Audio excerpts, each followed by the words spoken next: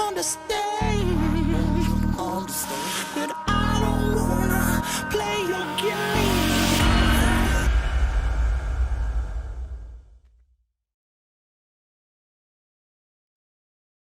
The Earth is very flat.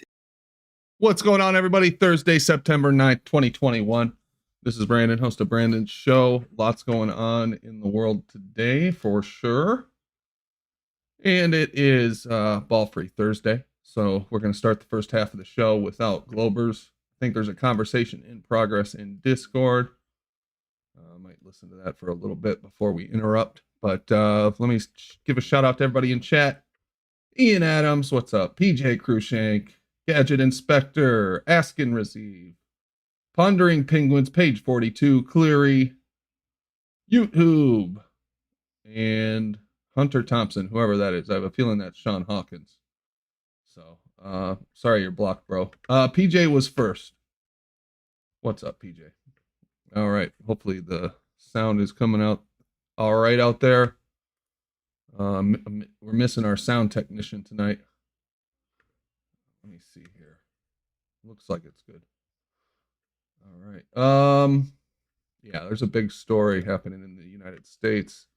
Looks like they're escalating things. So we'll probably start off talking about that, and then we'll get into the perspective stuff that we talked about at the end of yesterday.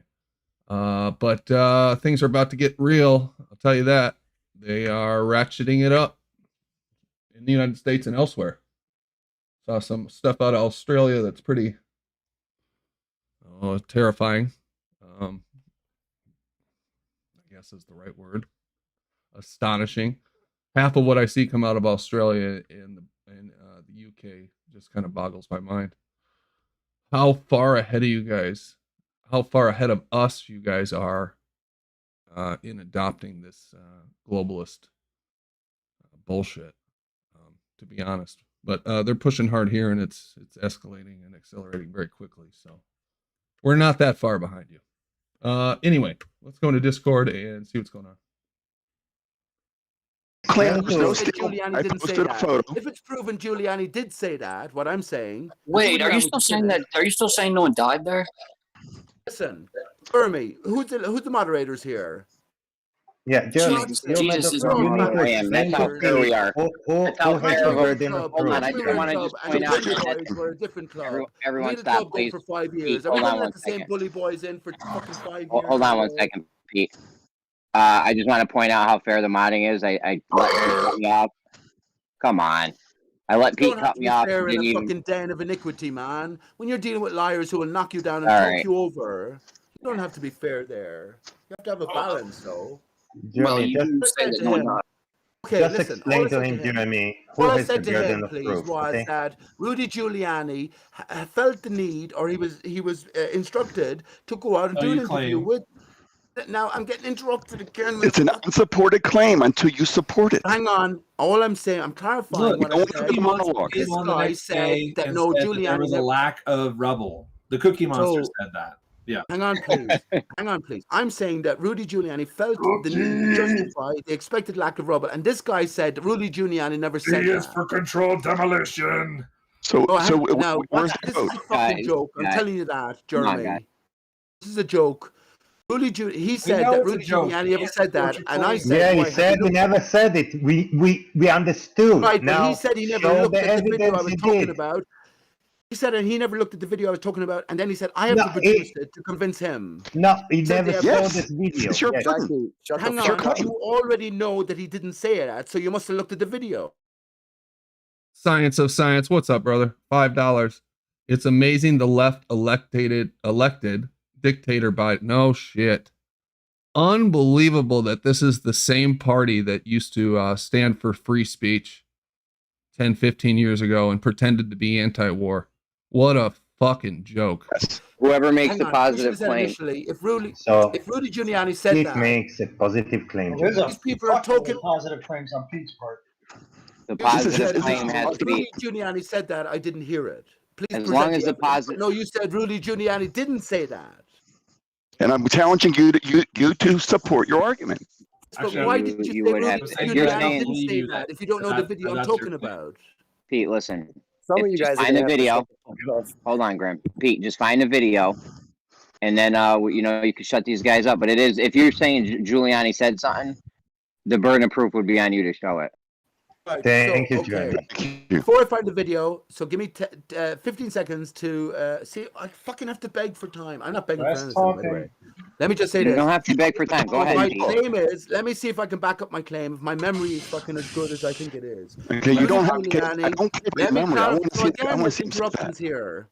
Who asked Rudy you? Giuliani comes on television, national television, Let's the not morning be more after you, posty. morning after. The Yes, morning we know after what your 9/11. claim is, Well, Pete. well, you're How looking would for you this. about- We can have Jeremy, the this discussion, is like right? fucking Gem Panda. Hey, what's Guys. up, guys? Looks like we're gonna have to Good do evening, this. everybody. Hello, hello, hello, hello. Hold on, let me start muting people. Hold on a second. Seems like there's a very heated discussion now going on in here, but it mostly sounds like 2 or 3 people talking over each other, unfortunately. Yeah, Not Steel to City, put you're any out, blame Mike. on any I'm trying to get particular a sentence person. Yeah, I'm trying to get a sentence out, Brandon, and I have 3 or 4 ballers constantly interrupting me. I understand. Well, I'm going to change the subject a little bit on you since we're live on YouTube now, but we can get back to that later, for sure. Tonight is Thursday. It's ball-free Thursday since we didn't do that on Wednesday, so the first hour and a half of the show is going to be flat earthers only. No offense to any of the ballers. It's just something we Thank do once a God. week for about an hour and a half. But Ballers were causing a we're going to ruckus. start off, and during that time, we'll discuss the perspective stuff that we talked about yesterday. The optical drop. I address Is someone real quick, trying to say something? Yes, Rob, can you hear me? Yeah. We hear you. I just wanted to add something real quick. We don't have to worry about most of the ballers. They're all over at Jose's, Slander, and Huey, and Bev, I think. So Hold they're on all one over second, Rob. worry about this Hold on. right now. Hold on one second. Rodney, you got Stop a hot poaching, mic. Rob. Rodney, you got a hot mic. You got an echo going very faintly. I don't know Check. what you Oh, he mean did it. by He did it. Sorry about that. We don't have to worry about You're most of the good. ballers. Yeah, I caught a little bit of that. That's fine. I'm not worried about that. I know that they were having their little circle jerk over there, talking about flat earthers and perspectives over there, preaching his newfound sainthood and desire to save the world, flat earthers, from themselves or whatever the hell he's up to. But I did want to bring something up before we do this all free time and talk about how optical drop can be calculated at this as the same as Earth curve. Is there's some news out of the United States today. Try not to say the particular magic words.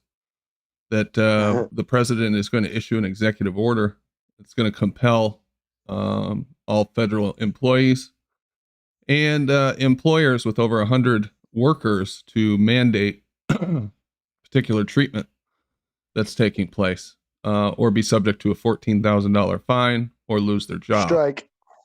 So things are definitely escalating quickly in this. Yeah, we're going on strike. Really? Sorry, I didn't mean to. Yeah, a lot of people are already formulating. A lot of people are already formulating groups where they're going to be walking out. Where is that being organized at, Grim? And all of these different communities, the different jobs, and locally, the local employers are going to find out the hard way that they're not going to be, oh, we're going to warn you, we're warning you, we're going to be leaving. No, they're just going to leave, and there won't be any warning. That way, they actually get stuck with the fucking bill. It's a lot harder to replace me in an instant than it is if I warned you to replace me. Then you can have me train my own replacement while I'm still there.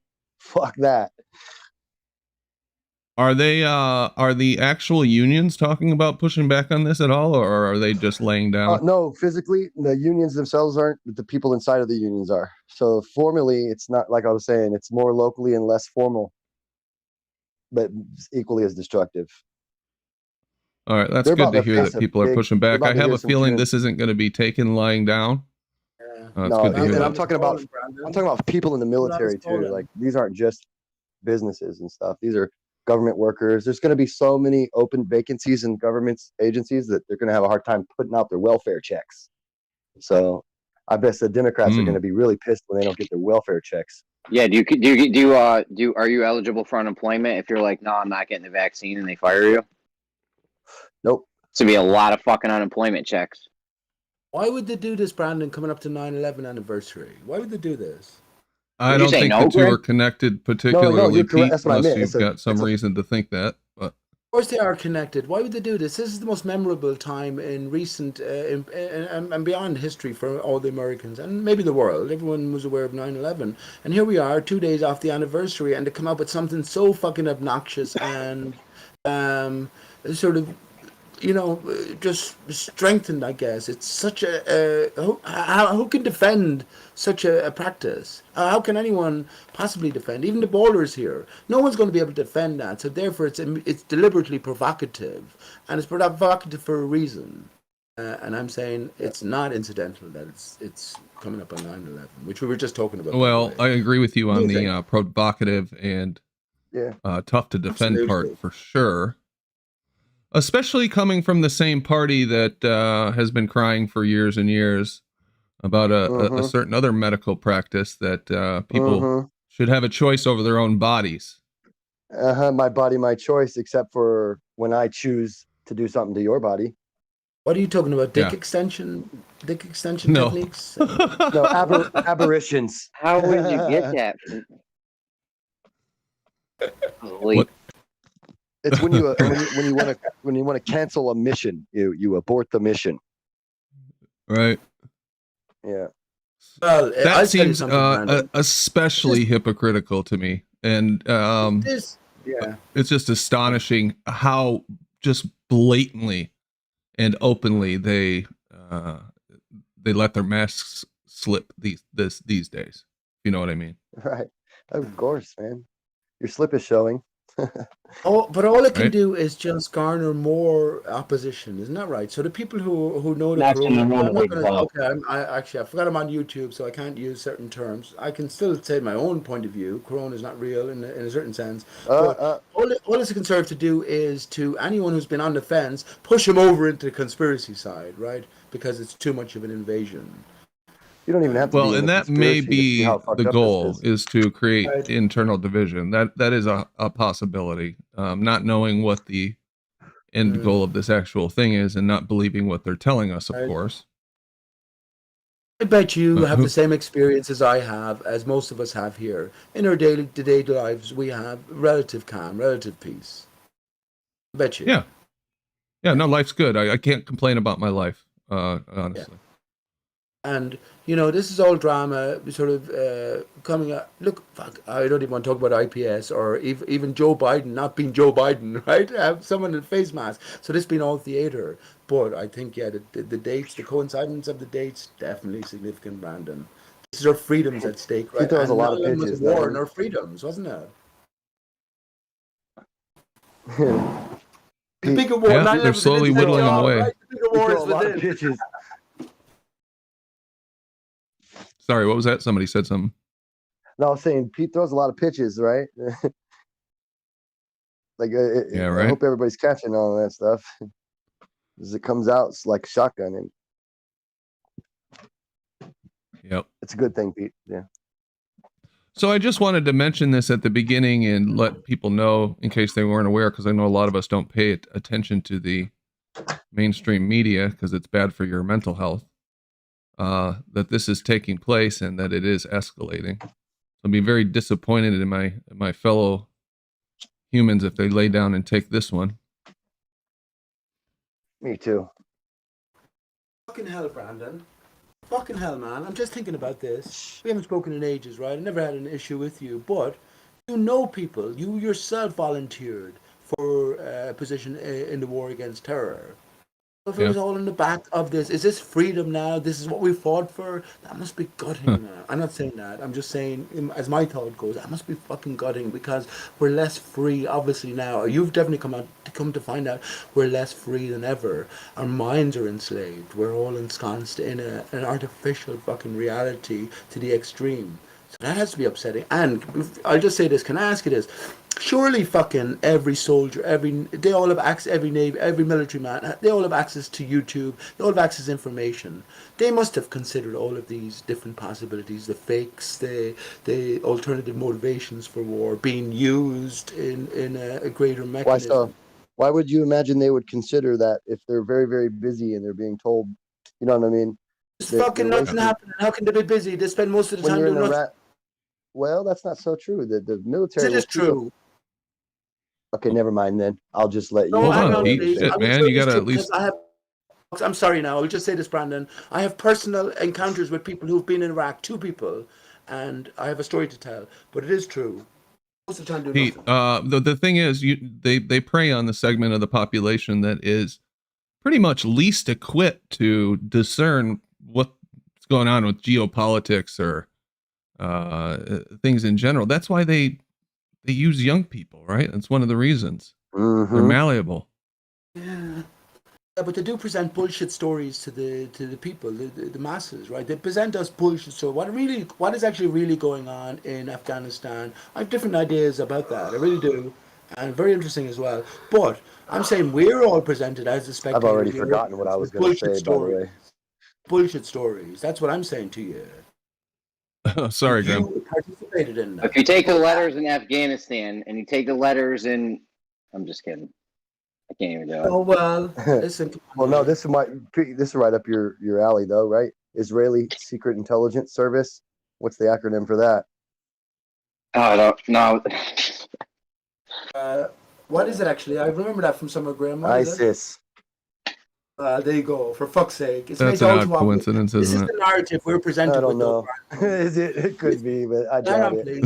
Yeah, but Graham, listen, if Brandon has served on his feet, then he has advantage over the rest of us. He has direct experience with combat zones. I have my own indirect experience, and I have actually 2 opposing stories. One told of about standing around doing fuck all. The other one then told me a horrific story. He told me he was stabbed in the shoulder by a bayonet from some rebel fighter, and I sort of didn't believe him because I told all war was fake, and I asked him to show me, and he showed me, and it was. So different stories going on, but what actually is happening and what's the greater motivation for all of this, I think that's something that we need to discern.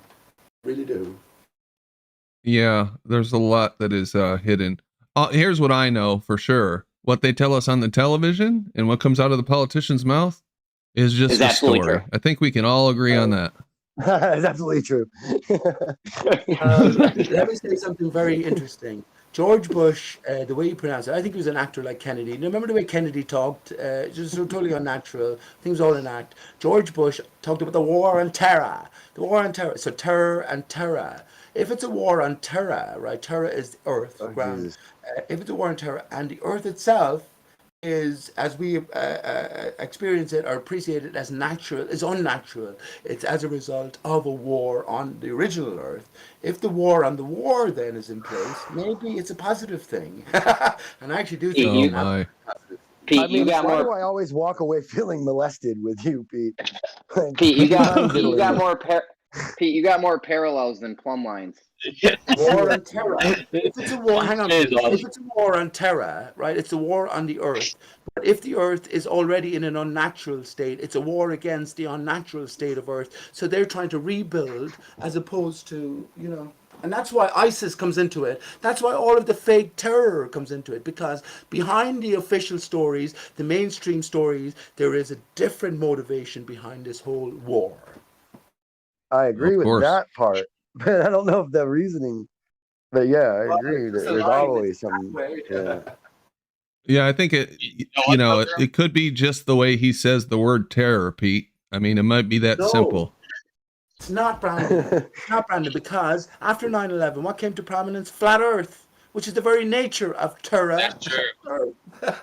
Yeah, but think about this. I He mean, also just the says idea of a terrorizers. war on terror. I wonder if they had a marketing company help them come up with that, because that's some deep shit there. Coach, so we're doing the thing where we don't have the ballers. Well, It's no, like they can saying during this war- little segment. war on I the said we'd boogie. start All right, after all we right. talked about this He's little trying part. to jump Yeah. in. All right, go No, I ahead. appreciate that, Well, Jim. Joe, So just a Tom. quick joke. No, they've been letting the baller talk. I'm a baller. They've been letting me talk. It's like compared to say a I global war. don't want to talk. I don't want to talk. I just have a tiny joke. Might as well tell you it's a joke. Hell How yeah, are you gonna go tell us without talking? Well, no, I'm just saying the war on terror. That was the joke. That's a could've, joke. Kosho, Kosho. could've, you gotta act the joke out. You can't talk. Yeah, Kosho, joke, funny. Go ahead, Go One Kosho. time Kosho. 2 syllables. Let him get it out, guys. No, Come on. yeah, it's just that the war on terror. You guys are right. It's all a facade. If they really wanted to fight the war on terror, they would have started here in America at our haunted houses every Halloween. Oh Right? my God, They would have Kosho. canceled Halloween. No more Saw movies in the blockbusters and home box office either. Good point, I feel- Kosho. Good point. I feel like many of the things that I say are sort of specific to my thinking, but I will say this: I say that Earth is in a destroyed state. Hey, right? I'm not gonna be the. Listen. I've been listening to Pete all day. Brandon, start the show, bro. I love you, Pete, but I started the show. We are can't- starting the show, and I am moderating it. I know, but I've been Shut up, listening Travis. to Pete. Then Well, I've been comes the mute. listening to him all day. He just and he you've been on my doesn't know side when. for. Thank you very much for tuning in. Stay tuned. We have much more to come. He doesn't know when to stop. I'm going to shut up then, Travis. Allow me, if you've been listening all day, let me 30 more seconds to get my point across to the people who haven't been listening, and I haven't said any of this all day. I claim that Earth, when it comes to Earth is flat, I'm a flat earther. Okay, fair enough. What is Earth then? I have a definitive answer, whether anyone agrees with me or not, but I do say that Earth is in an unnatural state, a divided state, right? So there's already been a war on Earth, which has resulted in our sort of divided reality. So a war on Earth will involve reconstruction. And I can go deeper into that, but I'll leave it there, Travis. Sorry to offend you or upset you. I did want to ask this. Thanks, Pete. I wanted to ask if there is anybody who has an opposing viewpoint and thinks that this is a legitimate action for the federal government in the United States to take and does not violate people's rights. If they want to voice their opinion, happy to hear that, to offer the other side a chance to speak up. Fucking treason, man. Sounds like treason to me. specifically?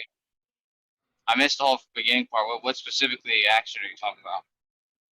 You can see the article on my screen, but Biden's going to sign an executive order that's going to compel employers with over 100 workers to mandate medical treatment. Yeah, the compulsory thingies.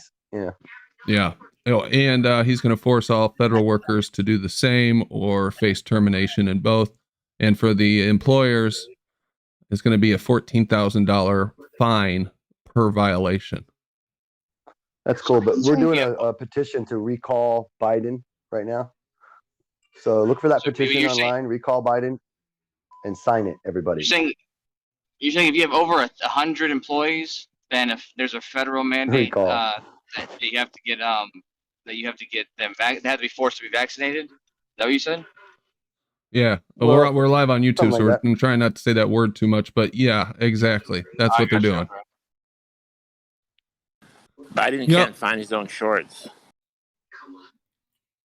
Yeah, the guy is complete. It's a complete joke that guy's actually running the country. I mean, that's a joke right there. I'm pretty sure he can't. I'm pretty sure he can't use the bathroom on his own. No, That's signed into definitely law. got problems. He hasn't signed it yet. They just announced that it's going to be signed. I don't think he's actually done it. That's how they do it. They push it out there like a test marketing. If they don't get enough pushback on it, they go ahead with it. Yep. So it's time to push back, guys. If you're down, push back. Take a day off of whatever it is you're doing and push back. Yeah, now's the time. Give them an inch, they'll take a mile. They've already taken lots of inches, and now they're trying to take the mile. Yep. So that's all I want to say about that. Yeah, go ahead, Kosha. There's gonna be. I feel like something like this because I'm just made aware of it from what you said, but I'm hoping that if it's something that's not set in stone and it's just something that was suggested or whatever the case is, I'm hoping there's plenty because there's gonna be plenty of people who are gonna fight against that because That's basically every. Just waiting for you to finish, brother. No, I was finished. I just didn't mean to say that V word. Oh, yeah, no, this is think going to it'll have be the, widespread impact. I mean, 100 employees. That's all the major corporations. How many people do they employ? You know, you're talking about most of the country here is probably covered like by this. 2%. I think 2% of America is employed by Walmart. It could be more or less. Well, it's also 70% of the black population is not vaccinated here in the U.S. So where else I worked out when I So was a kid, they don't trust because of the Tuskegee experiment. They just don't trust this bullshit. They don't have reason to trust the American government for any real reason right now. That So, statistic is wrong. It's 70% of black men have larger dicks than the average. You have that wrong. I don't know what He's you're talking talking from about, dude. experience. I've been to jail. That's not true. Okay. Oh, shit. To make a long story even shorter. Oh man. Maybe Anyway, all right. So that's all that. If nobody wants to offer a counterpoint on this, no, I'm thinking it's going to be quite a racial experience when they try to push that. It's going to get real fucked up around here. I think it's fucked up that he has to resort to some shit like this, right? I mean, I'm totally about taking the fucking vaccine and shit, and I think it's fucked up that Shut American up. population Quit trolling right actually now. needs to resort to this type of crap to make people take the vaccination. It's fucking. It just shows how retarded fucking people are. What you do He's is not you're trolling, always, man. like you're always getting it, but you never get it. The same thing with a lot of times they do with It's like not about getting it. That's the point. There's so many fucking Americans that aren't getting it that Biden has to resort to this type of shit. All theater, man. It's all theater. I would say that. Well, you might think we're stupid, but do you think that this should be forced on us? I don't think it should be forced. But what I'm saying is it's fucked up that he has allowing to the federal government to inject foreign substances into our bloodstream. Okay. That should be allowed. Brandon, If you're about to wreck your own show. Calm down. If it could potentially kill me, then it damn well better be my fucking choice. If it could potentially put me in the grave, then it better be my choice. That's right. Yeah, I agree with that. If it could potentially harm me in any fucking way, it better be my choice. But yeah, who is that? Choice. Let me just say two things, right? One thing to Grim, my God, Grim, something just came to me, right? But anyway, the other thing is, He said you was going to chill out for a minute, man. I am. I'm just saying this. You got a fucking hot mic, dude.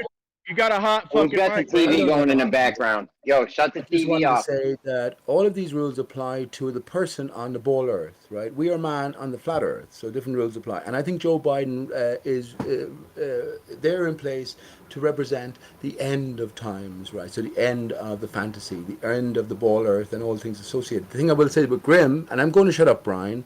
Why are you so impatient, Grim? Now I your understand. fucking mic was fucked up, Pete. Your mic was fucked My up. mic is fine. That's like Someone the pot else's calling the mic. kettle black, though, Brian. Someone else's mic is fucked up. My mic is fine. Grim, that's the last thing I will say. Grim, now I understand. Now I understand why you from the very start were so fixated on vaccinations and all of that sort of area. And now you're in here first tonight. I understand. Excellent. Cheers. Yeah, man. Yeah, All right. Is my mic all right? Is my mic all right today? Yeah, it's all right. It's pretty good for Have they admitted Brian Leakey. One question. Thanks, Sorry. Pete. What? Can we hear from Kool-Aid? It sounds like he wants to stick up for the jab. One question. Yeah, go guys. ahead, Brian. Have they come out and admitted that it's killed people yet? I mean, have they? Oh yeah. They admitted? Yep, definitely. So what I was going to say is, it is your choice whether or not you take it. It is your choice George. whether or not you coexist in the society that we have created, or if you turn your back on it. Nobody's George, stopping you from going out. Turn our back Is on it it. potentially fatal though, George? I mean, if they is it potentially, could it kill me if I get it? Anything can kill you, just anything. You guys are worried about ingesting Foreign Bro, this is a substances in your serious body question, will bro. stop Don't smoking weed and popping pills. Jesus I don't fucking smoke weed Christ. or pop pills, bro. You understand? I'm organic. Okay, I'm asking you a question. Don't circle it. This is a serious fucking question, bro. I got 6 kids. I got 7 grandchildren. Okay, can it kill me? Not likely. My You can't just say yes or no, can you, George? Not likely. Yep, that's what I thought. But what the fuck's wrong with you, Brandon? Why can't you just fucking say yes or no, George?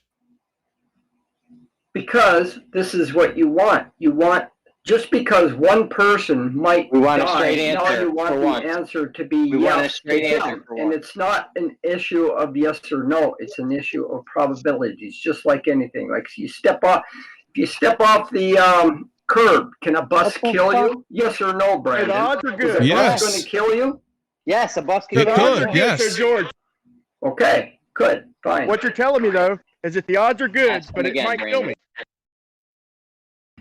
I don't want to risk my kid's life or my grandbaby's life if it could kill him. I understand you're telling me that the odds are good, but yeah, it might kill you. Drinking too much water might kill you.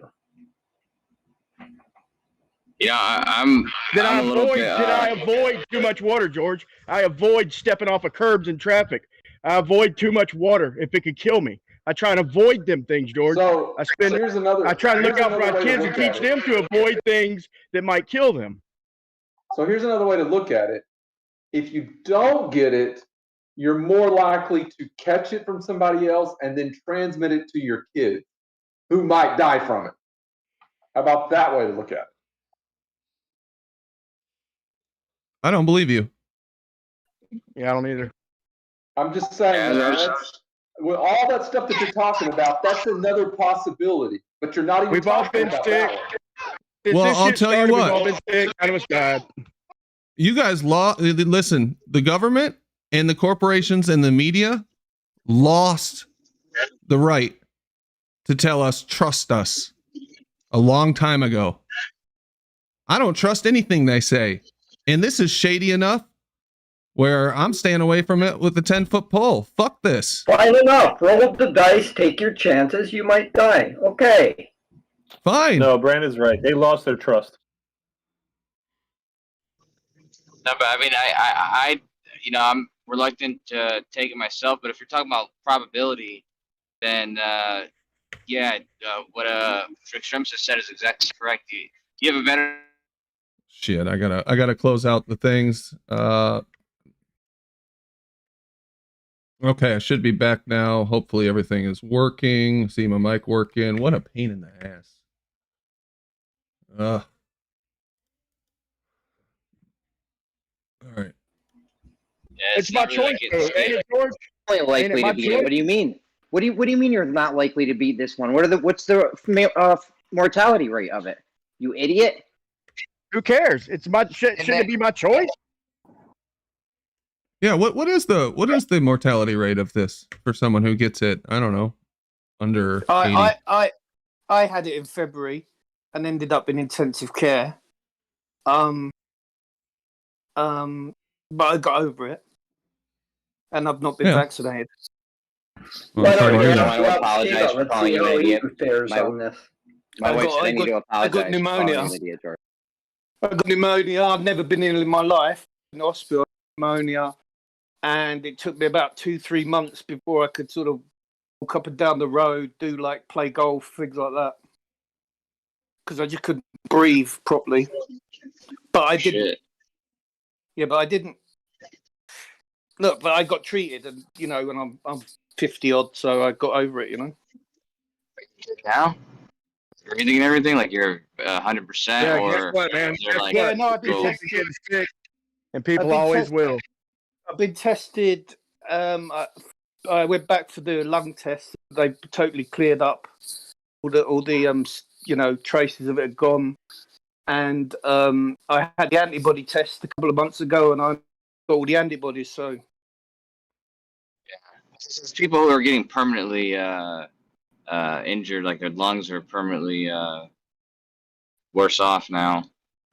Yeah, I got lucky. I mean, there was, well, the issue is if you end up getting this and on a respirator, it's going to be the worst fucking pain you've ever had in your life. It's when your muscles start getting starved of oxygen, the pain is excruciating. It's like try holding your breath for 2 minutes and see what happens. I understand that, George, but shouldn't it still be my choice if I'm risking my life? Both ways. Shouldn't it be my fucking choice, bro? I'm asking you a fair question because no, all the this kids is and a public grandbabies. health issue. We need to stamp this thing out like we did polio and smallpox. Dude, you do not have the right to go spreading this shit around so that the rest of us might get dude. What the fuck are you talking about, dude? You think I'm walking around spreading something? What the fuck George, are you talking about? You are. What you just said is not going to happen anyway. You know what? Too many people watch that show, Monk. George, you probably walk around with fucking anti-back holsters like guns. What the fuck is wrong with you? You're telling me I'm walking around spreading something? Get out of your fucking mind, dude. Spreading. Hey, George, what you just said is not going to happen even if everybody gets this. Every single person gets it. It's not going to happen. We don't have to have every single person get it, be vaccinated. What we need to do is have a critical mass so that this virus doesn't have a chance to keep mutating and gestating in the body and continue mutating. You think this is bad? Wait till we get another strain that the vaccines aren't going to be effective against. Then all of us are at never risk. going to go away. And talking points. George, it's never not. We've had the flu since the beginning of my life, and we always have. And from what I can see, we always will. We got a bad season. We're gonna have them. This is not like a normal flu. This stuff is Gorilla Glue. Yeah, look, listen, guys. Listen, Brian. So I had the flu for a week, right? And on the 7th day, I got up to go to the toilet, and I couldn't make it to the toilet. I basically had to stop every 2 or 3 steps because I couldn't breathe, and I've never had a breathing problem. And then I called the ambulance, and they wheeled me out in a wheelchair, and then took me into hospital. And then when I got discharged, I was wheeled down to the car park because I couldn't walk to the car park, and it took me 2 months before I could walk to the shops. So I had flu, which was crap, like the normal flu where, you feel terrible, you don't eat for 7 days, you're just in bed, you can't sleep, you're sweating, you don't want to eat. Dude, you're an unhealthy person. Sounds like you're very unhealthy, man. You need to try organic, man. I've never been ill. Brian, what the fuck? Well, dude, he's taking. Have you ever taken Have you taken vaccines? Let him finish what he was saying. He never finished what he was saying. No, I've never been to hospital. Never suffered with any disease. I don't have any underlying problem. No, I'm just saying. Look, I was unlucky, but I didn't go out. I've been working from home for 2 years nearly. Went to the shops with masks on, stuff like that. I was very careful. But the kids were going back to school. They got it. They pass it on. The other 2 people got over it. After the 7th day, they just went back to normal, and I didn't. So it's just, I think if you've got what's your advice, man? What's your point, or what's your advice? Let me say it like that. What's your advice to all of us? Well, I can only speak for me. I think if you've got, look, my dad's got emphysema, so I didn't want to go anywhere near him. If he'd have got it, I don't think he'd have got over it, right? And I was in hospital. Look, I was 51, 52 when I went in. I was there with like old guys who'd been on the machines, and they were in trouble. They'd lost 6-7 stone in weight. They were feeding them through a tube. They couldn't swallow. Listen, when I got it, when I was 26, I was 26 years old. My throat and lungs hurt so bad, I couldn't even cough. I had to kind of to try and get phlegm out of my throat, dude. I was in the prime of my life, dude. I surfed every day, and I ate healthy and all that. And it knocked me down it was about 2 weeks, and I thought I was good because I ate. But I lost about 50 pounds, and I was down for like another week and a half. I went to work for about 30 minutes that day, and I just collapsed. And I wound up getting my weight back and all that. But it's the same shit, dude. It was just a bad strain that year. If I hadn't had the breathing problem, which ended up being diagnosed as COVID and pneumonia, I would have said I just had a really bad flu that had wiped me out, you know. But overnight, you think, you know, you had flu for the 7 days, and on the 7th day, it went from feeling crap to not being able to breathe, which is the worst thing in the world. I've never experienced anything like it. Oh, pneumonia's a motherfucker. Yeah, that's nothing to fuck around with. I had a friend who was 23 years old, was on a ventilator for 2 weeks. This was years ago. Yeah. Way before all this shit. And they had to put in an induced coma. The guy was healthy as could be. Didn't smoke, didn't drink, nothing. Yeah, so something's going round, and it's obviously random who it affects, in the sense of if you've got a hidden ailment, you know, like something that you've never been diagnosed, it's going to get you, you know. But I'll tell you that the advice I'd give is, you know, if you're healthy, you're probably going to get over it. It seemed like that all the people I met, even the ones in hospital, you know, with treatment, the ones I met got through it. But anyone who was poorly, you know, with cancer treatment or anything like that, they were in there, they, you know, and probably didn't come out. I mean, even the nurse, when I went in there, it was scary. You think you're going in for a couple of days so you get better, and they said to me, they said, "What do you want to do if we lose you?" I said, "What do you mean?" They said, Do you want to be revived violently or gently? I said, violently, please. You know, just that. I said, don't hang about, That's just funny. do it. Yeah. So it's scary. And what made it worse for me, just the experience, was the media, you know, because they're telling you, you know, numbers are coming up on your phone about how many are dead each day in England. I don't know if it's over there, but, you know, like stats. And then all of a sudden you're being wheeled into an ambulance and you're looking at your mobile phone thinking, am I a stat, you know? Oh, man. Let me tell you what scares me. What scares me is that if I decide, you know, to tell the whole family, you know, I mean, my kids can make their children, but I could influence them heavily, you know. But I pretty much let them decide for themselves. But as far as influence, I have that. But let's say if I'd say, you know, let's all go do this, you know, let's do it for other people or whatever, which sounds crazy. But let's say I get it, and my daughter gets it, my second oldest daughter, okay, and then 2 days later she's dead. It's unlikely, like George said, but it could happen, like George said. Okay, now she won't even go down. This is what scares me, is it won't even be reported as a death from vaccination, because she won't. From what I've heard, from what I can gather, is that correct me if I'm wrong, that you're not considered vaccinated. It's not considered a vaccine death unless you've had like 2 shots or 2 or a boost. I'm not sure. That's backwards. Okay, so if they were reporting it for the case of you know, seeing if it was related to taking the jab, then they definitely would code it that way. If it was from that. What you're talking about is when they're talking about the effectiveness of the jab, and there were studies where they didn't count people who were less than 2 weeks, or they didn't take the second one. But that wasn't to see if it was killing people. That was to see if it was effective in you know, not getting it. So that's bad information I got.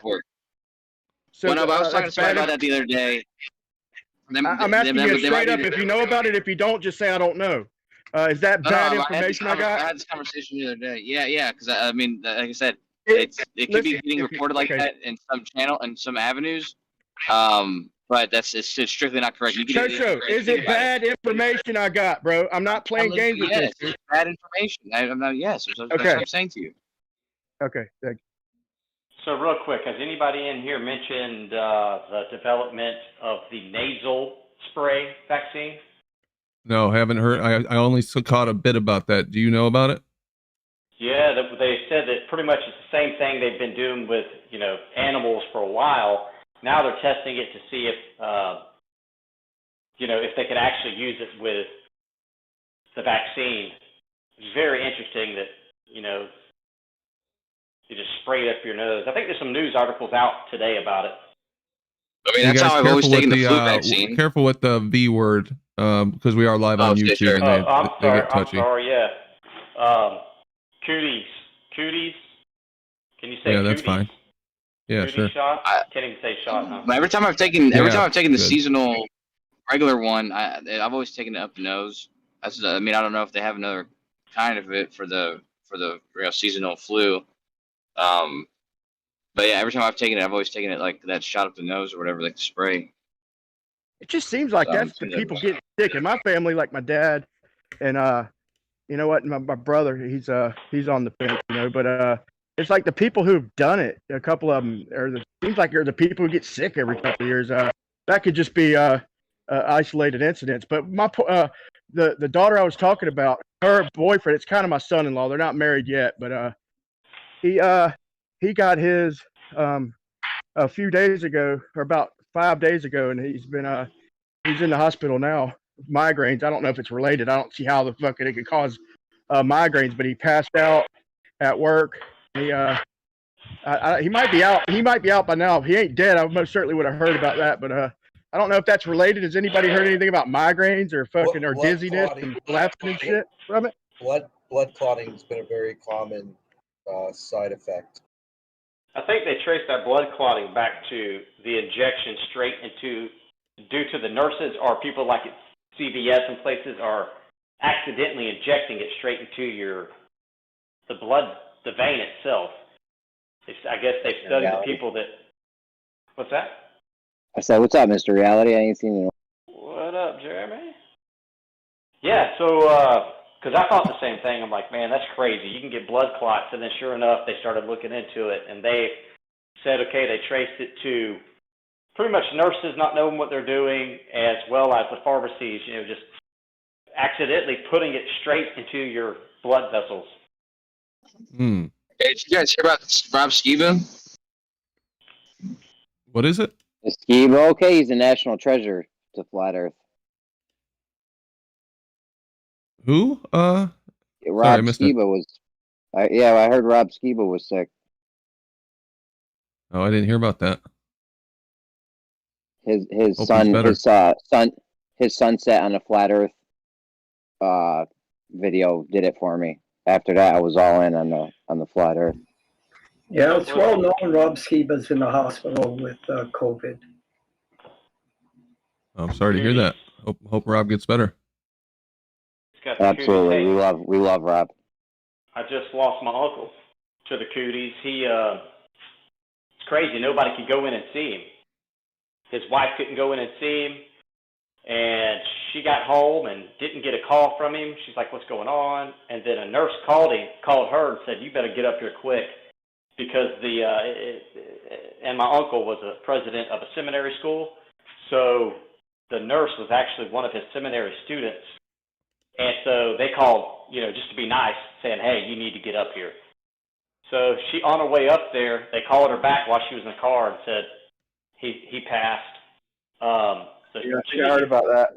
But the real crazy part is that they wouldn't let her in there, right, while he was alive. But the moment he passed away, then she could go into the exact room he had to stay in. The exact everything, like he was in the same place, and then all of a sudden, now she can go in there. They killed him then, man. They killed him. Isn't that crazy? That doesn't make any sense. Right. The family's my family's upset about it. That does make sense. He's not going to spread the virus. Yeah. The virus will be looking more so for a new host, right? Jeremy, No, it doesn't do that.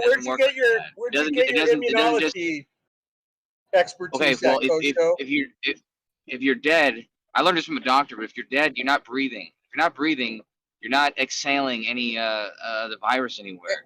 He's dead. I'm gonna need a citation for if you're not breathing, you're dead. The virus couldn't have been anywhere. Hold on, Pete. We gotta get a citation for this. Wasn't speaking there, man. Oh, my bad. Go ahead, Farming Ganja. Just because he stopped breathing, therefore there's no virus. There's no virus on his body anywhere or anywhere. What about quarantine? I was a week in limit prison in quarantine, kept away because I didn't take a COVID test, right? I wasn't positive. I was feeling fine. I'm always fine, but I was a week in quarantine. So what about quarantine, Kosho? Just in case, Oh, those COVID fucking viruses are smart. They know that host is going to die, so they'll probably hang out on the doctor's glove or Viruses something. they don't have brains, dude. They don't have any How do thoughts you know? whatsoever. How do you know? The only That's the way they current. can leave your body is if you exhale them from your body. If Well, they're maybe not just that's gonna why leave they. your body, Maybe they're not that's just gonna why leave they. your body willy nilly. Maybe that's why the strains are propagating, because the current understanding is incorrect. COVID viruses are very, very smart indeed. Where I live, the know virus for a is fact. smart enough. It's smart enough to know that if you're wearing a mask when you enter the restaurant, you don't have to wear the mask while you're sitting at the table, and you won't spread it. Yeah, that works. No, that works. Yeah, I don't know why they would let somebody into a room that just had a live person in it that had COVID and was probably, I don't know, touching things, coughing, maybe. I don't know. There's real. I call COVID a HOAXE. Right, but not Why'd funny. you add the E on the Here, end, though? Brandon, but there's real stories of horror here. I have a good someone I know, and they had to watch their dad die through a what do you call it screen, a plastic screen. Guy had pneumonia. But I asked Noel, I'm sorry, okay, look, I asked the girl, look, if you knew he had rabies inside, would you rather have taken the risk and gone in and saying being able to have an up close and personal goodbye? And she, of course she would. He broke down and Why'd said, you of course put the she E would. on the end of hoax? Well, Brandon's on YouTube, right? And can you mention that Corona's a hoax? No, but you spelled it weird. I thought there was a significant reason why you spelled it with an E. I'm just trying to evade the AI, right? So they have no case then. I was talking about a different word. Being outsmart.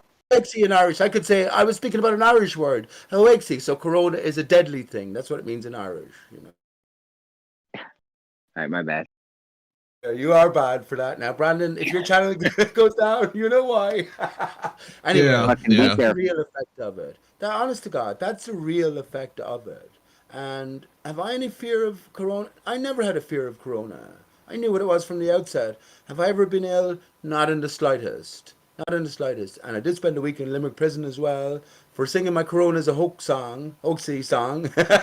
And for refusing. The reason I was in quarantine was because I refused to take a Corona test, and I refused to wear a mask as well. So immediately put into quarantine because I'm such a big risk. So it doesn't make sense, that story, that they would let the in-laws in or the relations in immediately after the death.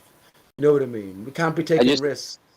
I have a rebuttal for Kosho. I just want to say that the rebuttal for your if you're not breathing, you're dead. I know for a fact I can hold my breath for 30 seconds. I can go 30 seconds without breathing, and I'm still alive. Whatever doctor told you that was not your friend. If I said that, which I don't think I said, but if I did, what I was saying was if you're dead, you're not breathing. That's what I'm saying. Not if you're not breathing, you're dead. If you're dead, you're not breathing. You're not breathing, you're not spreading the virus. It go down, go boom, boom, right? Really, Jeremy? Short people should wear 2 masks, right? Hey, This Coach, might I sound got funny, right? If I get this thing, am I still at risk from the people who have it? It's possible, yeah. My girlfriend said it twice. So people. My wife got Wait. the Mexican beer flu. So if I go do this, I'm still at fucking risk. Well, no, you're at risk. You can get it, but the thing is, like the vaccine, Still spread it and get it. You have a better chance of beating it quickly because you have you have the correct antibodies and all that kind of stuff. Okay, perfect. Can I say this? Good question, Brian, as well. And we know fucking the answer ultimately, the obvious answer. But great question, right? I was just considering this today, and it's very funny. What's the difference between a burp and a fart? Any answer occurring? To save time, I'll give the answer almost immediately. What's the difference between a burp and a fart? We can all relate to burp. I'd say the answer is direction. All it is direction. So, does this mean that, let's say, what do you call it? Yeah, the point is here. Look, if these viruses take a seat somewhere, they're both going out. It's the direction same they come in. direction. Yeah, but They're both listen, going out. if you fart, how do you know that it isn't fucking filled with Ebola or what do you call it, Corona viruses, making it an alternative? Well, actually, they did say that you can catch it from your butthole, from other people's butthole. I do remember that being said in China. Oh yeah, I remember Mask on that. your butthole, right? Wait, Now you wait, get but these disinfectant underpants. but you do wear a mask on your butt, no? Yes, but I don't. is it clinically Ah. trial and tested? Is the material itself sufficient? And actually, Here's my that's so personal opinion. Is I've got one more question for Kosho. Like, doesn't it seem like because we know that we breathe out bacteria exhaust when we exhale. Don't it seem like you're more likely to get sick wearing masks? I mean, don't that seem like? I mean, it's my opinion that we're seeing so much summer. We're seeing so many unhealthy people during the summer. It's because all these people breathing their own exhaust. When I wear one, when I've absolutely had to, it drives me nuts. It just makes me feel like you're not gonna give yourself COVID, first of all, and second of all, it's not meant to prevent you from getting sick. It's meant to prevent people from spreading their saliva and their spit if they have particles in their breath. How do you know I'm not going to give How do you know I'm not going to give myself COVID? How do you know I'm not going to give myself COVID? My body might. Hold on, my body might be fighting the bacteria off, and I sneezed in the mask, or I fucking breathe deeper in the mask, and my body's getting rid of the bacteria. My body did a good enough job getting rid of it. And doesn't that imply that you already had it? So you say it's not even possible? It could have been No, on you. it doesn't make logical sense. It doesn't make any No. logical On sense. you. But hang on a Can second. I Year ask a three- question, Kosho? Sorry, Well, to before tie you up do, with right, what let me Pete just was say saying. briefly, year three Americans briefly. here, right? I visited America, and You're my next, friend Mike. Maggie is a seamstress in Northern California. She has been making masks by the thousands, and I asked her specifically, was there any sort of government restrictions or guidelines or enforcements regarding the substance or material of the mask? And she said none whatsoever. So that's the level of care that's taken there, Kosha. Whoever was asking that, off you go, bud. Off you go. Yeah, no, I was just going to tie in what you were saying there, Trust. Pete, with burps and farts. Obviously, when you die, you haven't exhaled that. You've just exhaled your lungs. Yeah, so you'll still have a certain amount of gas in your body waiting to come That out. might be trapped. Hang on, though, Druss. So by the same thinking, we Yeah, have it's gleam, not esophagus, Druss. right? We Don't have you dare esophagus, say a certain amount Druss. of air trapped there that's actually Fuck. in the lungs. And so we have a closed system. And of Me- course, Corona is strong. The coronavirus can make its way through All right, anything. we're gonna move on. If it's Finish it released up, air Pete. from the Yeah, front, it'll I'll release say air You from do the sound like back. Dross though, You- Blaine, a little bit.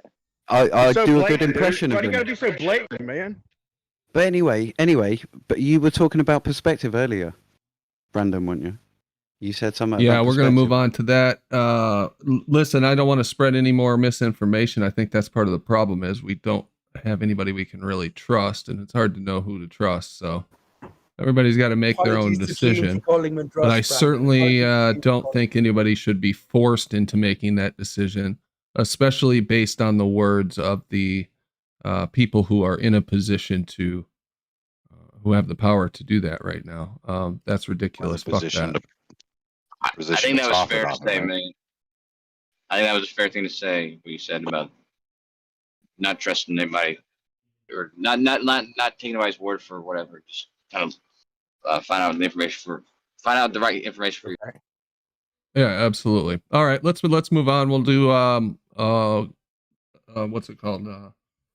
Ball free Thursday. So for the next I don't know, hour and a half. It's be flat earthers only. Yeah, let's get started. Yeah, I wanted to talk about some perspective stuff. Yesterday I talked about it a little bit about how you could calculate optical drop. And I think you'll be surprised. And we can talk about this. Let me bring this up. You guys see my screen?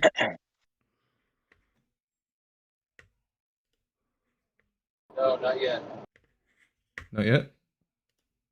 Let me. No. That's because I didn't share it.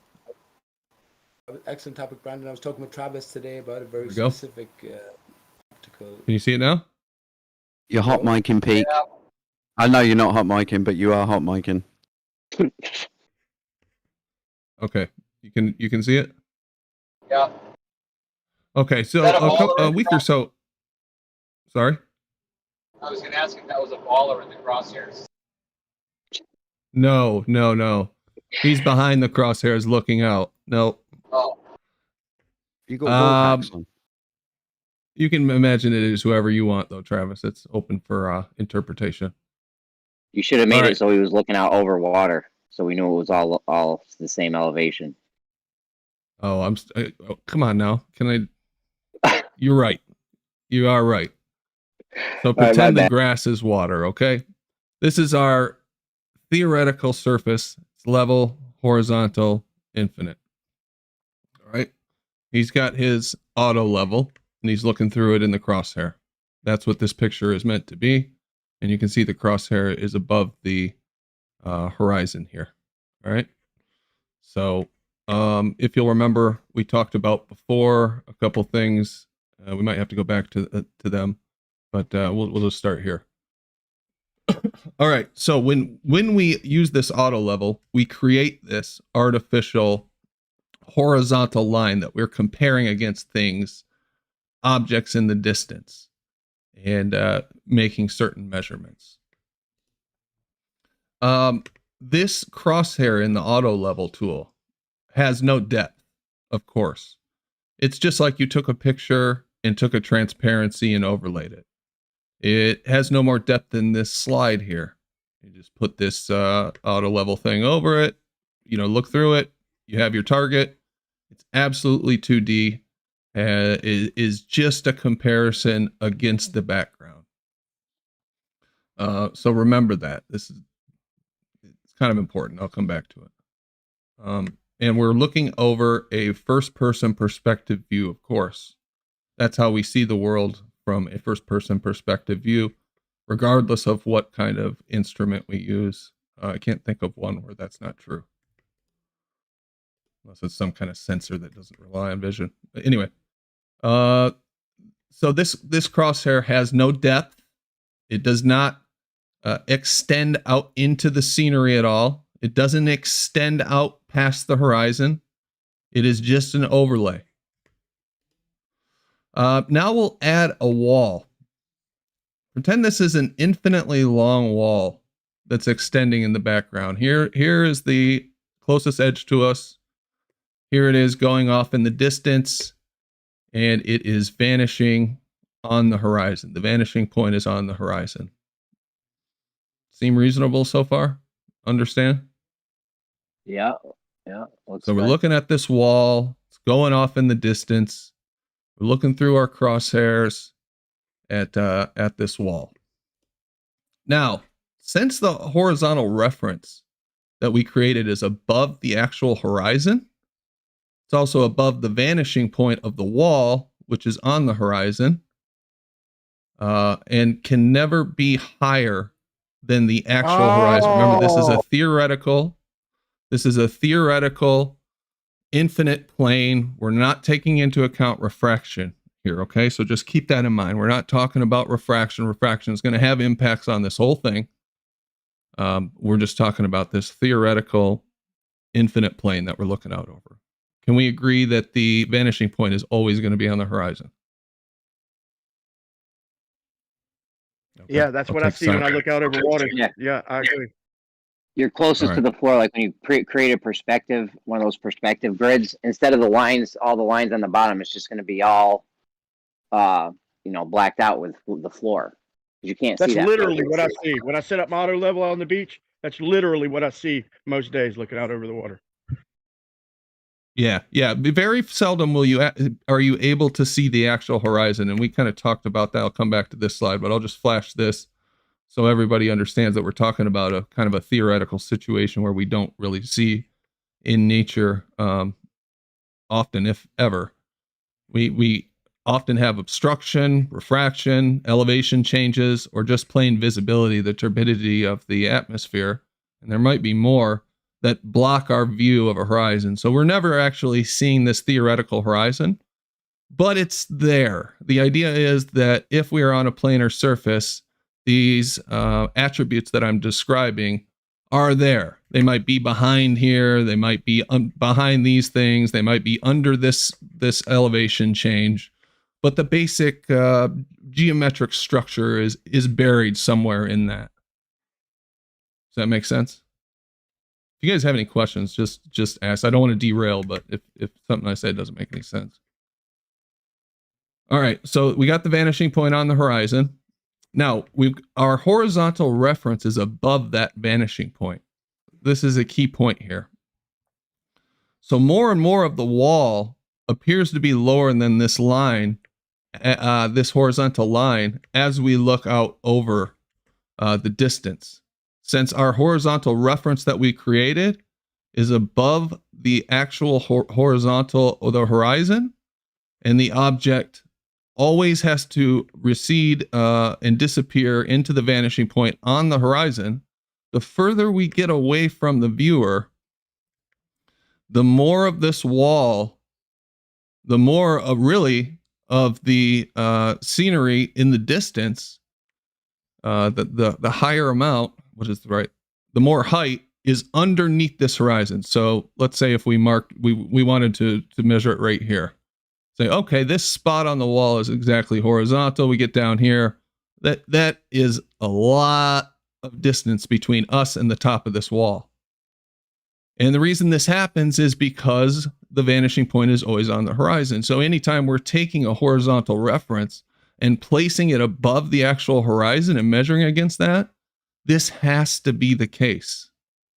And one of the assumptions that people often have in their analysis of how long-range optics works is that objects decrease in angular size even with the eyes. All right, I want you to understand that, yes, if these were floating and we were looking down them and we were keeping the center, the vanishing point would be directly in line with the eye. But for something on the ground, the vanishing point is always going to be on the horizon, depending on how far away it is. You should have drew a perspective create a grid. reference line in reference to that that horizon and that vanishing point that is, where was I? 91. That is above that point. Then we are not looking down the center towards that vanishing point. We're looking above it. So this is what is going to create our optical drop here.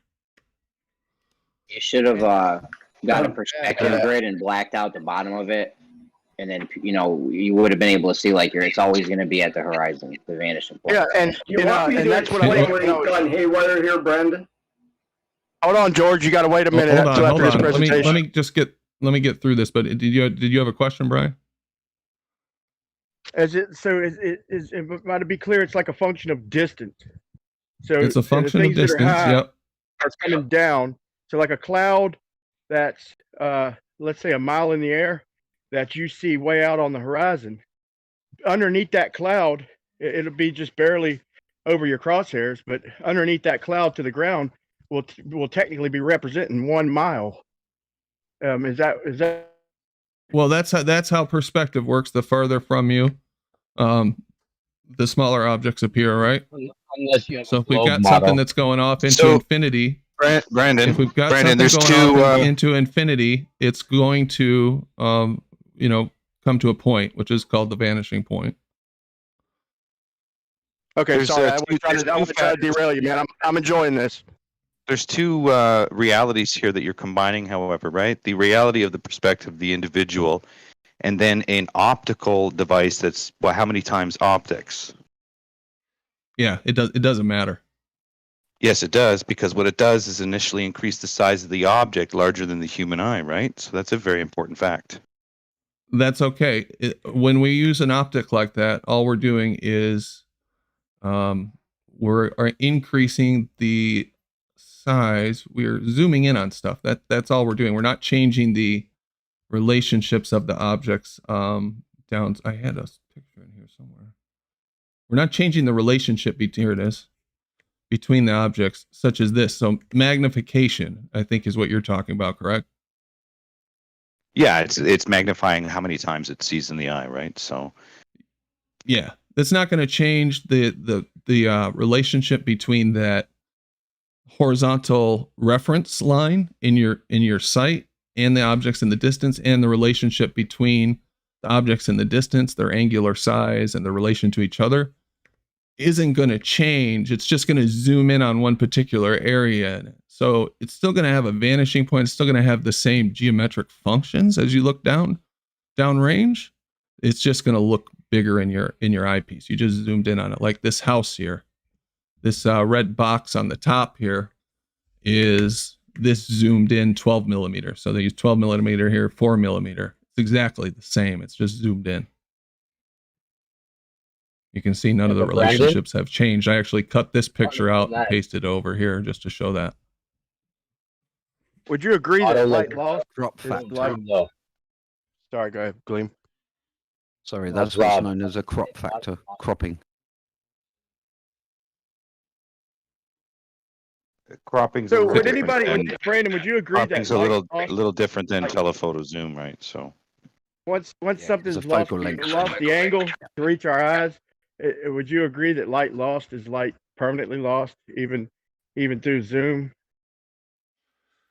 Yeah, you can't capture more light with a bigger zoom. Well, I guess that's the wrong way to say it. You can't capture light that didn't make it to the viewer. All you're doing is working with the light that made it to the point that you're observing the distance from, right?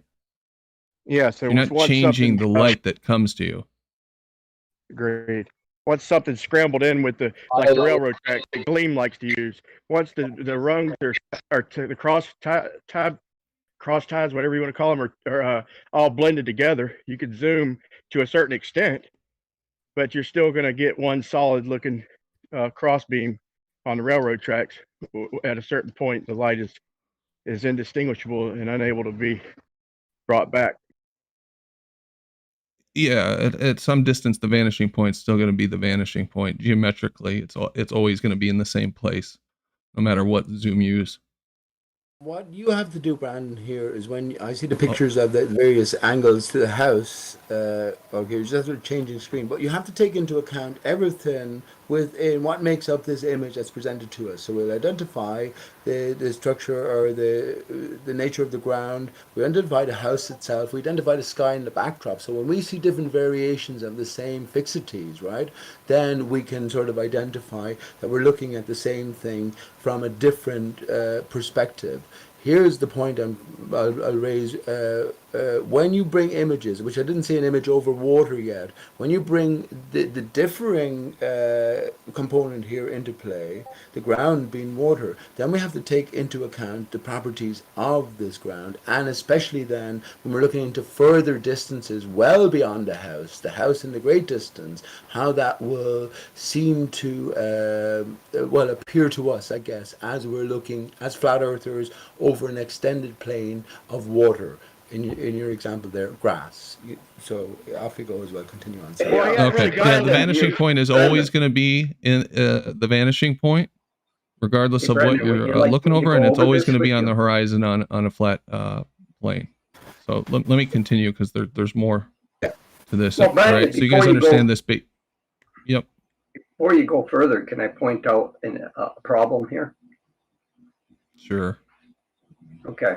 For the most part, you're correct. Everything you have except one important point. On this diagram, he's a baller. You said there was no oh, ballers. Jesus. Oh, yeah, that's right.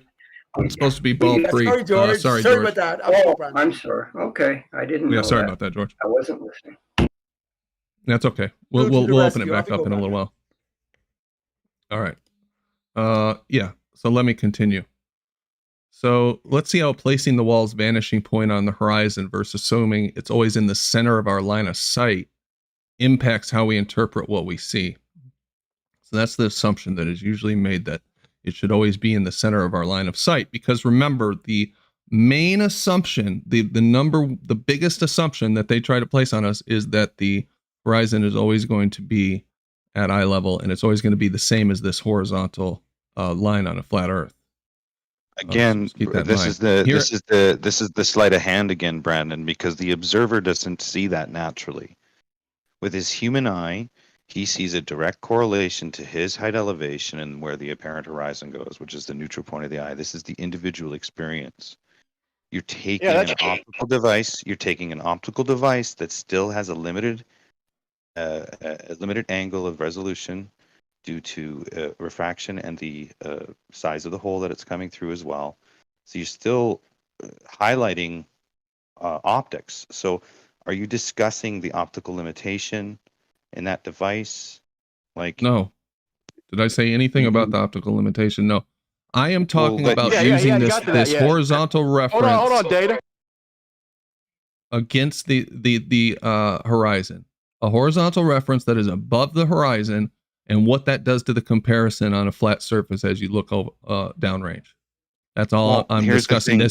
Some of this may be due to the optics, but all that matters is that you have a artificial 2D horizon that you are comparing to objects downrange.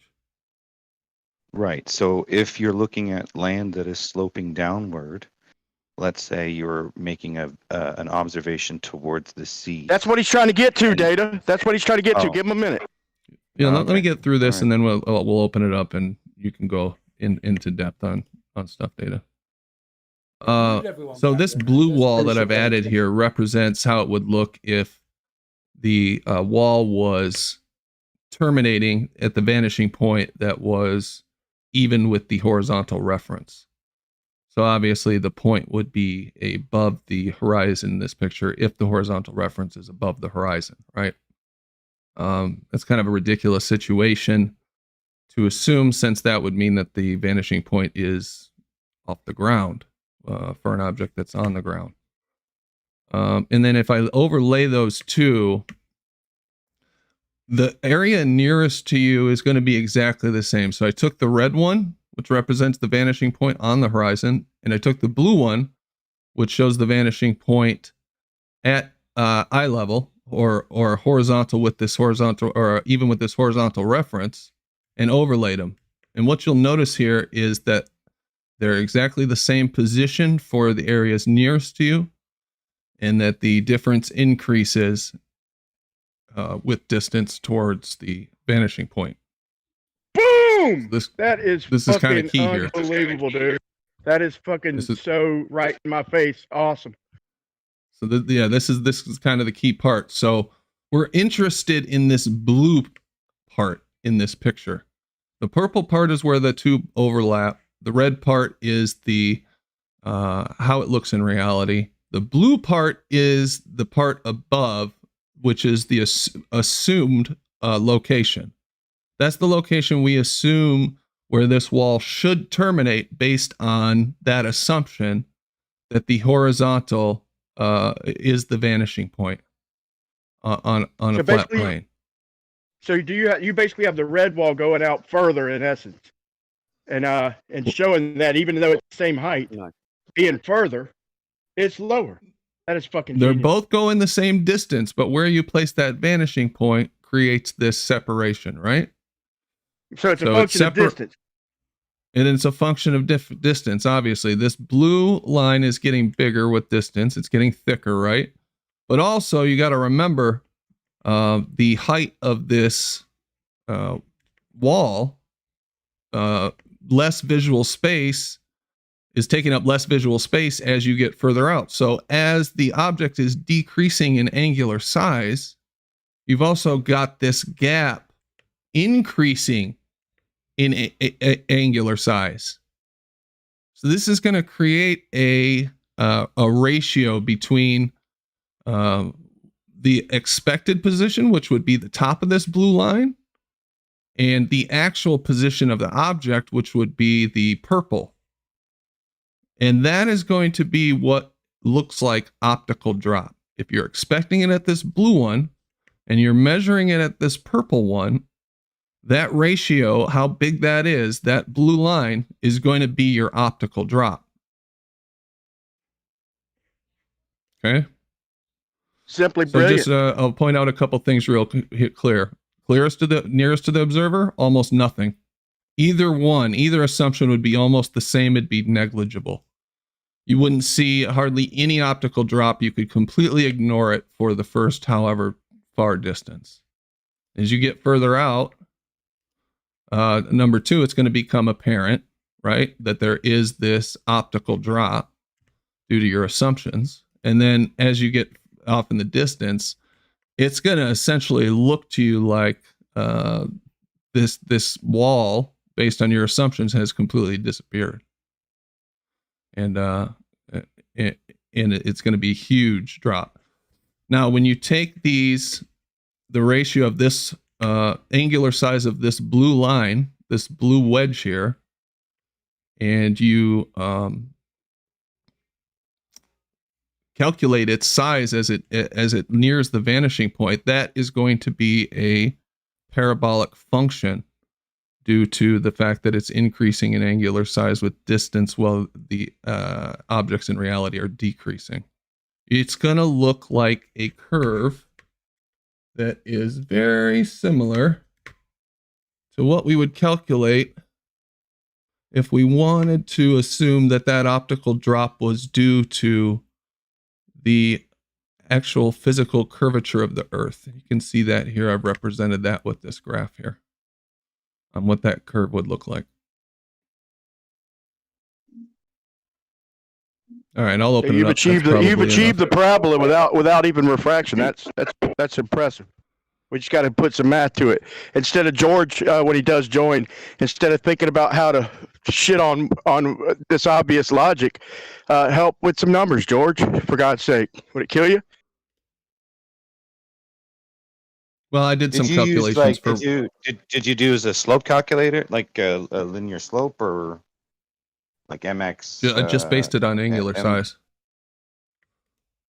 Right. Yeah, I don't have the equation figured out myself because I was only dealing with actual observations.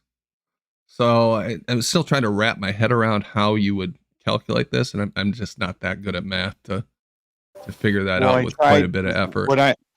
What I've done, what I tried to do is tried to develop a calculation for it, and I came up with using the slope calculation, but it's not it's not like it's in reference to each marker, and as you go through the marker, I'll get you the hold on, I'll get you the name of the calculation. 1 second.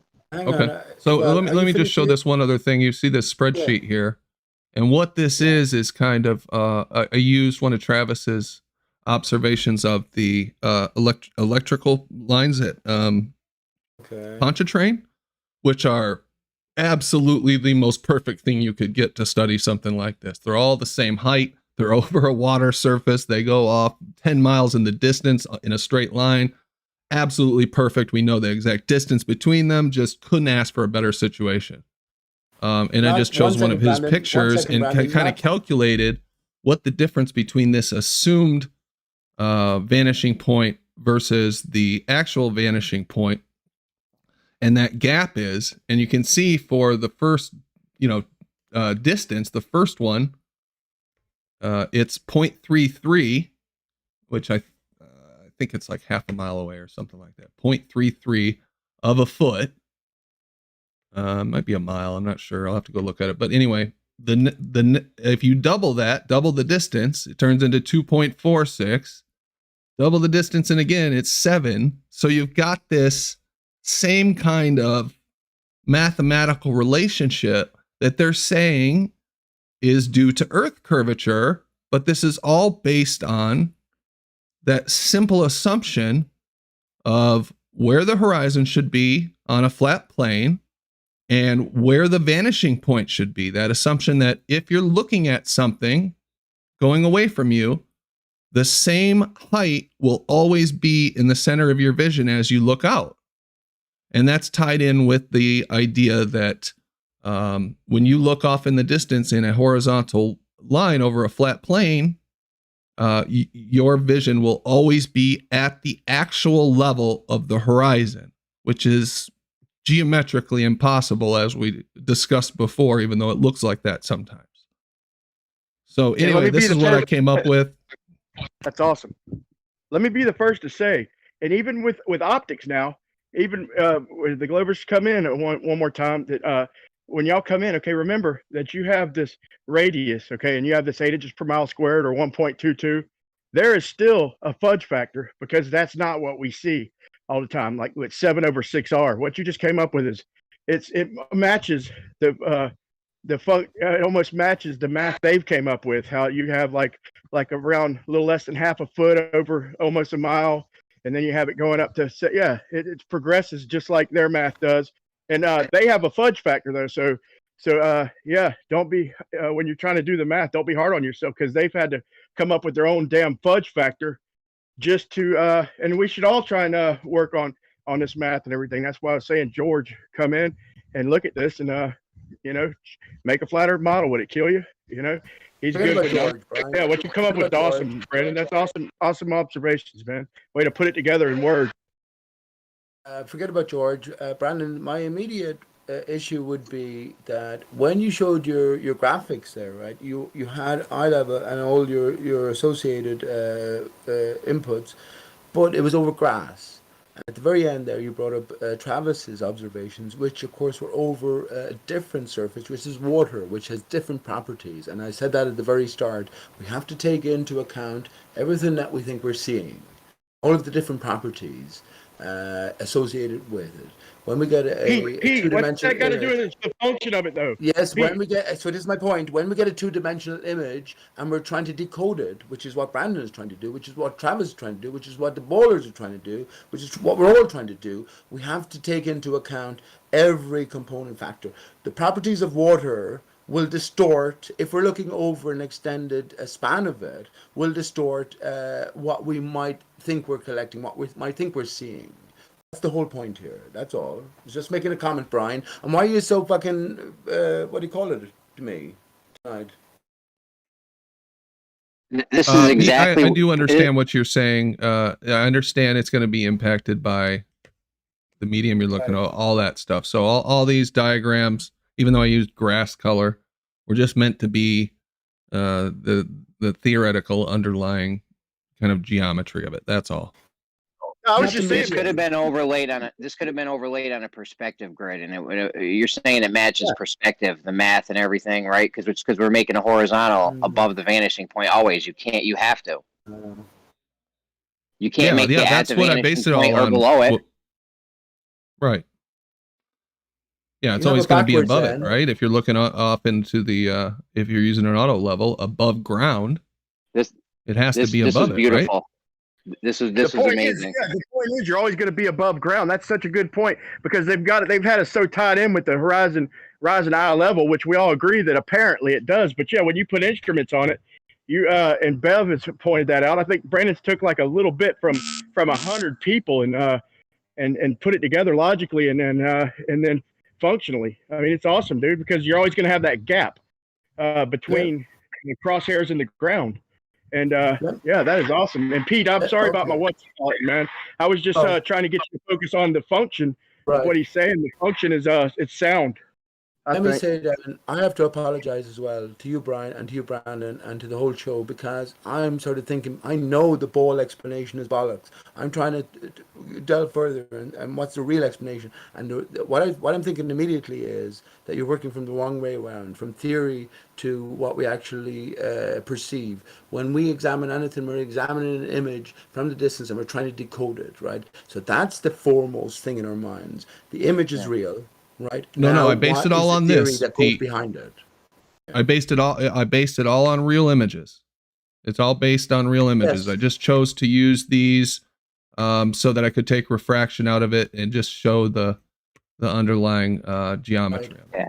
That's all. This was fucking amazing. Yeah. This was great, and I think you demonstrated perfectly on why. Sorry, Pete. Hold on one second. This is great. You demonstrated why the optical drop. Timestamp this video in the future for when all the globers say, why are things dropping? Yeah, this is it. It's you get the same thing. The optical drop is for now we could use their fucking curvature equation. That's the best we have right now until we actually figure out something based on a little more, right? But that's essentially what they're seeing when they look out there. So all these guys that are going out there and they're measuring this optical drop, and they're saying this has the same, parabolic function as Earth curve, and that it should be this far down or whatnot. As I look out through my horizontal, that's above the horizon, that's what you should get on a flat plane. That same relationship because of your assumptions. So they are actually measuring a flat Earth. So I mean, thank Oakley's you, been Ruhish. saying this for Oakley's been saying it for years. The perspective hijacking curve calculator. This is exactly, you just laid it out right here, like beautifully. So nice work. That's the title of this presentation here is how What do you mean, perspective no, he was didn't, hijacked. Pete? Now, Okay, no, I'm he sorry. didn't. Oakley's been wrong because, like Travis, if Travis is here, let him pipe up. Travis shows you an image, Brandon, and he points out to where the horizon is, over water specifically, right? Over water, where the horizon actually is, the divide or the seeming divide between water and sky. Where that is a definitive divide. Now that is capable of moving due to weather conditions or atmospheric conditions, but it's a definitive divide. That's where they agree with the ballers, right? That's what I meant, though, Pete. That's what I hang meant. on, It's let me not finish, never going to be let me finish, exact. Ryan. Even I the say no. baller, Listen to me. Pete. Hang on, Even the baller shit is not exact. That's what I meant by that. Is nobody's ever going to get long distance optics exact. There's No, like but that's what I meant. Jeremy mentioned that Oakley's been saying this for years. No, but I'm telling you that Oakley has How could you not agree with that? Oakley's been saying. Oakley's been. Let me clarify, Pete. Pete, let me clarify. Yeah. Oakley's been saying that it's the perspective hijacking curve calculator. This is it. Brandon showed exactly how it happens, how they've hijacked it. No, you have What it do you wrong. mean no? What are you I'm telling you? Because as we look at it in an image, right?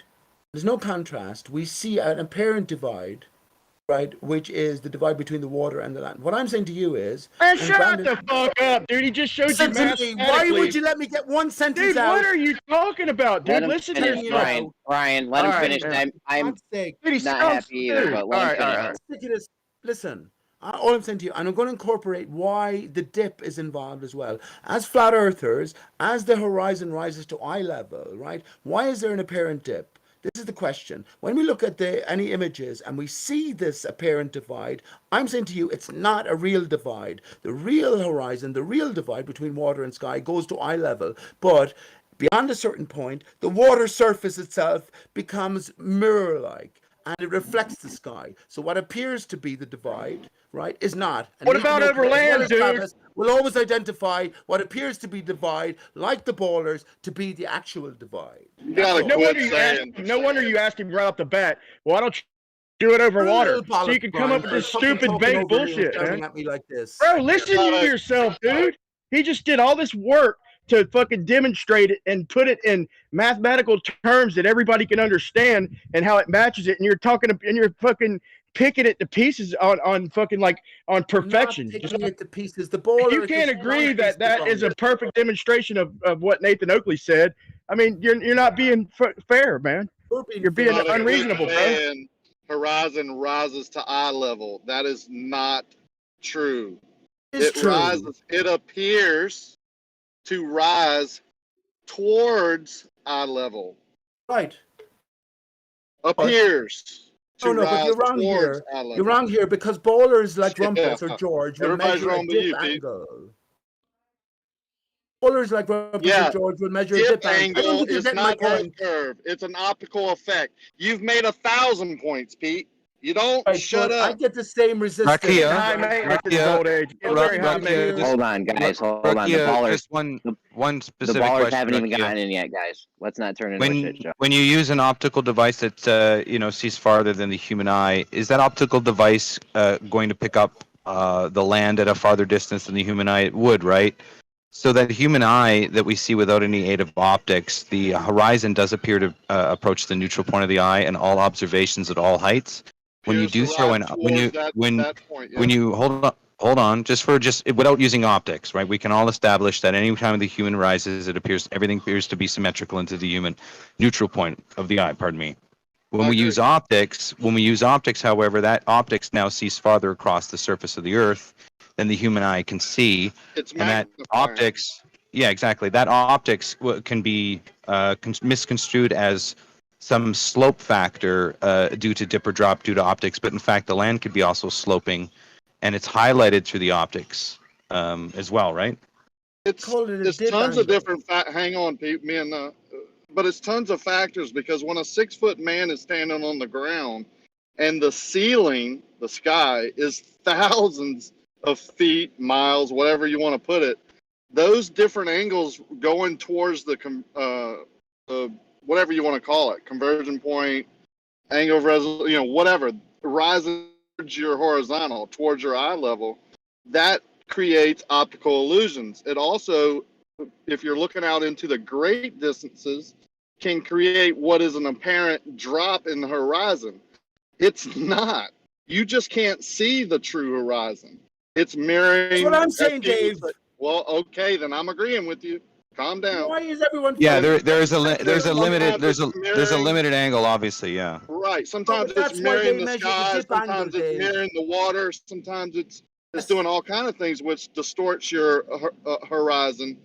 But it's just an optical illusion. You cannot optically. That's why you can't measure things through the distance in the atmosphere. It's not possible because you don't know where that object actually is. This was the summation of my point, because Rumpus and Co. and George, which Brian is anxious to get a reaction from, they will always tell you there's a dip angle. Yes, there is. But what they're measuring to is this illusory horizon that Dave is talking about. Beyond that, the water mirrors, because distance is compressed, because over a flat Earth, we can see over an extended span. Yeah, but we're acknowledging the dip angle. We're acknowledging the dip angle. And what Brandon's done is took that little area between them crosshairs and that ground, as small as it looks off in the distance. He has he's put objectivity to it and broke it down, man. I think it's awesome. That's why I'm asking George, because we never, as flat earthers, we never really acknowledge that dip angle. Quick, gentlemen, just really quick. This is exactly my point when I'm saying that the mirage is not a 90-degree image. It's along the x-axis. Exactly. Yeah, exactly. You change your mind about that, Travis, and you agree with me. Pete, everything that you've said tonight about looking at the horizon is spot on. You are incorrect about the mirror watered layer. Yeah, he hadn't mentioned that. Well, as the mirror water layer being the effect all the time. Please let me and Travis just have this out for a few seconds, because this is again, I don't deny that Brandon is after debunking the ball earthers. That I didn't understand that was the nature of it. Of course they're debunked. I'm talking about me and Travis, right? Travis, you're saying now you change your point of view. It's along the x-axis, right, which is along the surface of the water, fundamentally. I don't know what you're talking about with change my point of view. I've been saying this for 2 years. Yeah, Pete, the way you've described it lately, you agree with Travis now that while water or that mirrored layer is in the air, not on the surface of the water. Oh. No, what I'm saying is, Travis. I told Travis's x-axis is my z-axis. So, in other words, an x and a y-axis, as we would draw it on paper, the z-axis going into the distance. As we're looking over a flat extended span, Brandon, right? That's my z-axis. And the further we can look, the more we need to take into account the different scaling of that z-axis, according to whatever image we're processing. Understand that? So Travis is saying fundamentally the same thing. If you're at eye level over the beach, fundamentally you're looking out at 6 feet. But that 6 feet that you think you're looking out over at a mile will be down to water level from your perspective. Yeah, we'll give you that it is water in the air. It's humidity in the air. So not water in the air. It's the water surface itself. It ties in with the water too. The air above it and all the way up above it ties in with it. So let's the water we're not really. Itself, that Travis can be talking about is along the surface of the water, because we agree that the horizon tends to rise to eye level on a flat Earth. I took into consideration what you said, Pete, but then I was driving down the road and all the mirages on the asphalt. If we can measure a drop, as Dave Rakia just admitted, right, on the flat Earth side, if we can measure a seeming dip, we can entertain the thought that it's illusory. And beyond that point, the seeming horizon is just still water, which continues to rise to eye level, but it's mirroring because the z-axis or the x-axis is appropriately scaled. That's all. Once again, though, his example wasn't over water. It's not to scale over distance. The angle of the light itself will change that scale tremendously. That's why morning, noon, and evening, dusk, you get so many different effects. No, Dave, I absolutely agree with you, man. Fucking hell. Good. Well, Bev has done a good job with his story pole, because you can measure with the story pole up to a certain distance accurately, and then the story pole itself, the numbers, the lines, everything starts to get stretched and distorted, compressed sometimes.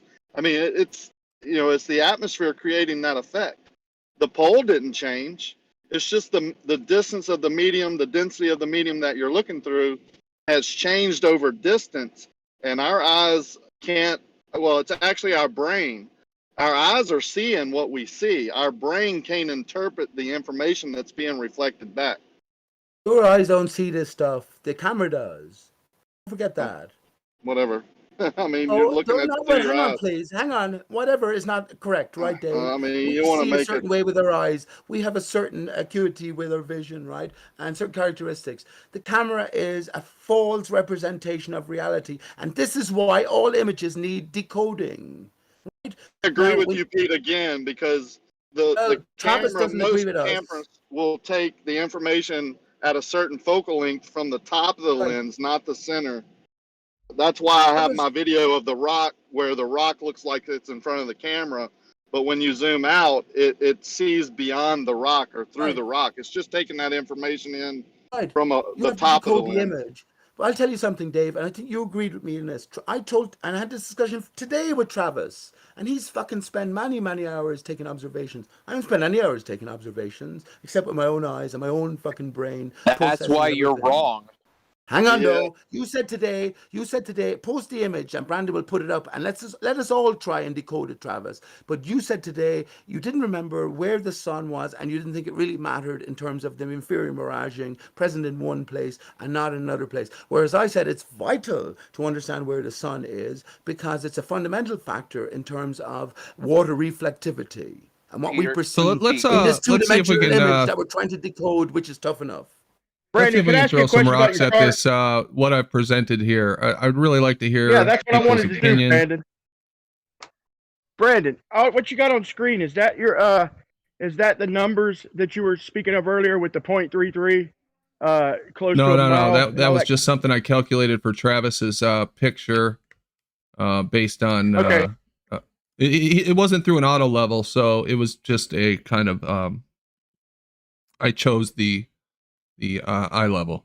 So it's still up for the to put the numbers on it and stuff like that. The idea is what I'm getting from that. But what you did, yeah, I'll leave it at that. But yeah, what you did is once again for everybody, he took bits and pieces of everybody's knowledge and put it together because everybody had a piece of being right, and he put it all together and they had us stuck thinking, yeah, the horizon rises to eye level. So nobody considered that little gap between. So there is a dip angle on a flat Earth, okay? Because the horizon is just going to keep going straight. It'll never reach the crosshairs completely without refraction, let's say. So yeah, it's simply brilliant, man. Yeah, as long as there is a gap there. Now, the argument could be made, well, that gap's due to Earth curve, right? That's the argument that they'll make. Well, fucking prove it. Because as long as you have that horizontal reference above the horizon on a flat plane, you're going to get this same mathematical relationship. So you have to prove your bullshit assumptions. You would never have that on a sphere because the sky would meet the edge of what you're seeing. Your horizon point of a sphere would be the edge of where you can't see that top of that water anymore. You would never see the drop. It would be geometric, right? Right. It's ludicrous. It is ludicrous. What I see when I look out in the distance in any of these pictures is a flat, extended plane. Never seen any curvature. Never seen any hint of curvature. It's just that they inverted this mathematical relationship that happens due to angular size and comparing this reference horizontal against objects in the distance into the physicality of the surface beneath us instead of just the parabolic mathematical relationship that it is. That's it. That's all they did. It's very simple. They inverted it just like they invert everything. That's true. We're talking about that today. So that's how they hijacked curvature, in my opinion, or perspective, in my opinion. So they took the truth, Brandon, and they molded it. They turned it inside out. That's right. Yeah, they just took, I showed that little simple chart earlier. Where is it? This right here, this mathematical relationship, and they fucking inverted it. And they said, yeah, we get that relationship because the ground is curved. Right. Here's the point. Nathan Oakley, such an influencer, says, now I have a newfound wonder with the world, and I go out like a child asking these new questions which occur to me. I say no. The truth was already known. These people who inverted the truth and gave us our truth, well, they know the truth and more. So we got to figure out what they know, as opposed to starting from scratch again. So, that's the point. Anyway, all right. Any other questions or Brandon? comments about this, and then we can open it up or whatever, change the subject or whatever you guys want to do. Brilliant. I think you have Gleam, to what do you explain think? all observations, though, not just in theory. Because again, that's my comment. My comment is that you take the image first that's presented to us, and that's the thing that needs decoding. That is a capture of reality. We can apply all the theory we like, but unless we take the panoramic view into consideration, everything scaled, and all of the component parts, the ground. In your example, it was grass. In the house example, it was grass. In this example, it's water, and water has different properties of grass, and then the sky, and then every target in its appropriate scaling against a greater backdrop. Then we won't be able to Agreed, explain Pete. And that's one of the things I said when I started presenting was this is an idealized infinite plane, right? This is not, we don't see that in reality, but we're just talking about the geometric structure that's underneath that allows for these relationships to be observed. That's all I'm trying to get at. Yes, refraction is going to change the horizon and make it even not visible or change it up and down relative to our horizontal reference. It's going to change a lot of shit. We're still learning about it thanks to Travis and others' observations. So don't you know, Brandon, that they just agree. ask you, first of all, don't you know that the ball earthers will say immediately, listen, everything is based on a contoured surface. So if you're not taking that into account, well, you're not in my crew thinking that level is curved, et cetera, up is down, etc. But when it comes to objections that could be raised by a bowler, you might leave some bowlers in now, but they'll say, why, how come the sun, I can imagine an immediate objection, I would say, how come the sun then in reality doesn't shrink to what do you call it, a tiny enough representation of what it is for the rest of the day, as it's going over an infinite flat plane and Pete, everything goes to Pete, those, should we just talk about every other topic other what than the sun what is? Random's just saying, presenting about? as in that's their objection. I would have other objections. You're shouting at You have to traffic be able lights, to brother. explain everything in reality. Gleam, don't be so rude. I was taking notes. Go ahead, Gleam. No, come on. And I'm sorry, Gleam, for thinking you were Dross earlier on, but that's okay. I let it go. Fair enough. I'm going to give you Jibs back. Don't you Well, worry. let's comment then. Anyway, Brendan, based on your thing, I do have lots of comments. I have lots of questions, and I will probably be backing up or explaining exactly what George was just about to explain, and probably going into a little more depth of what Flat Earth Data was trying to get at. George's perspective, okay, I think from a globe Earth perspective, straight away, you have a wall beside you. The wall in your closest edge is actually above your eye line.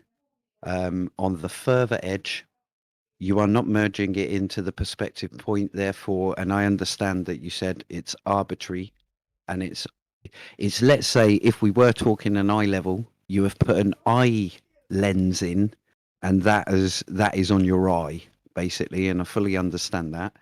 But where George would have been getting at, I would say, is that your perspective eye line that you should be looking down is actually above the wall at the other side, which is above the horizon, which was intended. But that's what I think he was saying your problem would be, is what you're actually doing there is looking up or slightly tilted at a slight angle, very slight angle here means a massive angle difference over there. Now getting to FED's point, I'm not sure I understood that, Gleam, but I think you said you were going to expand on that. Okay, yeah, sorry. Later. With the wall, if you had a wall which was double your height, yeah. So if you say that this wall starts at his ear, okay, so this wall, purple wall, we'll take the wall as the purple wall as the whole wall just to start with, yeah. So if it's at his ear, sorry, we'd have to take the red one. I apologise dearly. We'd have to take the red one because it's attached to Earth. And you made an absolute valid point that there is no account for that. And this is where you're going with it. And I think you're concentrating on the exact perfect bit, which is that last bit of the horizon. However, where your crosshairs are, if that was the observer's eye level, the wall, if it was at his ear or started at his elbow, and it was higher than him, then your actual crosshairs should be on your perspective convergence point. Yes, it might have been maybe more that's helpful the to point of contention that I understand is going to be brought up, and I think that will need to be substantiated Now, for long FED's distances. point, I think. Well, wait, the FED's point, I think, was a completely separate one, and I do agree with this one as well. Is that it's an optical image perspective in itself. The floor appears to rise to eye level as an illusion of looking through optics, and the apparent rising to eye level brings it to eye level because of your eye being a sphere. Now, I fully understand where Brandon's coming from, that as a flat earther, you cannot say that the plane will always, when you travel in a certain direction upwards, there should no way near be it always rising to your eye level. There will always be a drop, a physical drop, once you get to a certain altitude. But either way, that was what, at this level, 6 foot high, I think everything should be converging. And my kind of point of view or perspective of it is that based on your eye height, you can only see a certain distance because of your resolvability. Now, Katz takes the piss out of this, and Nathan saying the diffraction limit. He is thinking of the object rather than the surface that you're on. Right. The surface. Yeah. See, if you have a smaller angle to the surface, Gleam, than say a mountain, then you're going to have a limit at the surface, but that limit's not going to reach the mountain until way, way, way further off the distance. I think that's what Brandon's pointed out nicely, is the fact that all these limits are different. I think it might have been better to give an example. And I'm not criticizing Brandon, but if the wall was a little taller, like another slide with a taller wall to show, and maybe even a higher observer height. But yeah, all these limits are functions of distance. So the ground is going to cut off, and then the wall, and then the mountain behind it, and they're all going to have rates. And I think what he's demonstrating are the rates and how they match the globe. So yeah, it's perspective hijacking. I'm agree with that.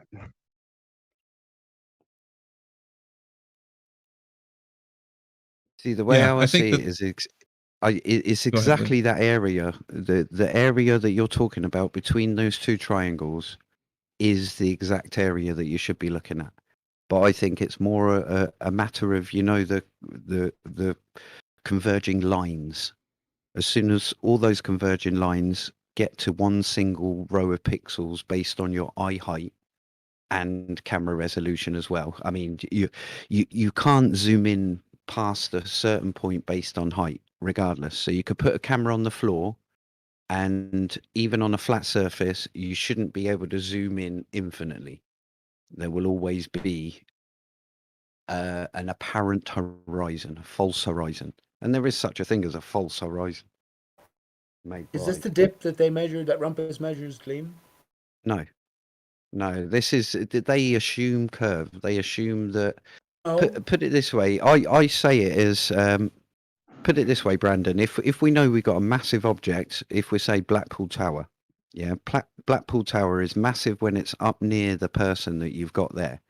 But when you put it out onto the horizon, if we take it right the way onto that horizon line, where it's obviously still big enough to resolve, we can still see it, but it's going to look about twice his head height.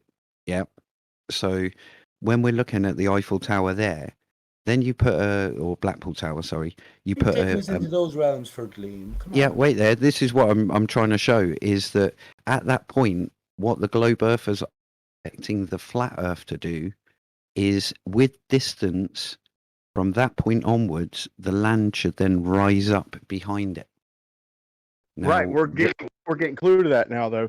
Let me Yeah. make So one what quick is the point. dip angle? Hold What on, is the Pete. dip One angle little then? point. All yours, Gleam. I'm gonna pass it back to Gleam. The mountains. I figured out that all these mountains they use theodolites and from different angles, long distance, and applied globe mass. So all these mountains they're using to try and prove a globe, they've used theodolite and the radius globe math, and so no wonder it matches fucking the globe numbers. That's how they charted it. That's how they mapped it. That's how they gave the elevations and shit. Go ahead, Gleam. Sorry.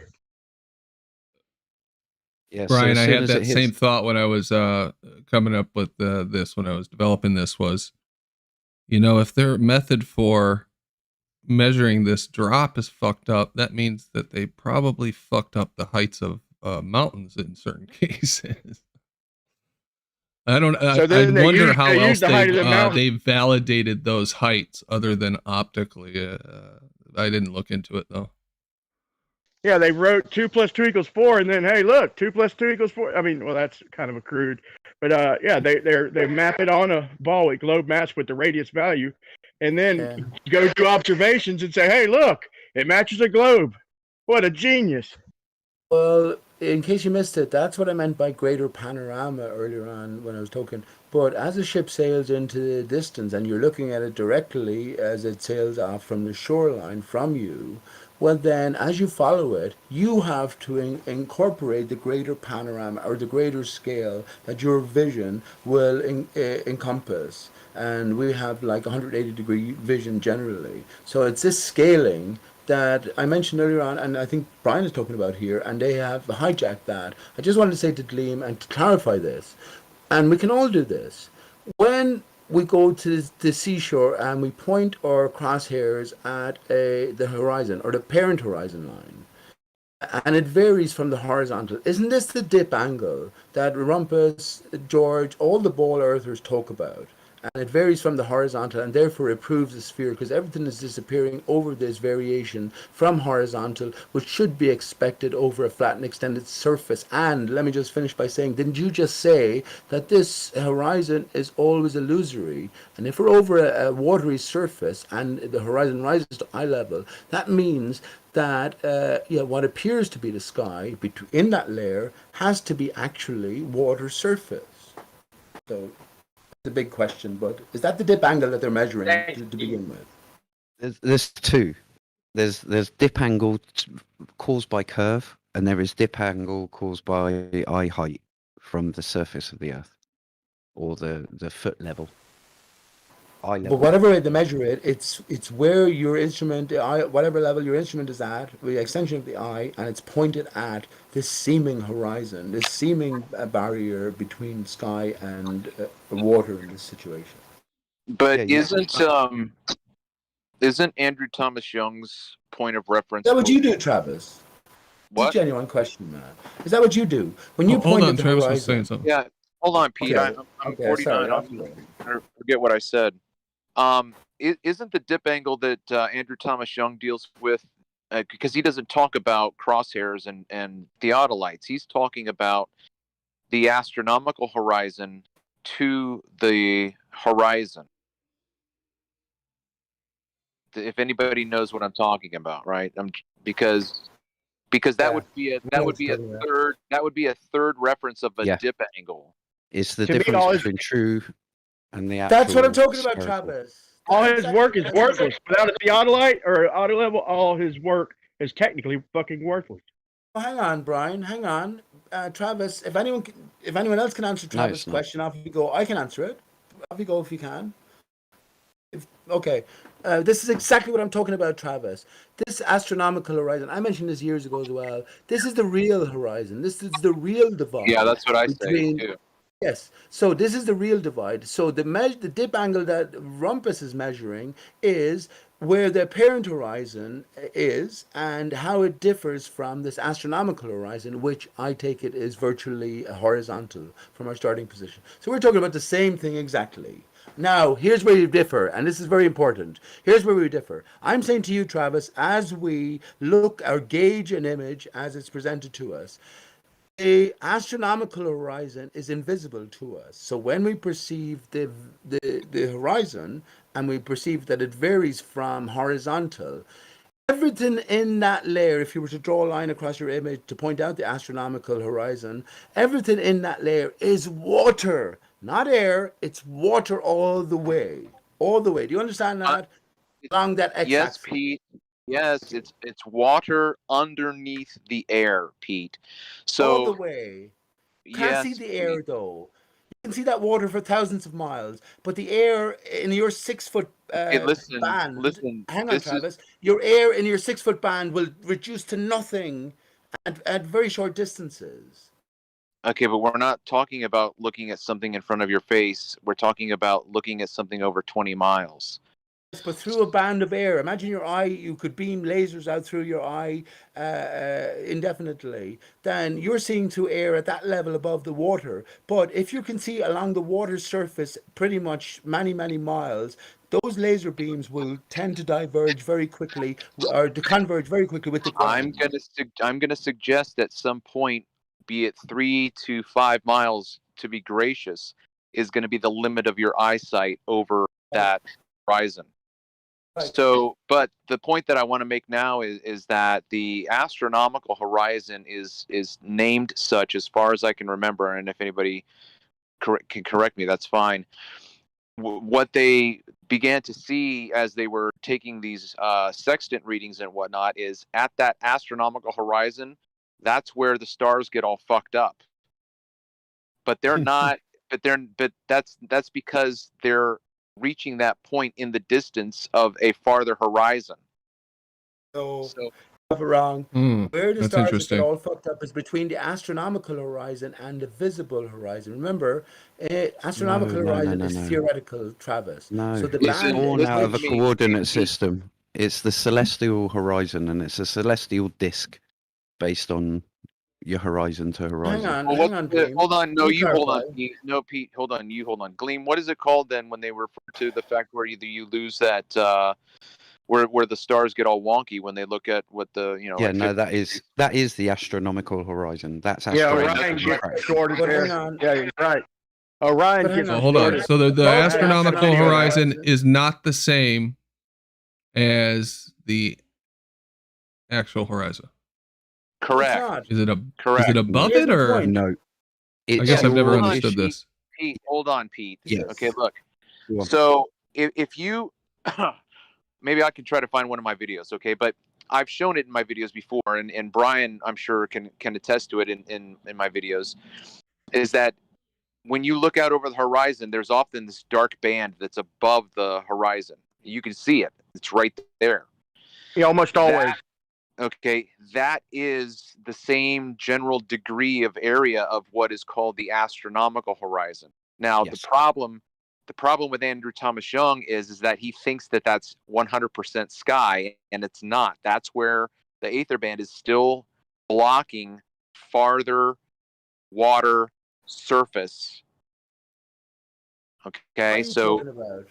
Yeah, What are you the- talking about? there is a Let me talk to reason for someone who has a separation. unique explanation for what's going on. Talk somewhat, Travis. No, there hold on, is a hold on, explanation. Gleam, you understand what I'm saying? Going to Yes, someone else now who's going the to quote someone else. No, Whereas the if I was let two finish, things I that would have been he. well finished by now. Oh my God.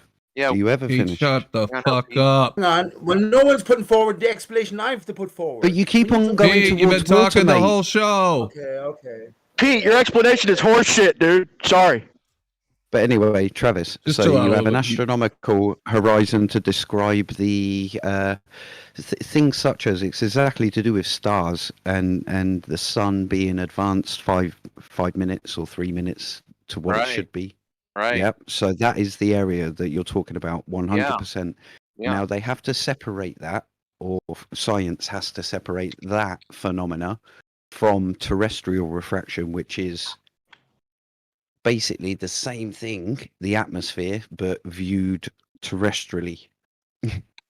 So it's they separate it to say, right, I'm looking at stars, looking at the sun, and madness is going on, it's shifting position. And then when you're looking at ships and horizons, that's terrestrial, because you're looking at ground. Right. Yeah. Put it, the true horizon is the astronomical horizon. Any other Yes. horizon Yes. is that drop below. Yeah. So where is the distorted zone, please? Is it above the there's 5 or astronomical 6 horizon, or is it names. beneath the astronomical horizon? Where's the what? Sorry.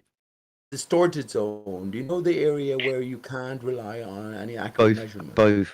That's the thing. It's both up and down. Has to And be. Pete, I didn't mean all your explanations were horseshit. I just meant the mirrored water layer. I think no one ever fucking heard me. No one even heard me out. A clear for God's horizon sake. is a misnomer in my belief. Anyone can say point and show me a nice looking crisp horizon, but No, but generally, an astronomical horizon, is that a fixity? Does that equate with horizontal? Do you know the dip angle? You mentioned Andrew Thomas Young. They have the spinning ball in their mind, so they equate the visible horizon with the real divide between Brandon. water and sky. Yeah, Right, so it's by doing that, 90 degrees from yeah. the observer's zenith. That's the astronomical horizon. So look at the images and you'll see the actual disc that they cut that's the a Earth into. horizontal, Brandon, over a flat plane. that's horizontal. That's what they say, the astronomical horizon. Well, welcome to flat Earth, man. It's a plane horizontal. coordinate system. It's a plane coordinate system that is based off the Right. celestial horizontal coordinate system. So, because they've gauged the real horizon to be the visible horizon over water, right? Which has a dip angle. This is what I'm saying. The vagity, the zone where you can't take any reliable measurements, is between that apparent horizon and the astronomical horizon. No. What I'm It's saying above is the water. astronomical Let me horizon finish too, by saying- Pete. That's what he was trying to say. Is it's they say it's distorted up to like 10 to 15 degrees. So Yeah. they'll tell you not It to can use go a at sextant, 45. that you can't use a Exactly. sextant accurately or reliably. 10 to 15 degrees above the horizon. So that's definitely above the astronomical horizon. Okay, but point being here, Brandon, anything, well, hang on. Gleam has just said that, and Travis has just said that the astronomical horizon, and that's why I asked, was it above it? That sets the limit. So you know beyond that, you can rely on the results you get. But you're saying that's not so now, Brandon. No. Now So I check was asking, is it this below is the how it works. astronomical horizon? This is how it should work on a globe. Using refraction in the sky should make things go down quicker. On the floor should make things go up quicker, looming. Yeah, they're the opposing. So it's kind of like jaws closing in. Listen, If you can imagine I it in your have field of view. Gleam. I have the perfect answer here. I'm actually trying to. I'm not trying anything. I'm so frustrated actually, but I have the solution here. Our astronomical horizon is our real horizon, right? Horizon on a flat Earth rises to eye level.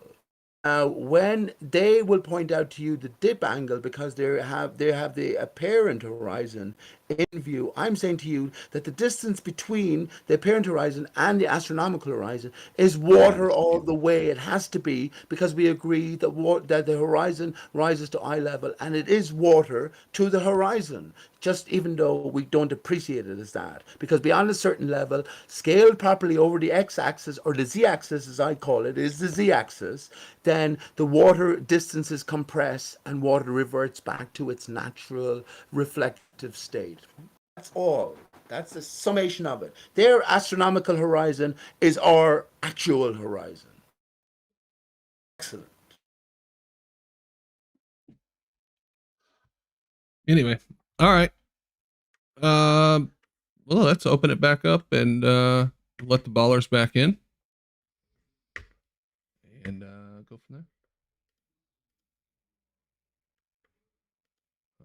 Yeah, I'm so happy that Pete's here. I mean, I've learned so much today.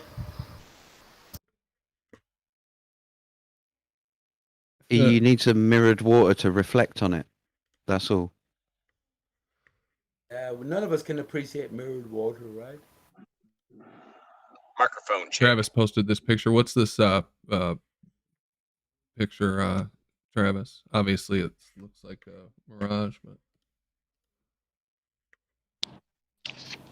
All right, can you hear me? Yeah.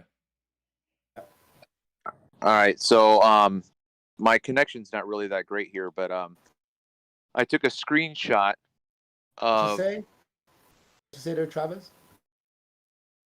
I asked if you Connection guys. isn't that great there. I'm kidding. Okay. You just fine, man. Continue. Okay, so Go ahead, Travis. all right. Anyway, that is a screenshot of the channel islands, and that dark band that is above the horizon is the actual water level. So you can see. Can someone go on mute? I've got some feedback. It's bugging me. I'm sorry. Whoever's not. Is that me? I Is that don't me, know. Travis? Can you, I don't. how does this mic sound? It's a little I bit don't hear sketchy. anything. Little sketchy. It's on my truck. I was just checking my Bluetooth thing out. Thanks. Yeah. Okay. All right. No problem. So you can see the water, you can see the horizon, and then you see sky, and then you see a dark band at the top. Correct? Yeah. Hey, dude. It's Yeah. round, bro. Yes, it's a globe. we do. Don't worry about it. Yeah, we see it. Okay. All right. Thank you. So that apparent sky between the water and that dark band at the top, that is a mirage. Okay. So that if that dark band at the top were not there at all you would see is sky, and you are going to think that that is 100% sky. It's not. That dark band at the top shows you where the mirage begins. That's where the mirage begins. So that if I was standing on the beach and that band wasn't there above the horizon, I would be misinterpreting what I think is 100% sky, when, if we want to put a degree on it, 15 degrees above the water is actually a whole shit ton of refraction, and no one is talking about it this way. It's a globe, bro. Don't worry, dude. I mean, you guys are going through all these. Are you okay? Yeah. Okay. I had to reconnect there. I'm sorry, man, if you aimed anything at me, but I'm saying to you, right? This is what I'm saying to you. I'm not doubting your genuine interpretation of what's going on. I'm saying we have to take into account all different factors and consider everything. It's a very strange image to our eyesight. If Andrew Thomas Young looked at this, he would identify a visible horizon. But if you think about it, Travis, think about this for a second. If you're looking over vast distances, how could that horizon be so ragged, irregular? If we're scaling it appropriately, it would make sense if it would be on Andrew Thomas's Young worldview, because that visible horizon, seeming horizon, would probably be about 3 miles off if you're standing 6 foot on the beach. As flat earthers, though, we know that it goes much further. So how can there be that raggedness to it when we take scale, appropriate scale, which is a greater scale than Andrew Thomas Young or any of the ballers here can even fucking envisage or admit to going in that direction too? How can we account for all that jaggedness on the horizon? I say we can't. And I also say further that, well, the reason is because as we go deeper into the z-axis and as the horizon always rises to eye level, we're dealing with a vague zone as opposed to a very specific, defined horizon. That's All my right, point. Pete.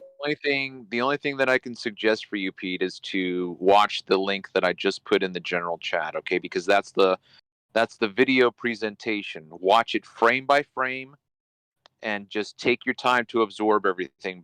It'll blow your mind, man.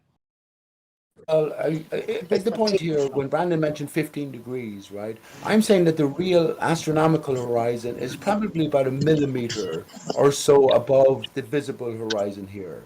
It's that degree. It's not up to the cloud level. The clouds are much nearer. So we're getting a false impression here. Now, is Andrew Thomas Young talking about 15 degrees as I'm drawing a line from this position, the viewer's position, through the clouds? That's a different. I think 15 degrees is a variable depending on the scale you're using, right? I think you're attributing that 15 degrees to Andrew Thomas Young, and it isn't. And Andrew Thomas Young is very smart. If you look him up, he has done like 120 odd papers on refraction and about 6 books on how light interacts with medium. So he is cool. He's just a globe earther, that's all. Yes, I mean, at the end of the day, he will look at this phenomena, I reckon, and he would be able to just guess. He'd first say, nah, it's too mirage to do anything meaningful. But he would make a guess at where the horizon was and blag a globe. That is his belief. That's all it is. And he's against what's flat interesting earthers. is, sorry, Glenn. Yeah, I just don't like the way is- Pete's. Sorry, I just don't like the way Pete's having slated him when he's probably the one and only in the world who's done the most work on refraction. And the good thing about it, though, right, Travis, is that I've read his work, yeah, and I've read not even a fraction of his work, but then I look at yours and then I see no explanation in his body of work. So yeah, either way. That, but you can't slate a guy who's literally spent 50 years looking at. Probably, if you took 50 years, Travis, you would have the same level of expertise, let's say, as he would. However, you're exploring a particular finite phenomena that he would never even go into thinking, oh yeah, this is because of it, the earth is flat, because that's not in his belief or scale of thinking. I'll tell you what, if I could go back 25 years with the knowledge I have now, I would have gone into a completely different field. But what field is that, Travis? Track and optics field. and astronomy. Whatever field it would have been to have dealt with these issues of observations over the water. Well, that's the point. That's the background that he had. He is an astronomy PhD. That is his core thing. But obviously, his baby is basically the green flash. And you must have seen it over there on that coast of the States. I've seen it in San Diego down there. And I've caught it twice. It's lush. Yeah, it's lovely. I was bedazzled by it. I watched it years ago, and it is amazing. Funny, I was watching one of Bev's recent sunsets, and I think it was Bev's, or maybe it was Wide Awake. It might have been Wide Awake. But anyway, I'm watching it, and I predicted. I said this is going to be a green flash. I could just tell by the whole setup. But anyway, the video that I put in the chat, I shared that video. This video that I really encourage everybody to watch it, regardless of where you're at. I think it should blow your mind and really give you an appreciation for this discussion. But I sent this to Andrew Thomas Young, and he said, I have no idea what's going on here. That really impressed me. There we go. I didn't even know you got a response from him there, Travis. And it's exactly that. Me personally, I wouldn't say that I've even looked into a fraction, 1% of his work. But the basic stuff that he puts on his site and the debunking he tries to do of the flat earth and whatnot, I've looked through, and it's exactly that. It's some of the stuff I've seen on your channel is not explained. Oh, Andrew Thomas Young does flat earth debunking? He's got one page on it. Yeah, one page. This is a thing. It must have been a thing back in the 1980s, right? And this is another thing, and not a lot of people know, where it's him and this other guy called David K. Lynch. Okay, and I've shown his paper David on it. K. Lynch. Yeah, Lynch. You know who that is? Not the movie, not the movie director. No, No, I know who not- he is. But anyway, go ahead. No, but he's a scientist, and again in the same field, so astronomy and refraction and optics, and they themselves, I don't know why, I don't know what sparked it off, but they themselves, there's 3 of them I think that are tightly knitted into the same university, and they decided to debunk flat Earth again in the 1980s. And David Lynch done 2 papers. It's called In a Ship's Wake, and also that Visually Discerning the Curvature of Earth, which both of them are, in all honesty, for highly respected scientists, are not amazing at all. Not amazing evidences. And oddly enough, that In the Ship's Wake is exactly what we're talking about now. That dip to the angle and how the ship's wake doesn't form a triangle. Yeah. It's exactly what Travis just showed there, and it wouldn't show a triangle. Right. Occurred. Yeah. Yeah. And that could be occurring in a minor scale, at distance, in all scales. You know, that could be the natural standard refraction, even though that is a mirage. With distance, obviously, the more medium you look through, you could stretch that out and still get the same effect over quadruple the distance with less refraction or less water in the air.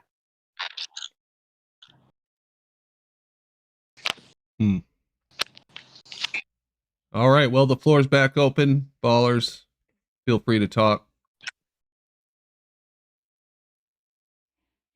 Open topic. Anybody has anything they want to talk about, go for it. I mean, I did get a note from Discord. I got a note from Discord saying that the server is in violation of community standards for something. So I'm not sure what. So just have everybody's aware. It'll be all Doesn't that say jibber jabber what it's for. It just says that we're in violation. That's all it says. So I don't know what the fuck's up with that. Was that probably, just today? Probably me demanding the answer, yes or no question. To see That one dude in here posted everyone. That one dude in here posted everyone that phishing link, right? I wonder if it's because of that. A phishing link. What was it? Yeah. So I'll mention this real quick because so basically, Silent Zero, his account, it DM'd me, and I think probably his whole friend list. So I don't know if other people are friends with him, but I got a DM that it was like a 3-month free, Discord Nitro link. And those are always scams. They're always phishing links. It's happened on other servers where someone will click on it, it'll hijack their account, and then it turns their account into a bot, and it starts spamming all of that person's friends, and then the servers that they're on, it'll post, that link everywhere. So basically, so Silent Zero's account posted, that link with the little description saying to click on it in every room on this server, ping to everyone. So I manually went through and deleted them all, even though I think there still might be one, Brandon, in the server rules. I don't think my mod role allows to delete the messenger, so you might want to go delete that one. But I manually deleted all the other ones. And then, probably his friends got that link as well. So hopefully nobody clicked on it, but it's possible that that's what Discord is picking up in terms of that. Well done, you, Gio. It does seem anyway. like an automated thing. Hopefully that is it. So go delete that. Go delete that in server rules. I can't delete it either. Yeah. So I think Silent did get his account back though, because I responded to the DM. I responded to the DM and said, "Hey man, this is a scam. Don't click on it or whatever." And then he did write me back today, and he said, "No man, I got hacked. So sorry." But, I mean, that sounds like that's him. So I guess he did get his account back. But I think it happened on Betty's server as well, and I think they banned his account from there just for now. So. And I think Righteous Force mentioned something in the server rules about that you might want to do the same, unless Silent got his account back. But it's kind of a rogue situation, until we know he got it back or what. Oh shit, man. Blame it on the hackers then, Brandon. How can that happen to a flat earth? Don't tell me it was you, Chike. Sounds like probably something was you'd do. Chikey. Well, there was an infamous case of this way back years ago on the first 24/7 Flutter server where one of the mods had this happen, and it took over his account and it did a whole bunch of stuff on the server. So it can happen if someone clicks on that link. They get access to your account. So.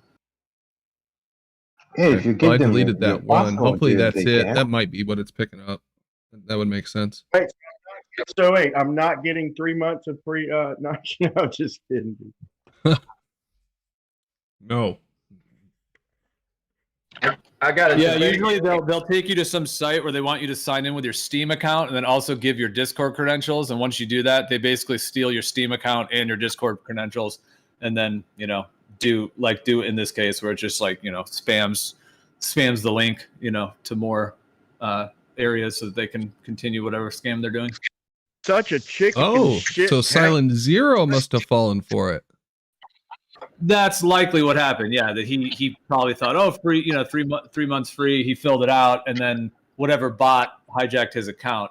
Now, whether he got his account back, I guess that's the question. Maybe he went in and changed a password or something and got it back. I guess I haven't talked to him yet. I didn't DM him back, but he did DM me, so I think he's perhaps got the account back now. Although at this point, he might. I don't know. His account might get deleted by by Discord or something.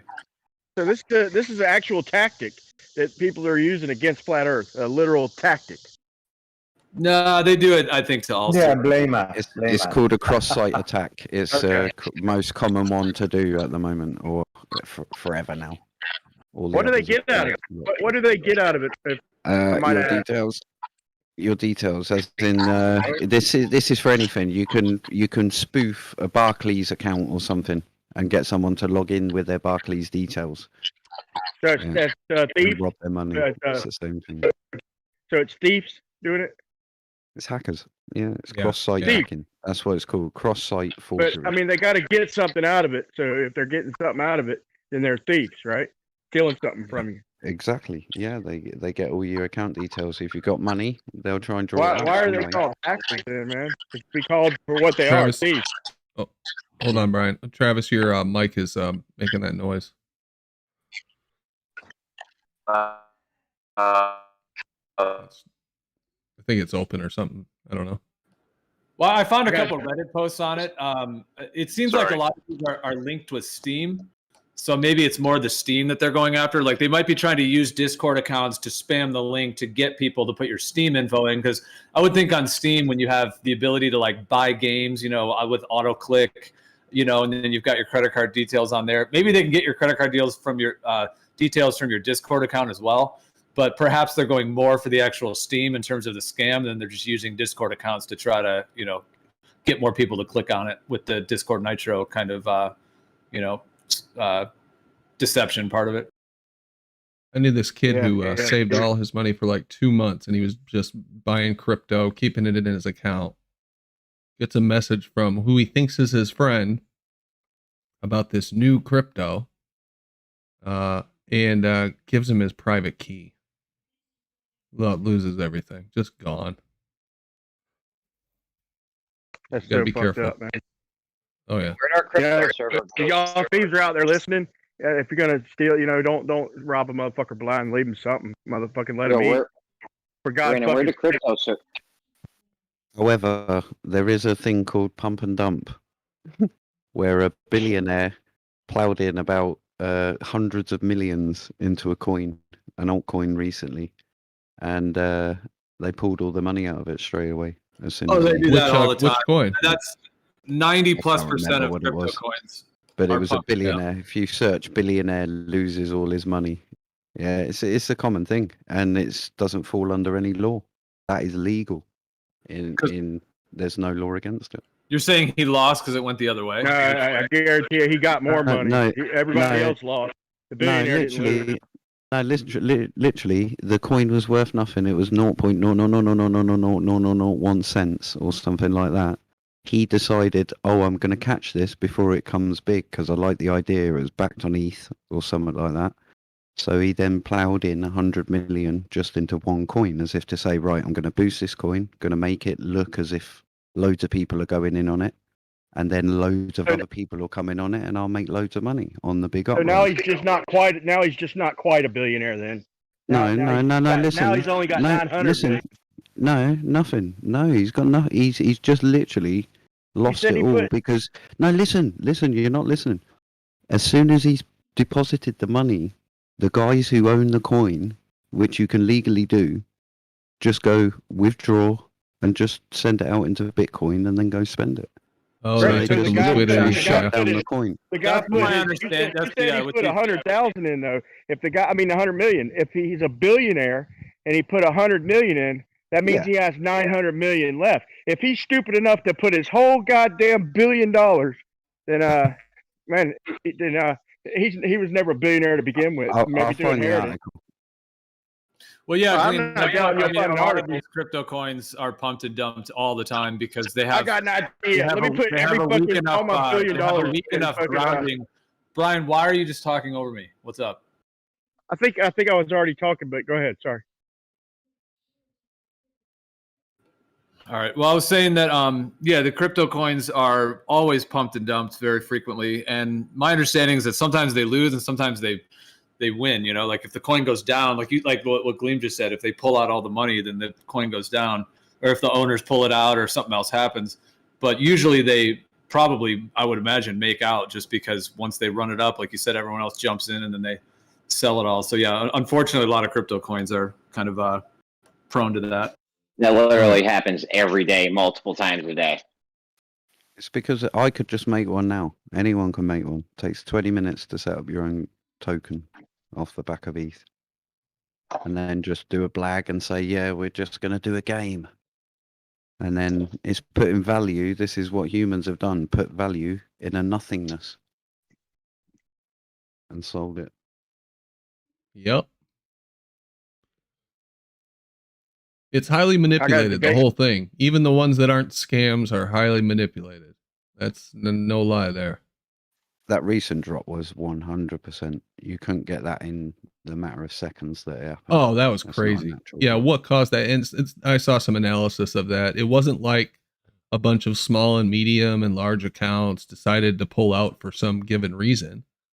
It was a bunch of accounts that had just bought, a bunch of whales that had just bought within the last month or so, that dumped at the same time, crashed at 10% on the exact day that Venezuela launched Bitcoin as a national currency. Too many coincidences. People that own for the me. fiat system. The people that own the fiat system, I don't know why they didn't do it earlier. Just they could have ruined this from the jump. I think it was El Salvador. I think they want this, Jeremy. This is what they want. This, man. We're setting up the system for them. That's what I think. They've had a monopoly to move over to this system. They've had a monopoly on the currency for years, though, and now they're just going to give it up. No, they're not giving it up, dude. They're probably the whales in a lot of these cases. I'm gonna say it's not about giving it up. It's about utilizing the technology for their own use. The value of cryptocurrency is not the currency or even like the convention of it. It's the technology that's behind it. Well, sometimes that's not always true, RC, because there's no fucking technology behind Doge or other shit coins. That's purely community driven. For non-shit coins. Yes, for non-shit coins. I'm saying blockchain technology in general is where the value of crypto is. Crypto is like in and of itself, not really it's not really that a valuable thing. It's just a speculative, fun little market that people are playing with right now. If I wanted to switch over, I thought you were done. If I wanted to switch over the whole world to a new system based on new technology that was borderless, that had no established regulations, how would I get everybody to adopt this new system without forcing it on them? Well, depends on what give them the opportunity to make a shitload of money. Yeah, but why would that be take it back from them later? Yeah, the point is verification, right? Like It's transaction verification. It's not the actual thing. It just replaces what banks said that they've done for years, which is I can ensure that when your money says it's going to a place or it isn't a place, it is actually in that place. Now that that is not in the hands of banks anymore, right? It's and not actually the crypto, it's the technology of, verification. But it's not even the currency, really. It's a blockchain technology in the form of contracts, really. Contracts or any sort of agreement or certification, all these types of things. You don't have to go through the middleman anymore. Yo, Kosho's running a straight up voice changer. You guys heard that? No, That it was a like troll. chipmunks. Kosho, turn your voice changer off, bro. I'm not using a voice Coach, changer. you need to, Coach, you need to stop on them Xanax, man. I hear your ass fucking slurring and shit yesterday. Just a little bit today, man. Well, What are you talking about? I hear what I'm not using a voice changer. I'm not taking Xanax. What the hell are you talking about? I hear what RC Meisty is saying. I mean, in terms of the technology, because essentially, I mean, the word crypto comes from cryptography, which is a technology that is an encryption technology. So with cryptography, you can write code that's encrypted through a blockchain. So Bitcoin was the first, cryptographic, write, basically the first writing of a cryptographic structure. And so that's why it's the first. But then all of these other ones are their own cryptographic, codes and networks. And then, there's a difference between a coin and a token. Like a coin is an actual blockchain that's custom programmed as a blockchain, whereas a token is just overlay over someone else's blockchain. So like a token that's like an ERC20 token that's on the Ethereum, it's just a token because it's just on the Ethereum blockchain, whereas the coin is the blockchain itself. So yeah, the actual technology of these blockchains, is ultimately where the value lies, and the ability for them to actually have functionality, and then for people to recognize it as such. Maybe in some, I agree with you in some cases that it's the underlying crypto technology, the cryptographic technology that is the in the blockchain, but it also has fiat component to it too. We think we're giving up fiat currency. This is just another fiat currency.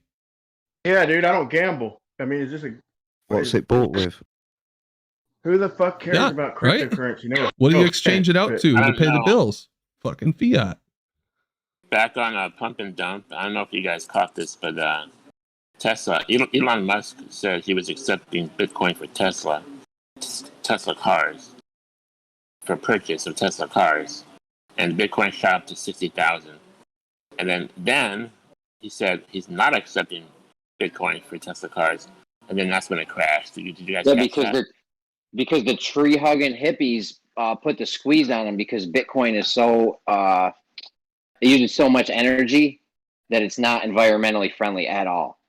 So dude, Elon is that guy's a pump and dumper. I agree with you. He's a manipulator.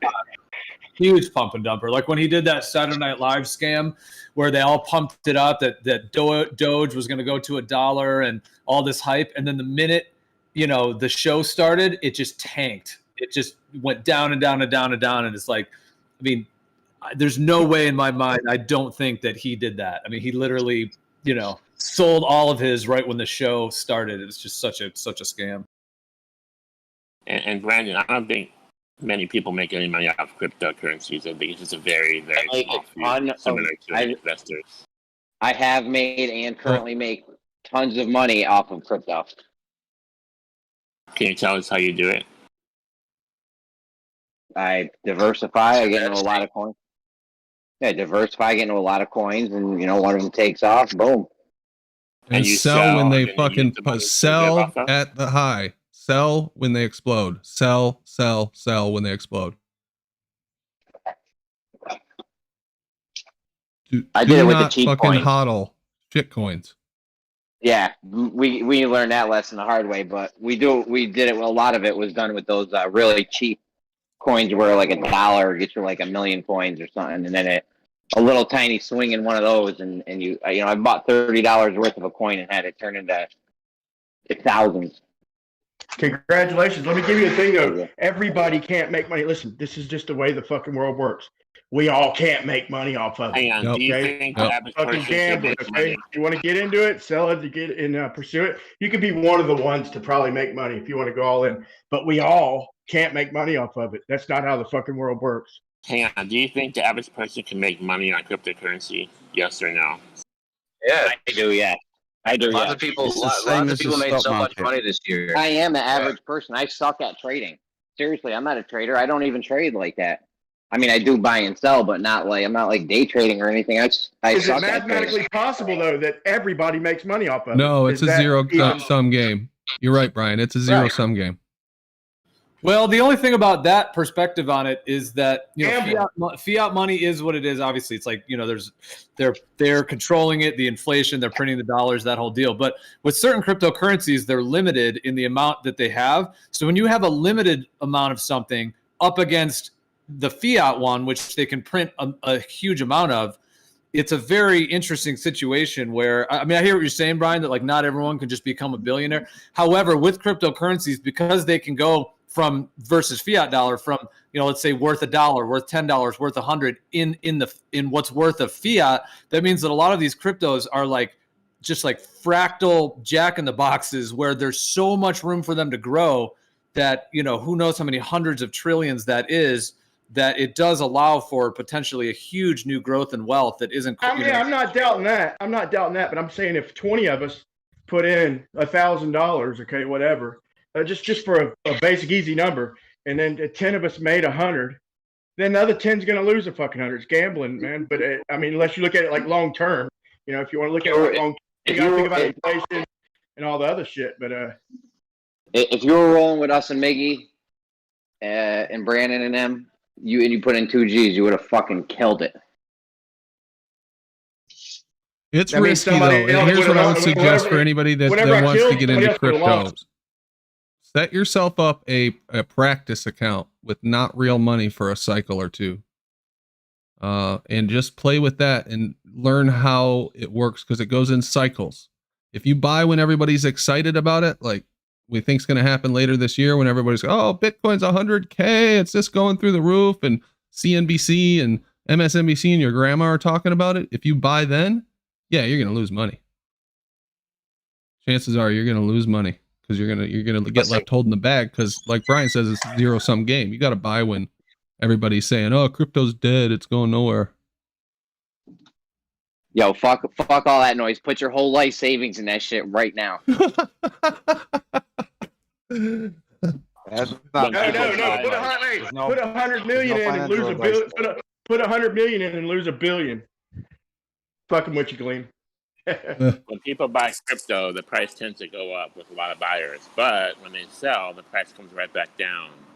So in that case, it only works if everyone is buying congruently, and a lot of people don't sell. I buy money. Otherwise, it's just zero sum. Correct me if I'm wrong, but if you're looking for the lowest risk investment possible, take your already working computer, download NiceHash, and start collecting Bitcoin every day using your computer right now. Oh yeah, mining's a great idea. Yeah. Are you saying mining? How much can you get mining? It's a small scale, it's fuck all, but the point is, if you're looking for something that's low risk and that you own your asset at the end of it, in other words, if you're going to put in $2,000, you buy a $2,000 gaming PC and you just mine it, and at the end of the year, because you'll get your $2,000 back, it'll take about a year of mining. That's how it usually works per ratio. Whatever you spend, it usually takes a year to get back. So it pays for your computer? So basically pays for it at the end of the year, and then you have a mining machine that will just continuously mine for you, provided it doesn't break down expenses. You do have to pay electricity. Let me give you a surefire way to make money. Hang on, wait. But isn't it true gotta be that careful that your mining rate isn't smaller isn't than it true your that you energy get bill? less and less and less coins? Well, you're per going to have day to. because You're going to have to. You're going to have to go. You're going to go and have to look at the NiceHash GTA, whatever. They have a platform that you can use where you can estimate how much daily money you'll get mining based on your gaming card. So if you have a good gaming card, yeah, you can make like $5-6 a machine. If you have like a 2080 GTX, which is usually around 1,500 used, roughly, maybe two grand tops for you can make good money like with what Data's saying, but if you have the ability to get like thousands of referrals, crypto tab's the way to go because you don't even need a good mining rig. You can do that shit on a bullshit. I do it on a cell phone, but if you can get referrals, you can make a lot of fucking money like that. Yeah, they're essentially Bitcoin is sitting there waiting for you to be waiting for it to be mined for your investment purposes until the government does whatever to it. But as right now, yeah, they're just giving you a platform you can get money right now, just mining it. Just download the nice hash program, good graphics card, and you'll start making Bitcoin money, and then you can use whatever exchange to convert Bitcoin into Ethereum, ADA, Cardano, whatever you want, right? XRP. Listen, this is not financial advice, but put all your life savings into crypto right now. I heard that the mining is actually a lost choice because you're losing your computer and you're losing the electricity bill. So you gotta have Yeah, so my peanut operation gets me about $60, 65. Well, it fluctuates on the value of Bitcoin, but around $60 every 10 days. And it cost me $25 a month to get that $60 every 10 days. Yeah, that's fucking. That is. Can you tell us what peanut operation that is exactly? Hey, y'all, I got to go, but I'm going to be on Modern Day Debates, but I'll talk to y'all between now and then. Monday, I think at 5 o'clock Eastern, I'll be debating Mr. Sensible. I'm going to try and join tomorrow, but I was going to go over like a couple topics I was going to bring up and see if I get any criticism about it maybe tomorrow. Are you going to have a show tomorrow, Brandon? Depends on if I'm going out of town or not. We might be going out of town, but next show, if it's not tomorrow, then Monday we will for sure. All right. Well, when's your debate? Hey, Brandon, back it up to about 5:30, man, so people can catch the first 30 minutes of my debate, man. Fuck that. Yeah, I know, right? But anyway, I'll talk to y'all then. When is man. the debate, Brian? Sorry.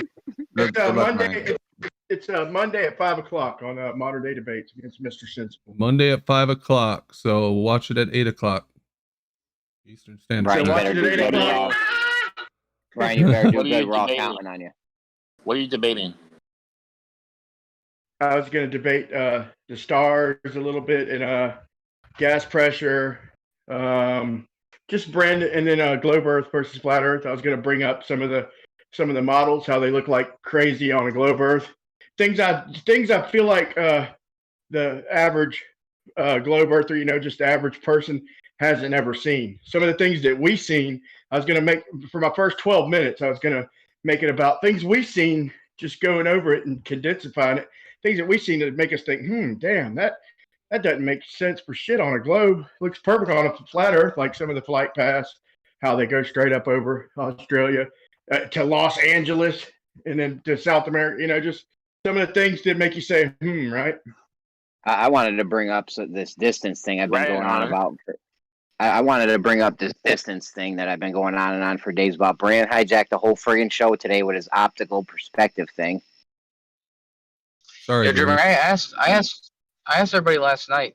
I didn't know if you were going to be here or not, but I was trying to get a consensus or see if people what their ideas about that were. At least the flat earthers that were here last night, they said that they basically trust the overland distances, especially the ones that have been traversed forever. So I don't know how people feel today about that, but it seems like a reasonable thing to agree with, right? I think you guys are monkeying around with spherical geometry. You're pulling some trick over on us with the straight lines from above spherical geometry shit. I can't figure out what exactly you're doing, but there's some fucking trickery there. I know it. Here's my theory. What do you mean though? What Well, they show this infographic where it's got 5 lines with one line going across the middle, and it only works with geodesics. So they're measuring these lines. They're assuming the Earth's a ball already, and then they're representing that on a 2D surface as geodesics. And then they say, well, we use straight lines. It doesn't work.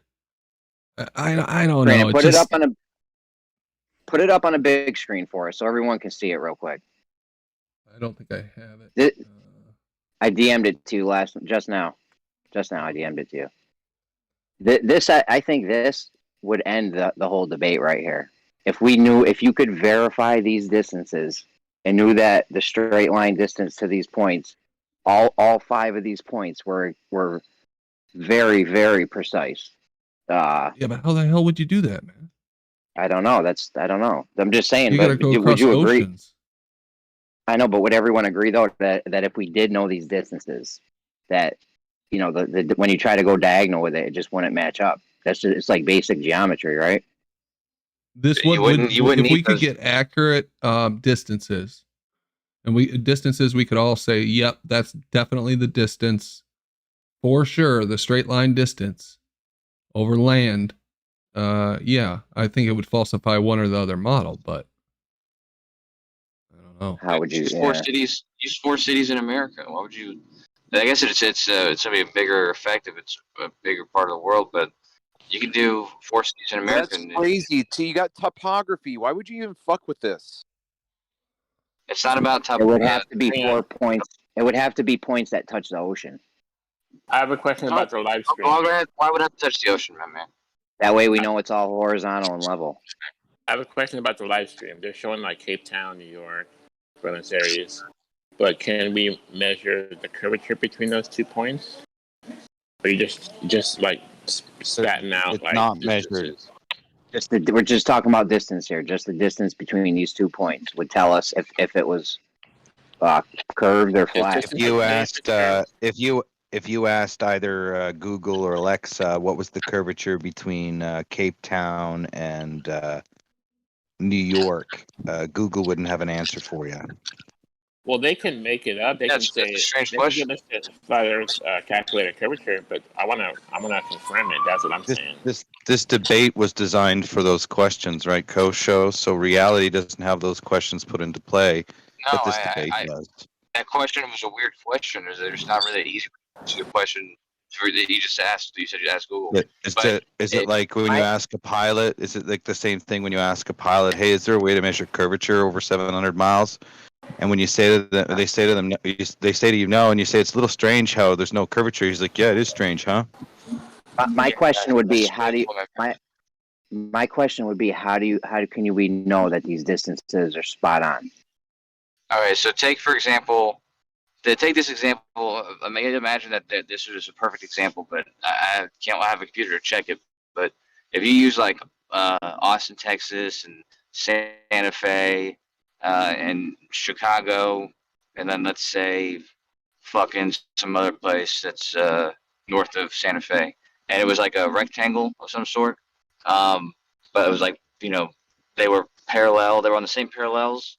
They were on the same latitude lines and then same longitude lines, and you knew the distances from the perimeter of that rectangle, and then you try to do the diagonals like Santa Fe to Chicago. That should be the same thing, except for on a smaller scale, and something that you could easily verify because it's in the United States. It's not going across the world. But I don't see why you're saying it needs to be on sea level. There's no reason that it would need to be on sea level. Well, I mean, that would just Sounded like eliminate a lot of one more. assumptions. On this live stream, why would these distances not work on a flat plane? Can someone explain that? Because What if you they're draw saying is on an a AE map. square, no, if you draw a square on a flat piece of paper, It's a rectangle. if you draw a rectangle on a flat piece of paper, and you know the length of all the sides, you'll know the length from the corners, from corner to corner, if you were to draw a line diagonally through it. It's a trick. How's it a trick? That doesn't answer my question. It's a complete trick. I'll tell you the trick. Look at him putting it out now. He's putting it on a flat surface, yeah? Now look at him putting it out now. He's putting it on a flat surface, yeah? Yeah. Do you get that? That's what I was thinking too. It's just geodesics that they've drawn on a flat spherical map. You can bend a line on a flat surface and make it fit. He's Right. kidding you, saying these are all straight. As soon as they take off from the airport, they only go straight. That's it. Planes only go straight. They cannot bank. Planes, at all. actually, that's not true. Planes have to follow a flight path. They are not Exactly, allowed. and they have to. They Airlines are more not often allowed to prefer fly land. off of the Would flight everybody path. agree? Hold on. Would everybody agree? Would everybody agree on the It's more distant, but it's not. Would everybody agree on the premise that if we did make a square and we knew four distances, that if we were to draw a line diagonally through No. those four distances? What do you mean no? I agree with Jeremy. If you know that something's directly north of somewhere else, you know somewhere is directly east or west, and so you know that these are, directly north, directly east, perpendicular, and you know that the distances between the corner to corner, then you have a rectangle, sure, as long as it's What are directly you east or talking directly about? north. Something's Listen, directly isn't this- east of you, and you follow an east. If you go east to get to it, that's not a straight fucking line. This is the banana in the tailpipe trick, guys. I want to Kosho. say It this. is. It's just basically saying a line the is reason not a that they- straight line.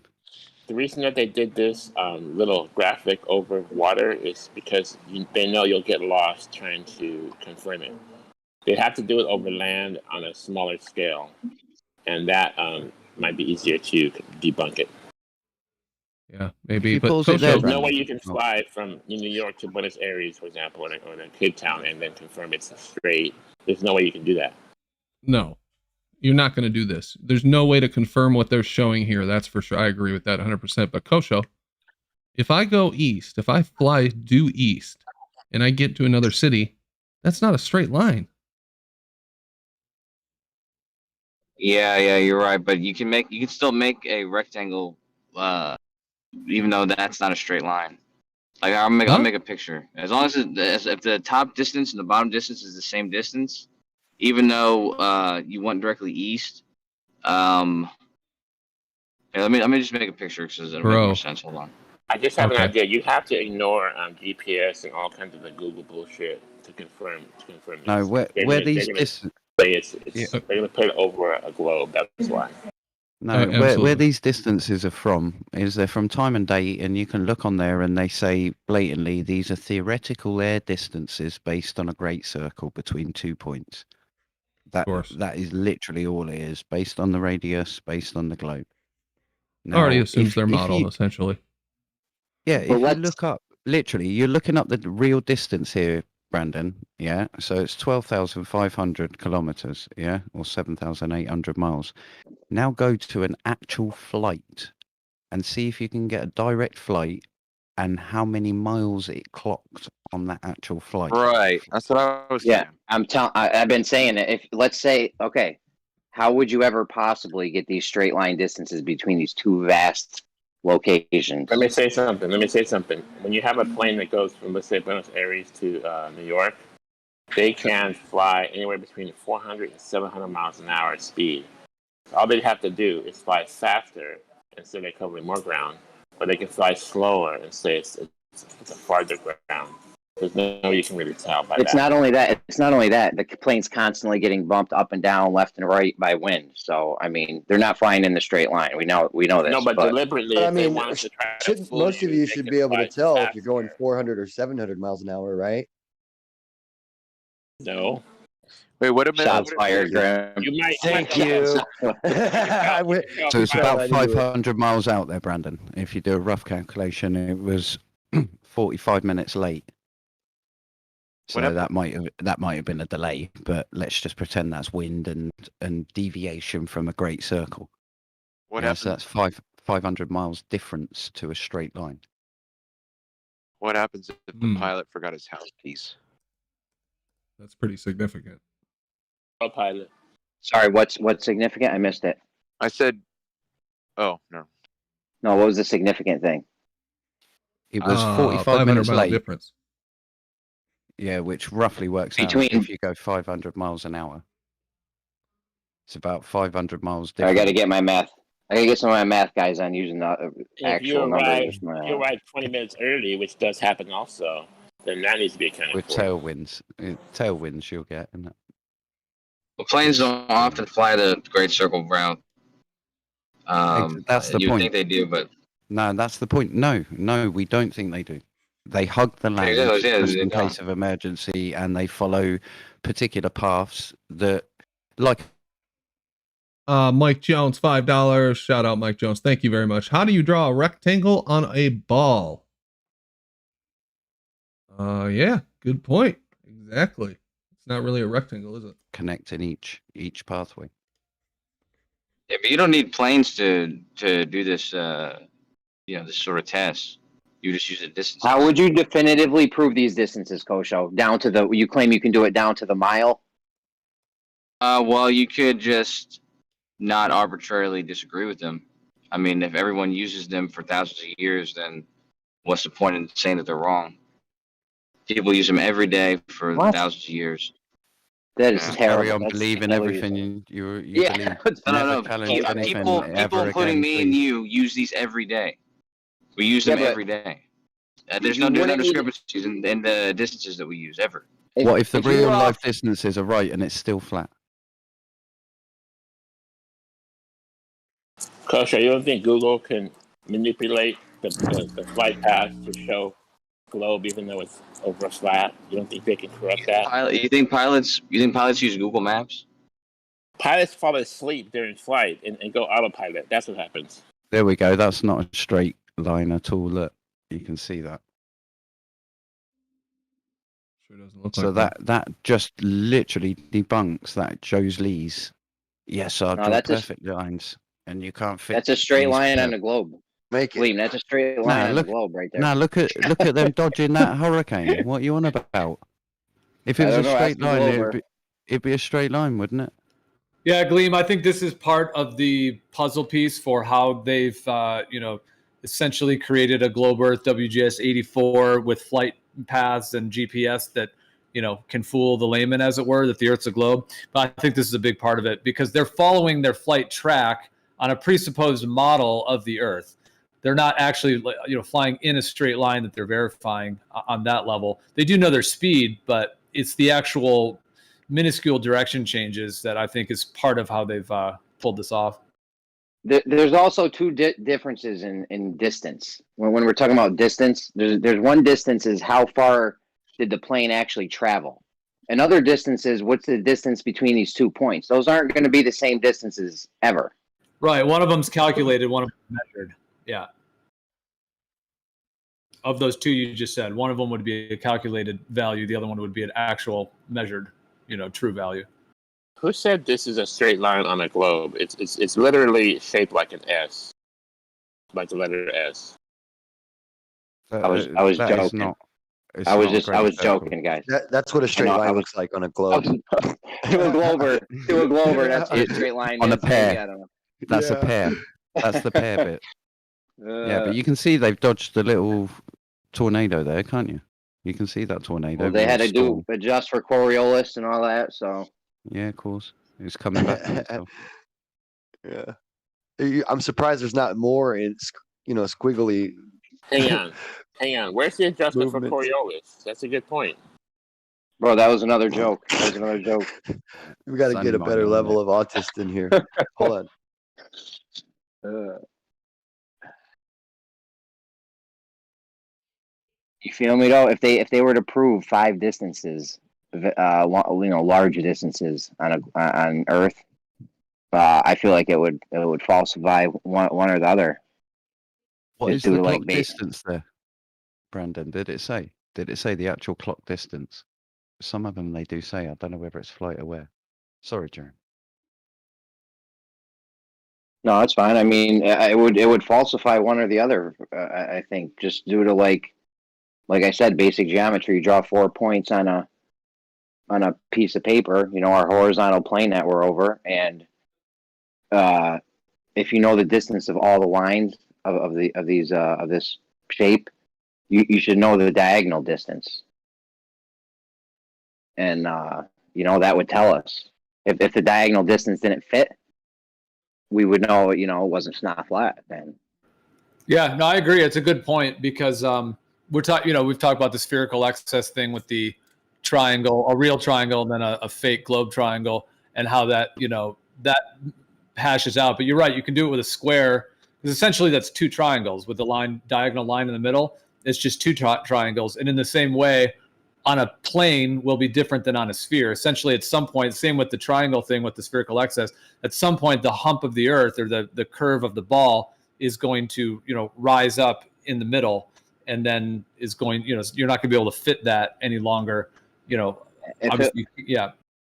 If it was a globe, the longer distance between all the points, the more off the diagonal would be. I mean, theoretically, you should be able to do this over your bathtub, but obviously that'd be a little tough to measure. Hey, looks like I missed a couple super chats here. Tis I the count, $5. Are flat earthers taking the position that mankind does not know distances between places on Earth? No, not exactly. I think that's an oversimplification. I think it's about the verification of the flat lines. If we're going to use it as some kind of falsification of one model or the other, then we need to know the distances for sure. And most of the distances, like these ones that we look up on here, or if you Google them, are based on the globe model. They're just calculated distances. So yeah, between here and the gas station, here, the next town, probably have pretty good distance. But for these long range ones, especially over the ocean, I don't know how we would validate that one. So yes and no. Mike Jones, which flight path has been used every day for thousands of years? Kosho, you utter clown. Good point, Mike. Distance. It's like the old saying. You actually need fuel. It's like the old saying, Jeremy, the map is not necessarily the territory. I know, but if we just knew 4 points, 4 points, 5 distances, But are you allowed to fly from Africa to New York, for example, without checking with anybody? Bro, you can't. You always have to. You can't get this. Even if you could, hold on, Grim. Even if you could do this, let's say you could do it and you had a plane all ready to go, you're not going to fly in a straight line distance. You're going to be getting pushed all over by winds, up and down, left and right.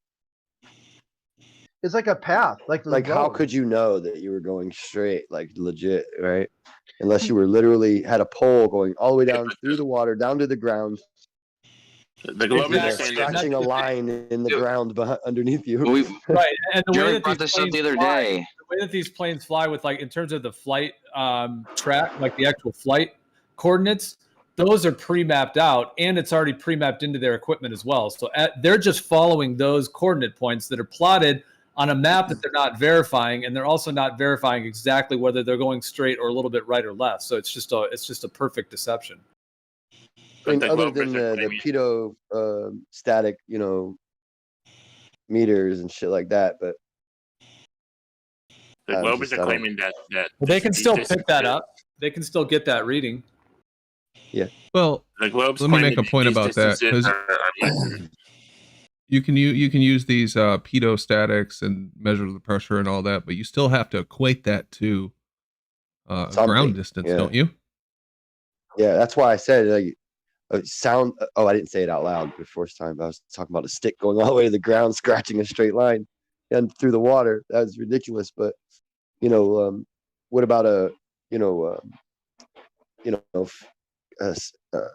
like a fish finder, a depth finder, or something like that, where you can actually map the ground underneath you as you go as well. Yeah, like a moving plumb. Yeah, that's what they say. That's what they say they do with radar. Yeah, they do say that. Right. We were having that talk last week or somebody. I can't remember. Jeremy, I think you might have been there. They were talking about how RC Meister. Yeah, how they know how high they are because they bounce radar off the ground. Yeah. LiDAR that he was using. Yeah, he was saying that light, or the light version of radar. Those are off version. of little stations. I can't remember the name of it, but they ping off these radio towers on the ground, and it uses the speed of light to calculate the distance. Mm-hmm. How fast it took you. Yeah, how fast it took the signal to get there and back. So, I don't know. In theory, it sounds good, but it sounds like there's a lot of room for them to fudge that and spoof it, and all, there's a lot of holes in that. But I mean, in theory, that could work, depending if it's not done with corruption behind it. Well, it was set up. It was a system set up by the Department of Defense, essentially. For in the early days, so I was reading about it, but I don't know. It doesn't impress me that much. Like, yeah, if you could validate that the distances, the readings that you're getting, and the distances are accurate. Right. Again, it seems like you're missing a step of validation to me. I don't know. Right. I have to compare it to my stick and draw the line too at the same time. Just to see how accurate or if it needs some sort of calibration or whatever is going on. Yeah, exactly. Yeah. Because you could use a system that's screwed up, as long as And it could kind of every work part at of the end. system, And all the middle as was long as fucking every part wonky, of the but it system came out at the same end. Yeah. Exactly. Math does that a lot. Well, and like I said before, that old phrase that map is not the territory, and just that concept of the difference between the map and the territory, because the map, of course, is some sort of a reification on some level of what reality is, but the actual territory itself is the actual territory. So all they would have to do with this deception, we were looking yesterday how, the WGS-84 is made by, what was it called? The National Geospatial Intelligence Agency, basically one of the Department of Defense intelligence agencies in a family of other ones like the CIA and all these others. So that's who made the WGS-84.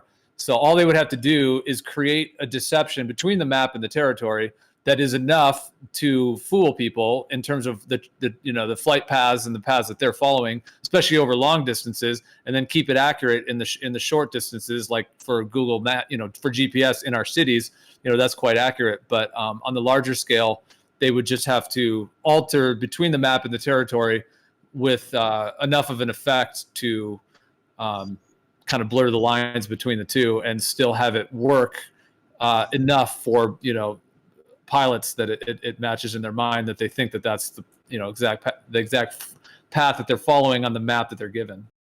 Yeah. Right. Yeah, I think that's a good point. In WGS-84, if I remember correctly, someone hide. I'm so sorry. Oh, go ahead, Grim.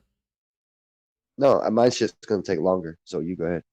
Okay. I was just going to say, I was just wondering, because I do remember hearing a couple times that WGS-84 was like classified information, like top secret information at one point, the underpinning of it. But I don't know if anybody's done any research in that area or not that could tell us for sure. It's the military grid reference. It's their coordinate system, the military grid reference system, the MGRS. Mm-hmm. Look it up. It's got its own wiki page. Well, yeah, because they claim that this is required for wartime, and so so they know. Right. That's like if you hear something on the radio and it's like, the grid coordinates, which is very unfamiliar to you, and it's not in any of your standard things, so the enemy can't really hear where you're going, and that's why it would have been top secret, I suppose, because it's not easily decodable when spoken out loud. Well, look at their version of Antarctica and the grid reference system they use down there.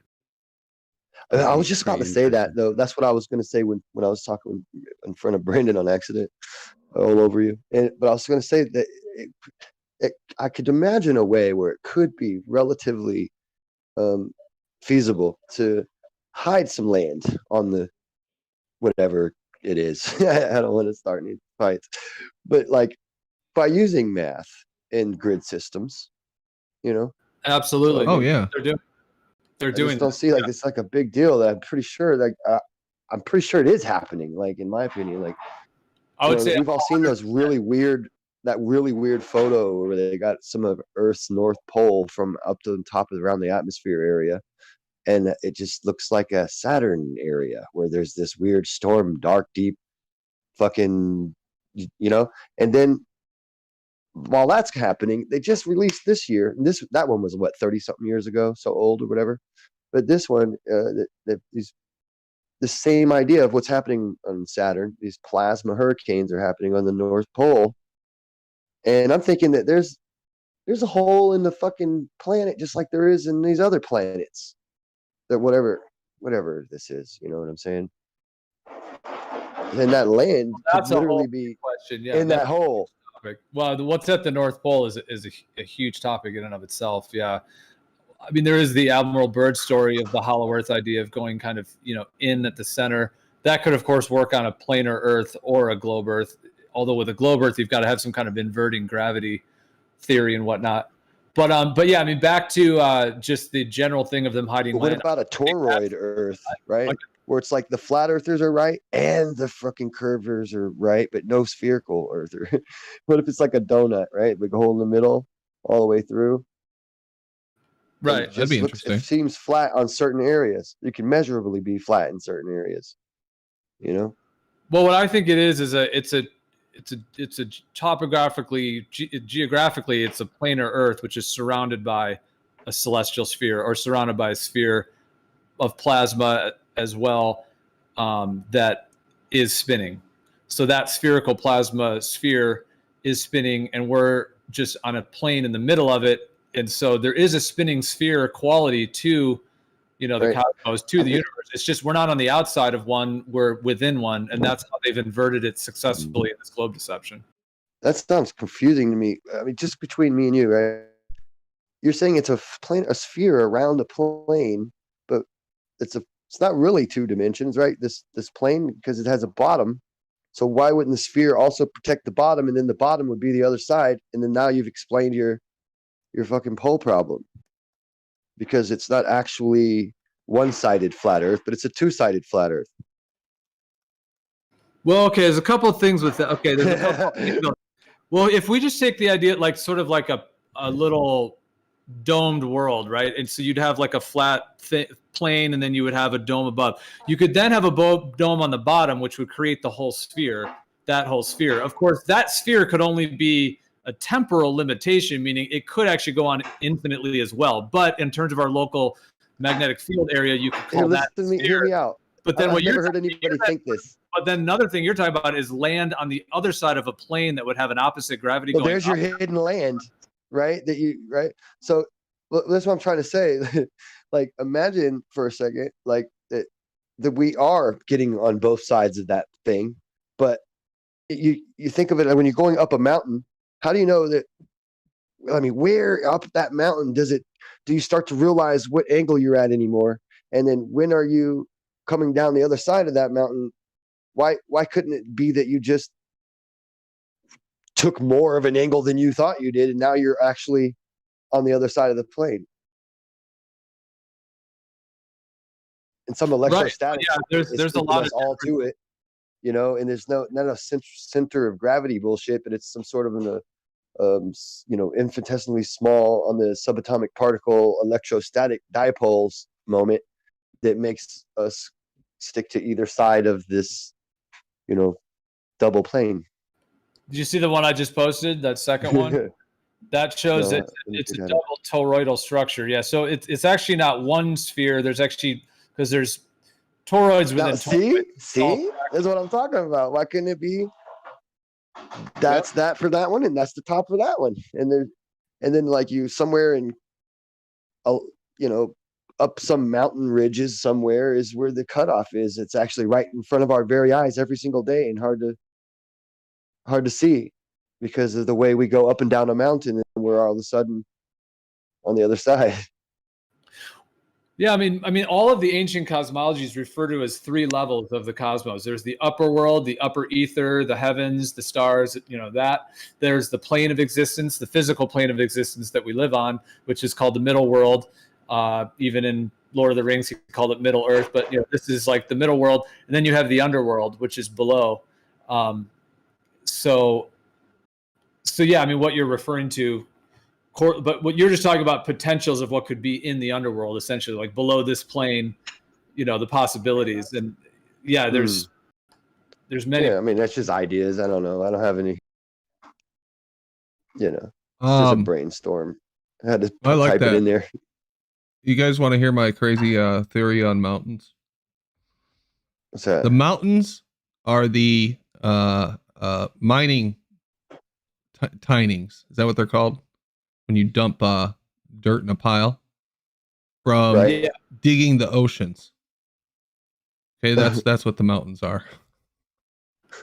Interesting. That's cool.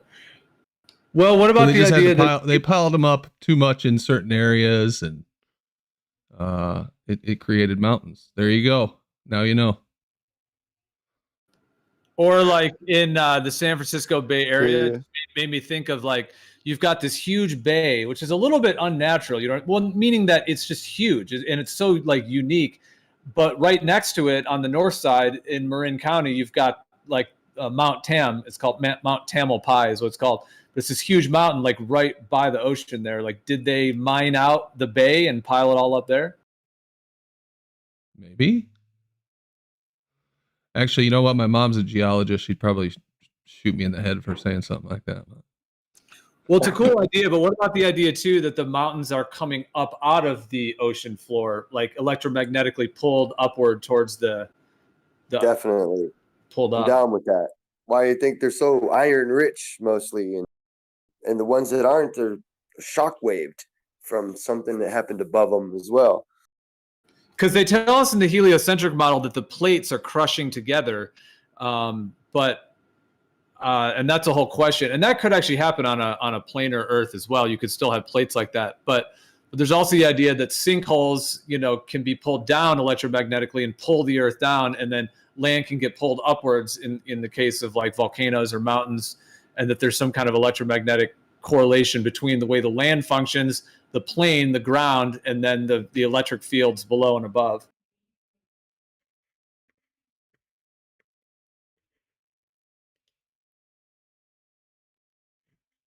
I think there's still quite a bit for us to figure out. That's for sure. That's what bothers me sometimes when people act like we know everything. Like it's all God. settled. We know everything. We've got it all covered. Just like the idea that at this point in time, we've finally figured out everything about We don't. Yeah, it's like, well, why do you think they really like? You know, they really hate it when you actually bring them some data from their own sources that contradicts their own narrative. Because that means we don't know everything. Yeah, that pulls that security blanket out from underneath them. Well, and I think what happens too in this particular community, like those of us that are aware the Earth is a stationary plane, is that people expect us to have every single answer. Meaning that if we've been deceived to this level where all of us were literally born into a system, especially most of us were born back in the 70s, 80s, 90s. I mean, back then, I mean, we were just completely born into it, just like a fish in water. I mean, that was the entire world that was sold to us. So to think that as humanity starting to figure this out, to think that we would have all of those answers of the mystery of the truth of what the Earth actually is Brandon, unfortunately, just because it's not, I don't think it's just because that they disagree, or that, I think it's the people that are giving you that issue, they have, personal issues and they're kind of mentally unsound. And so they feel the need to win and to turn this into a different thing than it should be. And, it's the winning and the competition and the, rivalry and the dichotomy. And that's what it's all about for them. It isn't even about this shit. Yeah, it's all so boring to me. Always has been. It's the least interesting part of this community, in my opinion. It's the least interesting is the trying to, everyone just using people, trying to fight and battle and strong arm and insult. And whereas like what we're, right now, it's more like we're building ideas, and we can have totally different ideas of what things are. But when it's more of an exploration of discovery this is the mode that is my favorite. Whereas the other mode of all the kind of fighting and which always leads to just insulting and, oh, I'm smarter than you and you're dumber than me. That stuff is just the least interesting to me. Yeah. You know what? I think once we learned that about each other with Geo, that's when we started getting along better.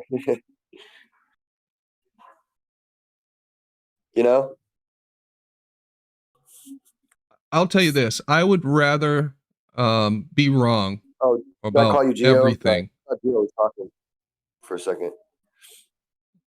Sorry, Brendan. Well, I just didn't comment on it because, I feel like things have always been all good on my side, but I hear you. But yeah, go ahead, Brandon. Oh, did I cut you off? I didn't hear you. Sorry. No, I was just gonna say. the TV. My wife just turned on the fucking television right in the middle of me, so I guess I got to get off of here. Oh, okay. I ain't All gonna right. fight with her about it. All right, guys. All right. Yep. Later, Grim. I was gonna say, I would rather be wrong about everything than sit back and think that humanity has everything figured out and I don't need to think for myself. I just personally, I find it so much more valuable to question everything and come from the mindset that, you know, there's still a lot to be discovered. We don't know everything. There could be huge differences in the way that we're taught, than to sit back and think, yeah, we got everything figured out. I don't understand someone who comes from that mindset that science has it all worked out. That doesn't make sense to me. Isn't there places in between those though? Like, isn't there, most people that believe that, no, not everything is figured out, but for certain things they can see where the confidence comes from. Like, for instance, when you're saying about the mountains, and you said your mom was a geologist, and we're talking about like how mountains are formed. It's true that we don't know everything. It would be wrong to say we figured it all out, but it would also be correct to think that the idea that we have about the way mountains are formed from the geological evidence is probably there's probably a reason to have confidence in that. It's because the evidence points to the same answer. Wouldn't you think that would be the case? Yeah, I'll buy it. I don't see just any harm in questioning things though, and probing and saying, well, what if this is true? What if that's true? I think that's where innovation comes from. 100%. Absolutely. Well, Brandon, let me ask you this: How long have you always had that perspective, or has it changed? Because I resonate with what you're saying, and then I was kind of thinking back in my history, like, how has that changed for you over the years, or has it always been like that way for you? No, I have always been one to question authority or just think outside the box about things, and always been kind of a rebellious person.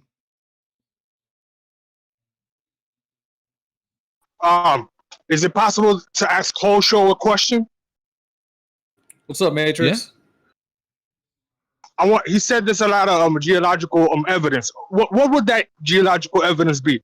Because as far as I could tell, you can only take the sand or the dirt or whatever and analyze it and come up with conclusions. You can't definitively say anything of how it got there, how it's formed. So what evidence is he talking about it exactly?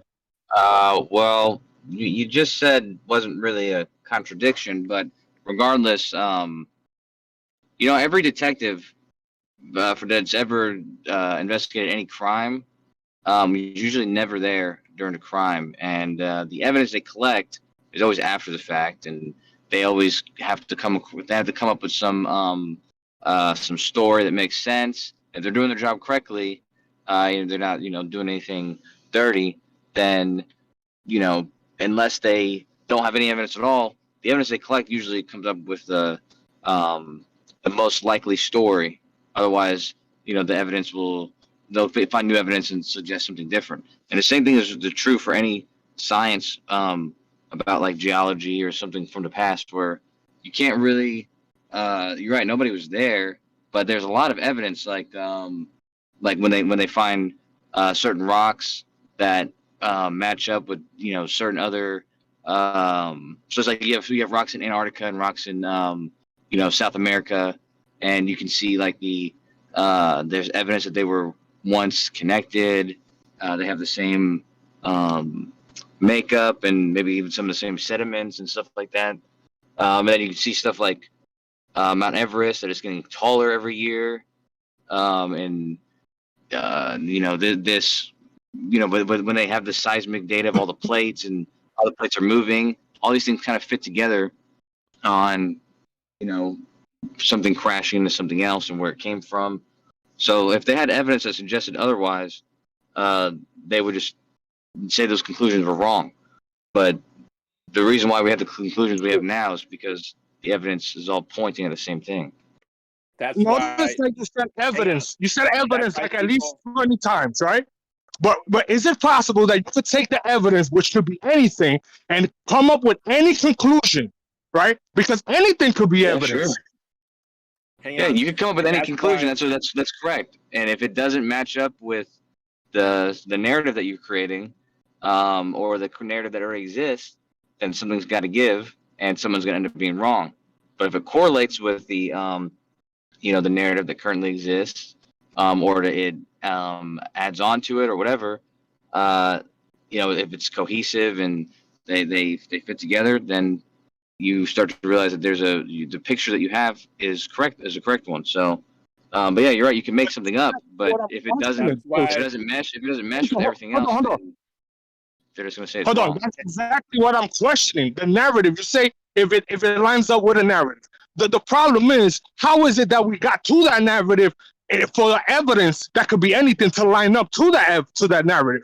That's exactly what's being in question. The narrative. And why do things have to point to this certain narrative? Who created this narrative? Where did it come from? That's why you have people. Listen. That's why you have people that are wrongfully accused in court because they're stupid ass detectives. Yeah, but I already addressed it. I said we're talking about people who are doing their jobs correctly. But regardless, somebody's going to come with a hypothesis, and it could be wrong or it could be right. And the reason why they continue with the hypothesis is because the evidence is leaning to it. So if for some reason somebody came up with some new evidence that was kind of contradictory to whatever the hypothesis is, that's usually how they make a new hypothesis. The person who finds an evidence might come up with a new idea of what happened, and So if that their doesn't evidence happen because it's consensus. It's usually No, it does happen. In my experience and my research, anybody that ever comes up with a new idea gets 2 shots to the back of the head, or they get deemed called crazy or discredited. No, I mean it changes all the time, especially geological evidence. But the past 100 years has changed drastically based on the new evidence and shit like that. People call it new evidence, and if it's what you described before is the current model, the way that things are being pushed, like in terms of quote unquote science, is what you said. This idea of making a hypothesis and then trying to prove it right or wrong. I think that is a fundamentally flawed logic that leaves room for a huge amount of deception, because like that approach of finding truth has a lot of problems. You're creating a hypothesis. I didn't say that though. Because then, like, what you end up with is exactly what I was hinting at, Gio. That's exactly what I was hinting at. That anyone you misheard me, evidence, come up with a hypothesis, right? And that's it. It has to be the hypothesis. But nobody really understands how he came up with it, how he figured it out. It's just something that everybody else has to follow for some reason. And if they don't, they will lose their jobs, they'll get discredited, or 2 shots to the back of the head.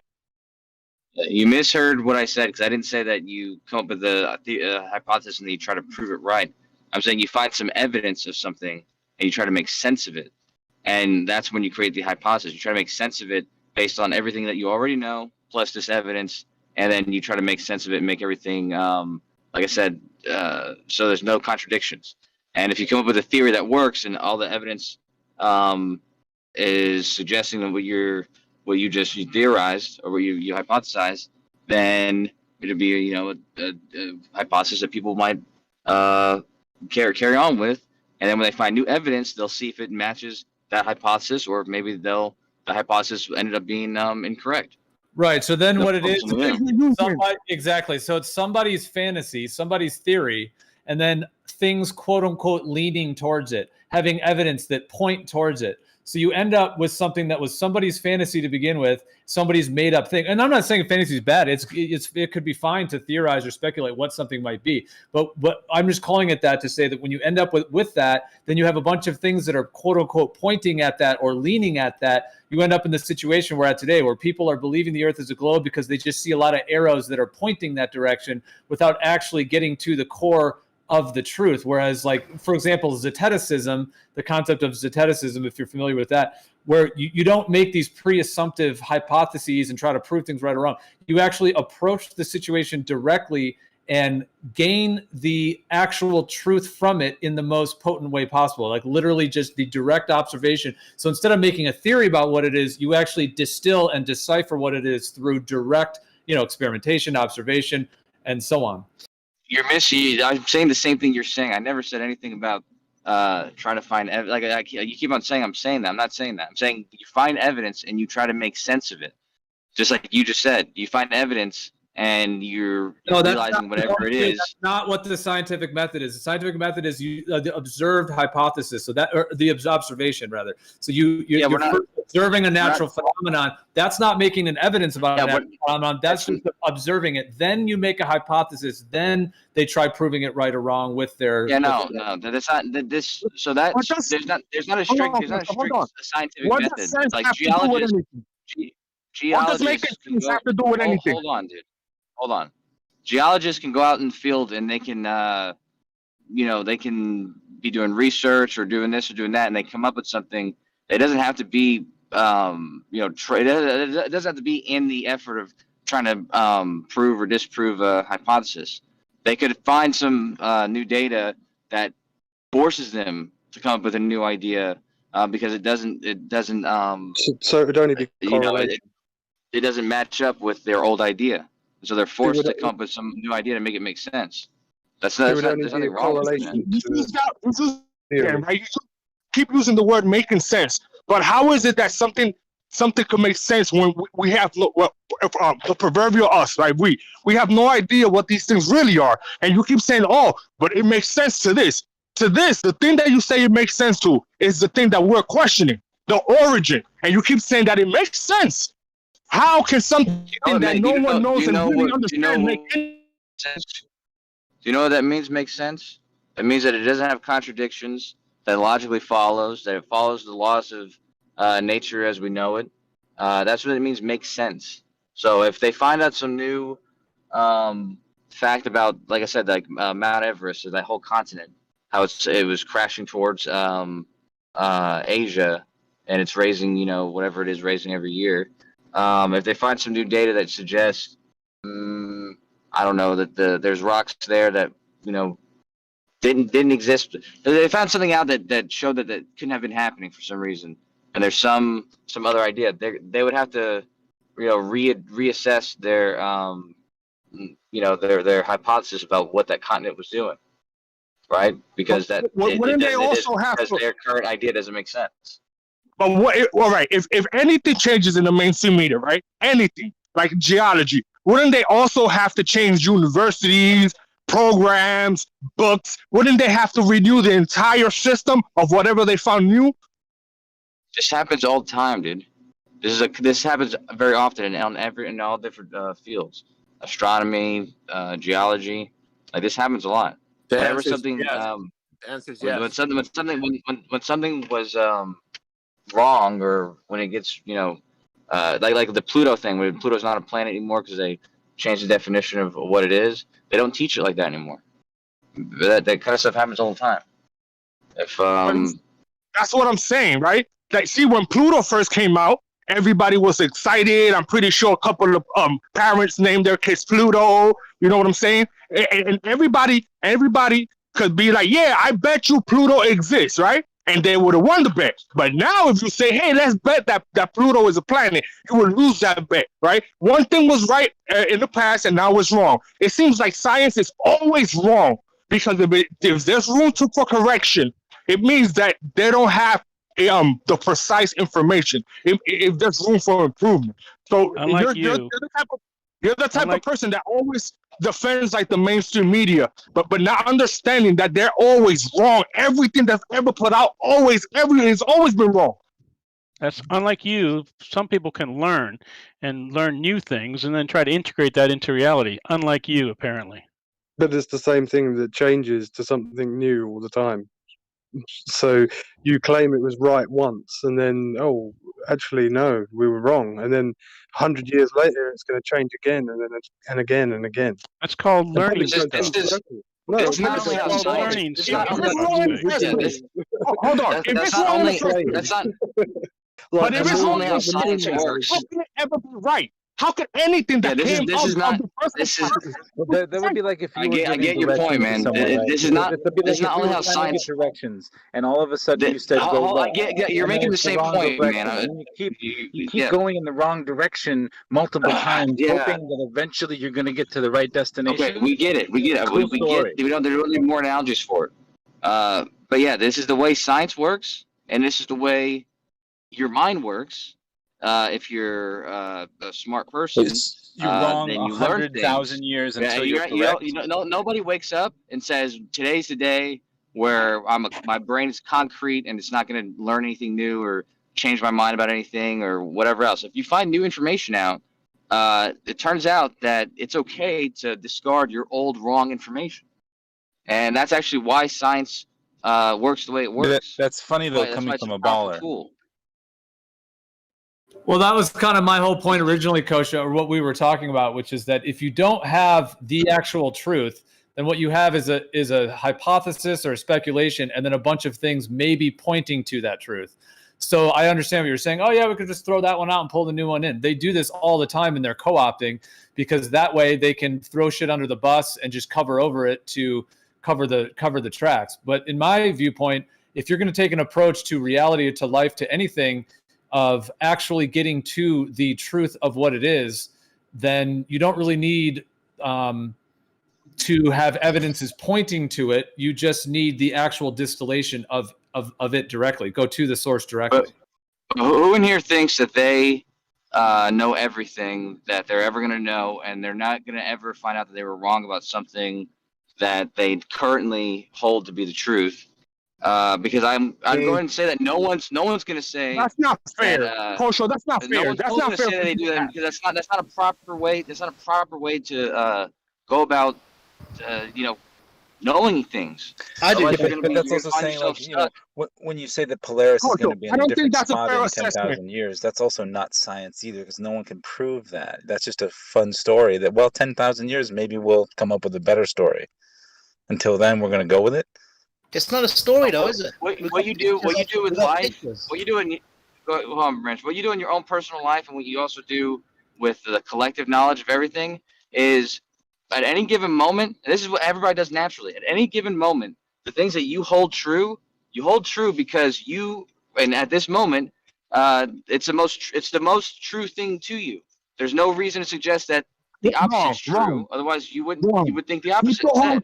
So the reason why we think because they've heard it their entire is life. because it's the most popular consensus it's can what be most swayed the one evidence way or points the to other. currently right now. No, you can sway popular opinion to say that most people think something is true or not based on a poll or a fucking news article.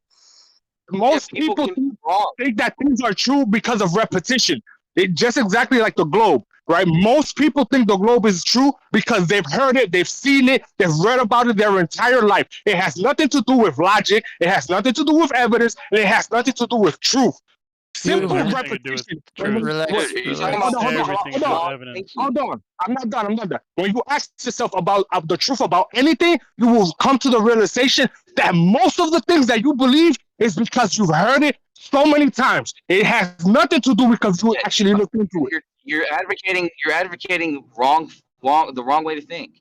Sure, there's people who come to the conclusions the wrong way. That's fine. That's not something that you should be advocating in any way whatsoever. People who do that are coming to knowledge in the wrong way. And if you do that in science or you do that in your own life, that's the wrong thing to do. So tell me, Coach, how is the right way? For thinking the things you think. How is the right way to come into knowledge? I just answered you. I just told you. I just said the words. You should have reasons for thinking the way you think. You should have reasons for the things you hold true. Yeah, the problem is that makes logical sense, all right? The thing that you're saying. But the problem is that isn't the case. It isn't reality. It isn't how people absorb knowledge, right? You want to make it seem like everybody's so critical, everybody's so analytical, but everybody isn't. Most people just watch TV, work, jerk off, go to club. They don't really have time to do these things. Most of the things that we talk about on here is foreign to most of the people. You understand? And I'm sorry you're that way, Jay. I'm not.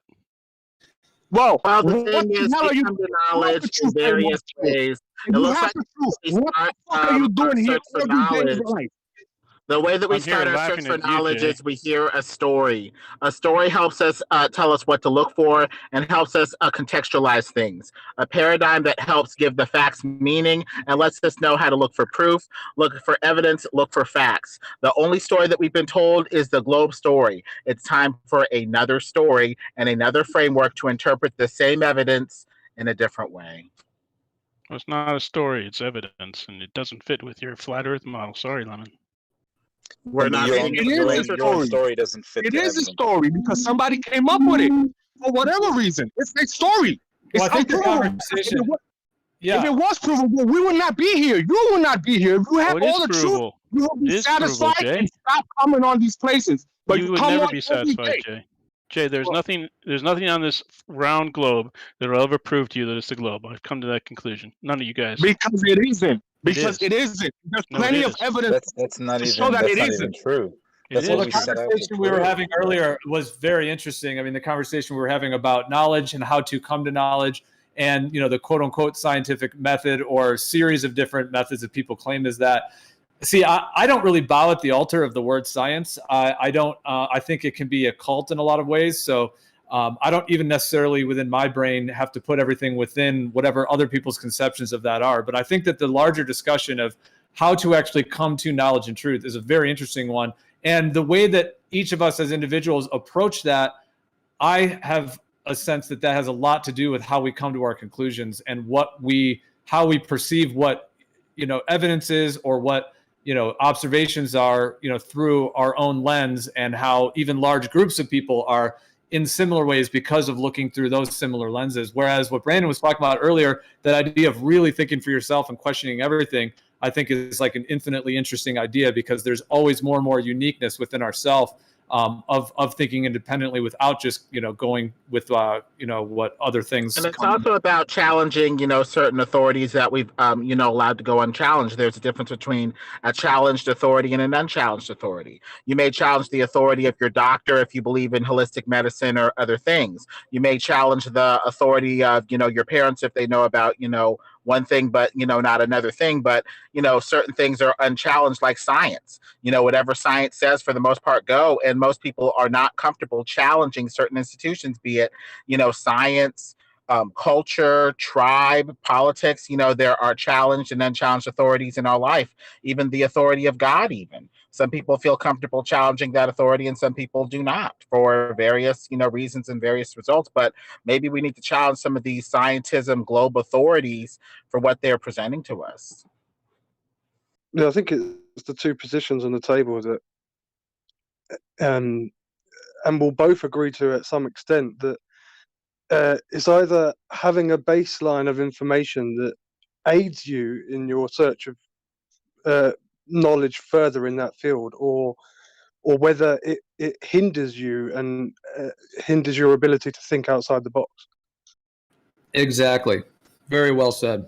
And that's where sort of that big E word, evidence, comes in, and what people claim as evidence. Because I can understand somebody on the globalist side, they might see so much of that evidence, enough things that might point towards a globe, that's where they actually put their final, because on some level, everybody lays their chips down, like on some level, what do you think the Earth is? Now, some people might be on the fence, but yeah, I mean, is going about it that way going to be a for sure way to get to the truth, by just accepting, authorities' information that seems to point towards a conclusion, and even though maybe you don't really know, you just sort of believe that blindly just because there's a lot of arrows that seem to be pointing that direction. To me, I don't see that as a full and complete way in terms of like logic to come to truth. Well, sometimes you got to come back to these stories, because the flat Earth story has been for many years, flat earthers thought it was flat because they were backward, they didn't have satellites, and they were basically stupid.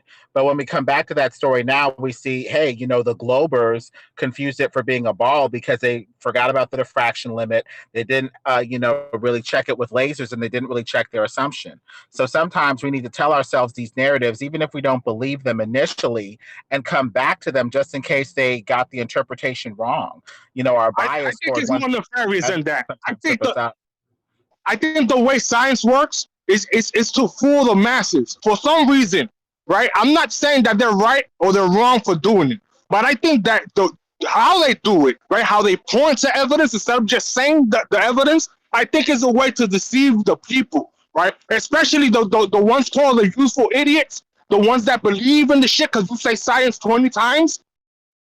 I think that's why they do it. I don't think they're making mistakes. You I can don't think back they it get up it wrong. yourself, I Jay. think it's also more about the quest than the answer. Every answer leads to another question. And I think it's the question that, as long as you're questioning as opposed to accepting an answer. And when we hear science, we're supposed to think unquestionable authority, No. objective facts, reason, and evidence. But that's not always the case. It's a dazzling spell that sometimes has no substance. You can back it And up that's the thing, because yourself. Do the people might experiment not actually be yourself. lying. They're just perpetrating the lie because they believe it themselves. Do the experiment yourself, for What fuck's sake. experiment? What experiment? What independent and dependent variable should I use for? Figure that out. Do the experiment. No, I you don't know tell what me. it depends on it's your so experiment. abundant. You gotta be smart enough to figure it out yourself. Well, we can do the experiment, but that doesn't mean we'll come to the same conclusion. That's where Well, the no, narrative, because the story, Lemon, and the there's paradigm comes in. like you and who's the other? You and Matrix. There's nothing that'll ever, and Geo here. There's nothing on the globe that will ever convince you it's a globe. I mean, I could take you up into space tonight and show you the globe, and you'd say, "No, it has." You'd come up with some ether Well, I band. heard the story of the ether, this flowing substance of space around you and me, and I see the 15-degree per hour shift in Bob Nodell's instrument, or whatever the heck people say is going on with these gyro compasses, gyroscopes, or what the F ever, and I see a flowing substance of space flowing gently over the Earth that is motionless and at rest and probably flat, instead of the Earth being a ball spinning in space. So at this point, we're talking about the stories and the narratives that we're willing to use to give us proof, evidence, and interpretation. Michelson Morley proved you wrong 100 years ago. You can do that experiment yourself to verify. But I can counter that story with, a story of atheist materialist men like Michelson Morley and others who were unwilling to go with something geocentric, motionless, and at rest, and cobbled together any Lorentz contraction to avoid the obvious implications of their experiment that we're not getting the 66,000 mile per hour ether drift around the sun, probably because we're not moving, and at best we're getting much lower ether drift speeds from an ether gently swirling over the motionless, unmoving There is no Earth. ether. They disproved it, and people have redone the experiment and come up with even smaller limits on the experiment. So it's time for some new stories, for new interpretation. Not I new think. stories. These are not stories. These are scientific facts. Fuck's sake, Lemon. The facts are nothing without a paradigm to help interpret them and give them meaning. That's where not the the way story it comes works. in. That's not the way it works. Science, You don't start. science can't You don't prove start off with anything. You don't start How off is with it the that So if new evidence comes to light, we should look into it, right? So Yeah, if no shit.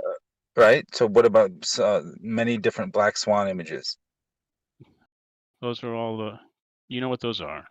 He's going to reinterpret the black swan based off of the story that he believes the globe. No, right, exactly. that's not You're how going to it say works. that's not legitimate. It's Like we don't need to refraction. look into that evidence because we already have a bullshit answer for it. If there's You no guys curvature, notice they have to how the reinterpret globers the have shape of the Earth. infinite refraction points?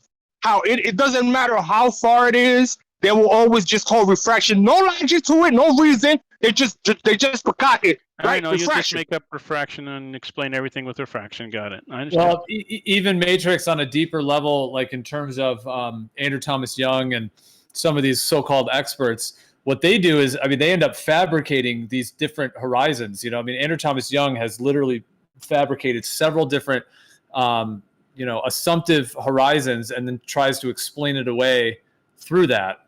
So it's like an entire assumptive false model built upon reality to explain away the fact that the Earth is always appearing as an extended plane with mirage effects. Sure, Gio, that's clearly the case.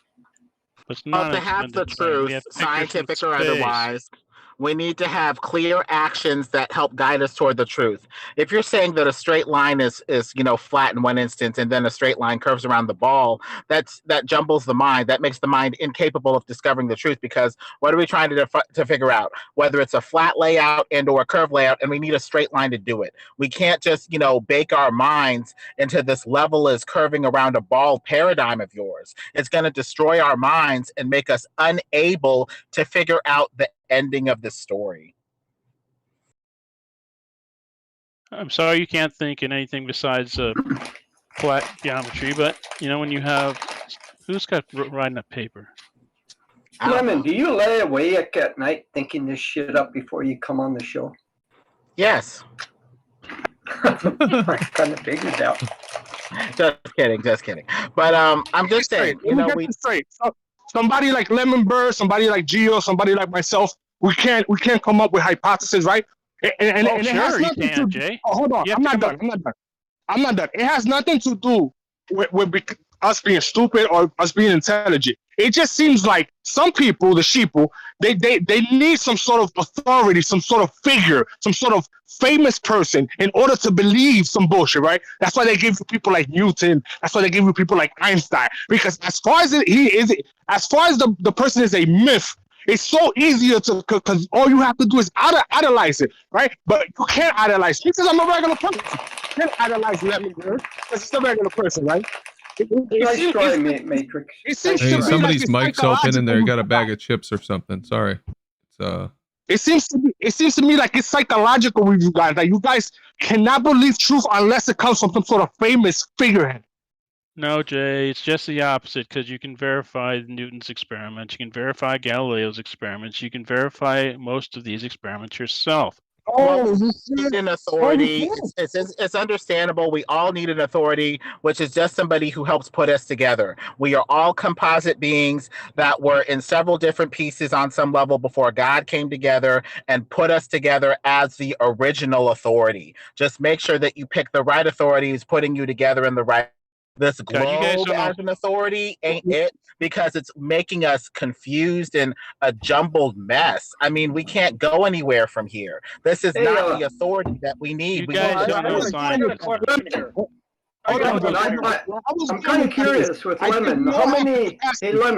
How many Ken Wheeler shows do you watch a day to keep in practice? Hold on, Matrix. Let's let George get in. Go ahead. Hold on. Go ahead, George. I was just wondering, I wanted to ask Lemon, how many Ken Wheeler shows does he view a day to keep in practice? I thought you had something actually to say, but you just wanted I got the question. You're just I want to know if anybody actually knows a real I like scientist. to answer there just really quickly. I can take, any form of trolling and bring it to ultimate good. There's no problem here.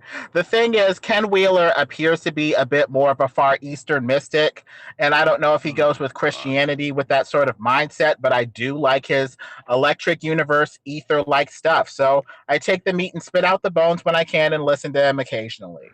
I got a question about what was I want to say it has nothing to do with his philosophy. It's just that he's a master at word salad that you seem to emulate. Making fun of regular people, Ken Wheeler, Quantum Eraser, any that doesn't have the backing of the main media seems to be open to ridicule, right? If the person is not a myth, a giant monster amongst men, seems to believe it.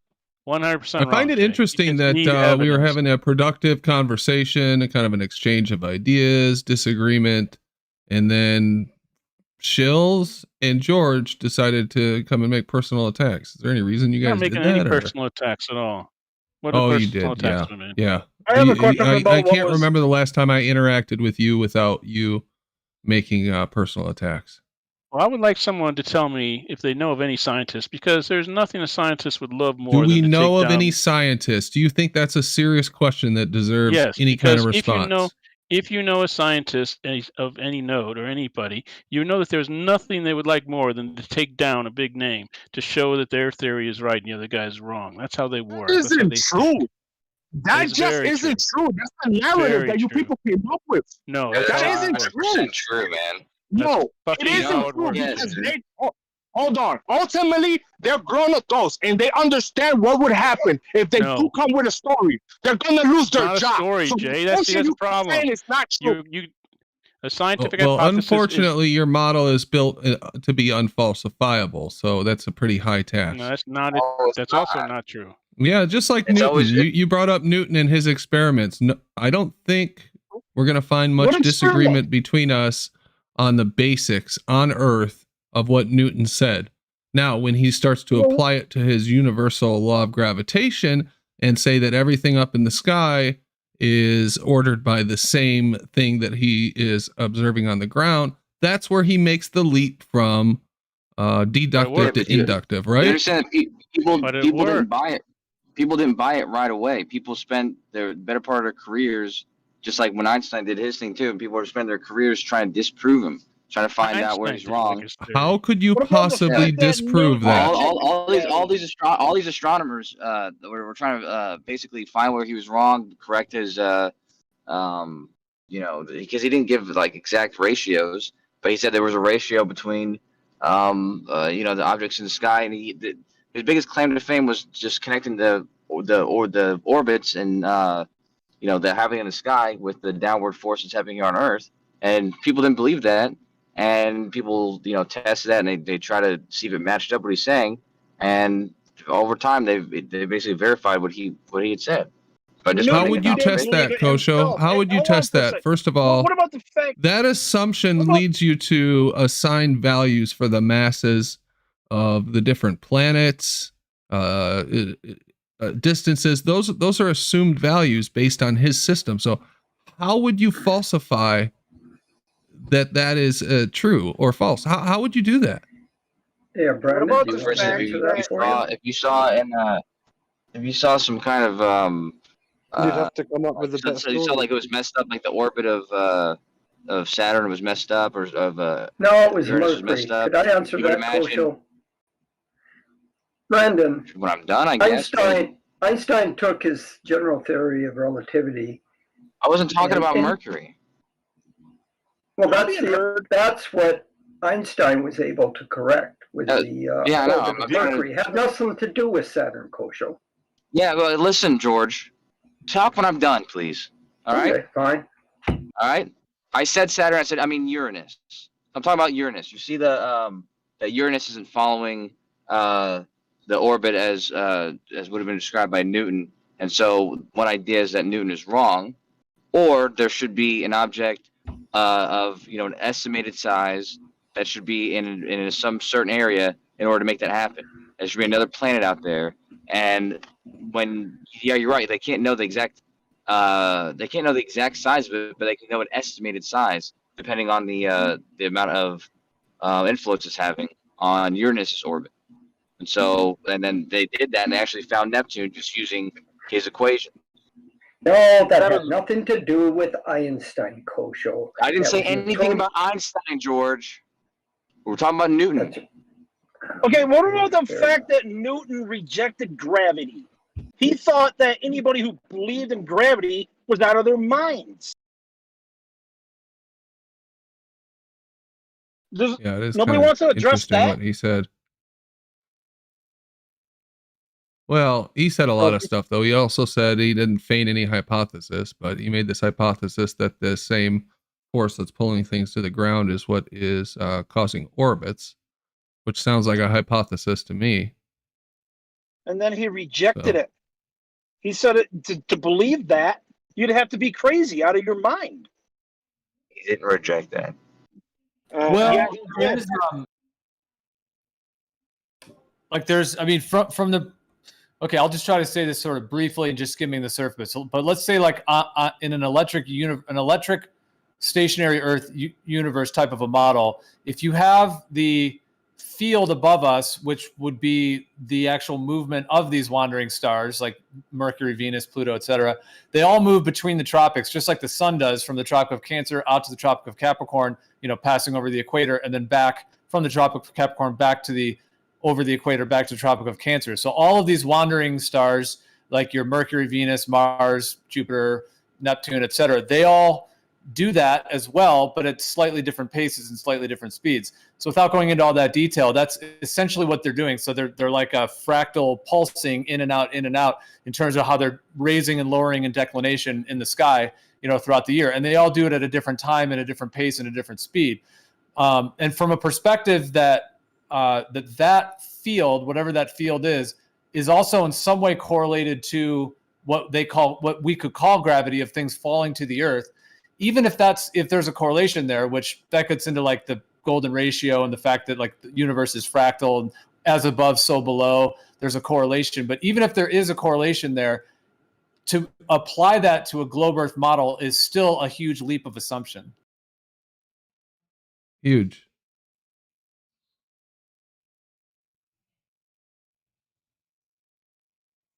I don't remember what the original topic was, but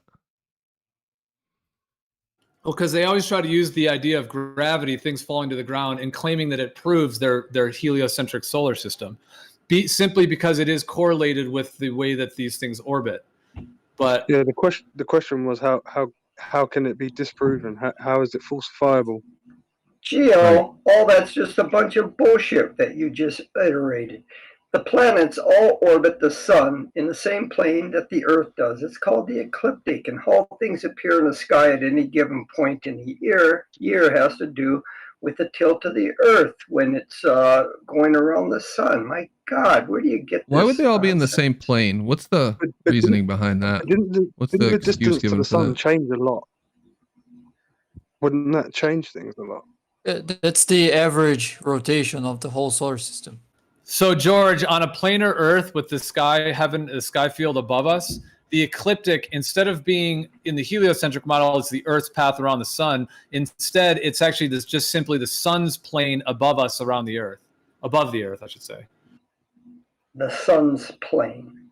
What do you mean? George, in a heliocentric model, what is the reason given for all of the planets being on the same ecliptic plane? When the solar system was forming in what we call the accretion disk, as matter was coalescing and gathering together to form the planets, there was one big accretion disk. And as various portions of that disk formed planets, they were just all naturally in the same plane because it was all came from the same accretion disk. Doesn't that seem a little convenient to you, George? No, it's not convenient. That's the way things work. We can see it. We can look at galaxies or solar systems forming out in the cosmos, doing the same thing. I think it's so weird how galaxies just decide to form in any random place, right? The vast majority of space, but galaxies just decide to form in a certain area and in a certain area. And what happens in the space between the galaxies? Why galaxies don't form there? Why so specific? Because there's no matter between the galaxies. Jesus, there's space that is primarily empty. In their model, they have to invert everything. So instead of the Earth being a plane, they call it the galaxy as a plane. It's What just do you mean the Earth being a plane versus a galaxy? See, again, this is word salad, Geo. You have no idea what you're talking about. If you want to talk about the idea, words that are meaningless. If you want to talk about the idea of an accretion disk, that concept of essentially that's the dielectric plane within a larger.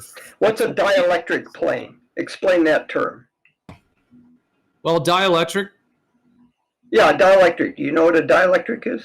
Diametric inertial plane is really the full, because inertial would be non. No, you haven't explained. You're just hedging and you're throwing words out there. You have no idea what you're talking about. I'm gonna have to mute you because you're completely interrupting. So so dielectric means non-conductive. That's why it's the ground, the Earth. It's a non-conductive system. That's why it is the ground, because it actually absorbs charge, and of course things fall to the Earth as well. So it's dielectric because it's non-conductive. And then it's inertial because it's not moving. So dielectric inertial plane. The reason I brought it up is because you were talking about the accretion disk and the larger galaxy and so on. That would be a disk forming out of an XYZ axis of some sort. And so what I was saying is that if the Earth itself is the plane, then that model has just twisted the galactic plane for the Earth plane in terms of their inversion of the how they've done this huge macrocosm, microcosm inversion of the cosmology. Nice words. You're a lot like Lemonbird. Can you show us this? Can you show me the geometry of this that you just spewed forth? That actually makes no sense. That has no meaning. You guys are masters at putting words together in phrases that sound impressive that have no meaning whatsoever. They're easy to either misunderstand or hard to understand. It's just words thrown together. You guys see what I mean about the common folks? They can't come up with anything because it's immediately deemed nonsense. You can't if you just throw words together of jargon into meaningless phrases. Okay, so what was meaningless to you about a dielectric plane? Do you know what a dielectric inertial plane is within a field, a magnetic field? So what in what I said didn't make sense to you? I could clarify every word that was said. Okay, dielectric inertial plane in a magnetic field. Dielectric, yes, is not conductive. It's either a poor conductor or an insulator. But dielectric plane, what do you want to say? You have a plane made of material that isn't conductive? Is that what you want to tell me? Well, I mean, it certainly sounds like what I said wasn't meaningless because you got so much meaning out of it that you were able to. No, I didn't get any meaning out of it because it's meaningless. It doesn't mean anything. Well, we were talking originally about the galaxy being a plane, and then I referred to the idea that they've twisted the galaxy of a plane, whereas the Earth is a plane, in my viewpoint. And then we were talking about dielectric inertial plane. But galaxies. The Earth would be, the Earth, in my viewpoint, the Earth is the dielectric inertial plane. It's the non-moving, non-conductive plane. Galaxies aren't planes, though. Well, then we got started on this because Brandon was asking why you guys have to use, like, why the solar system is on a plane and then why the galaxy is on a plane. Yeah, there's an answer for that. Yeah, it's not a plane. It's not a plane. They happen to orbit within an area that's confined that describes an orbital plane, but it's not a plane itself. They orbit all within the same plane within a tight angular deviation. And that's just because if you say you spin something around, the centrifugal force puts things in the same plane of rotation about a central point. And as matter coalesces, the objects continue with the same angular momentum as they started with, so they have to be all within the same plane of orbit. I mean, you just described the opposite of reality. It's not hard to understand. Yeah, I mean, what we observe in the sky, like I said before, everyone can look up in the sky and see where the tropics are and the equator is.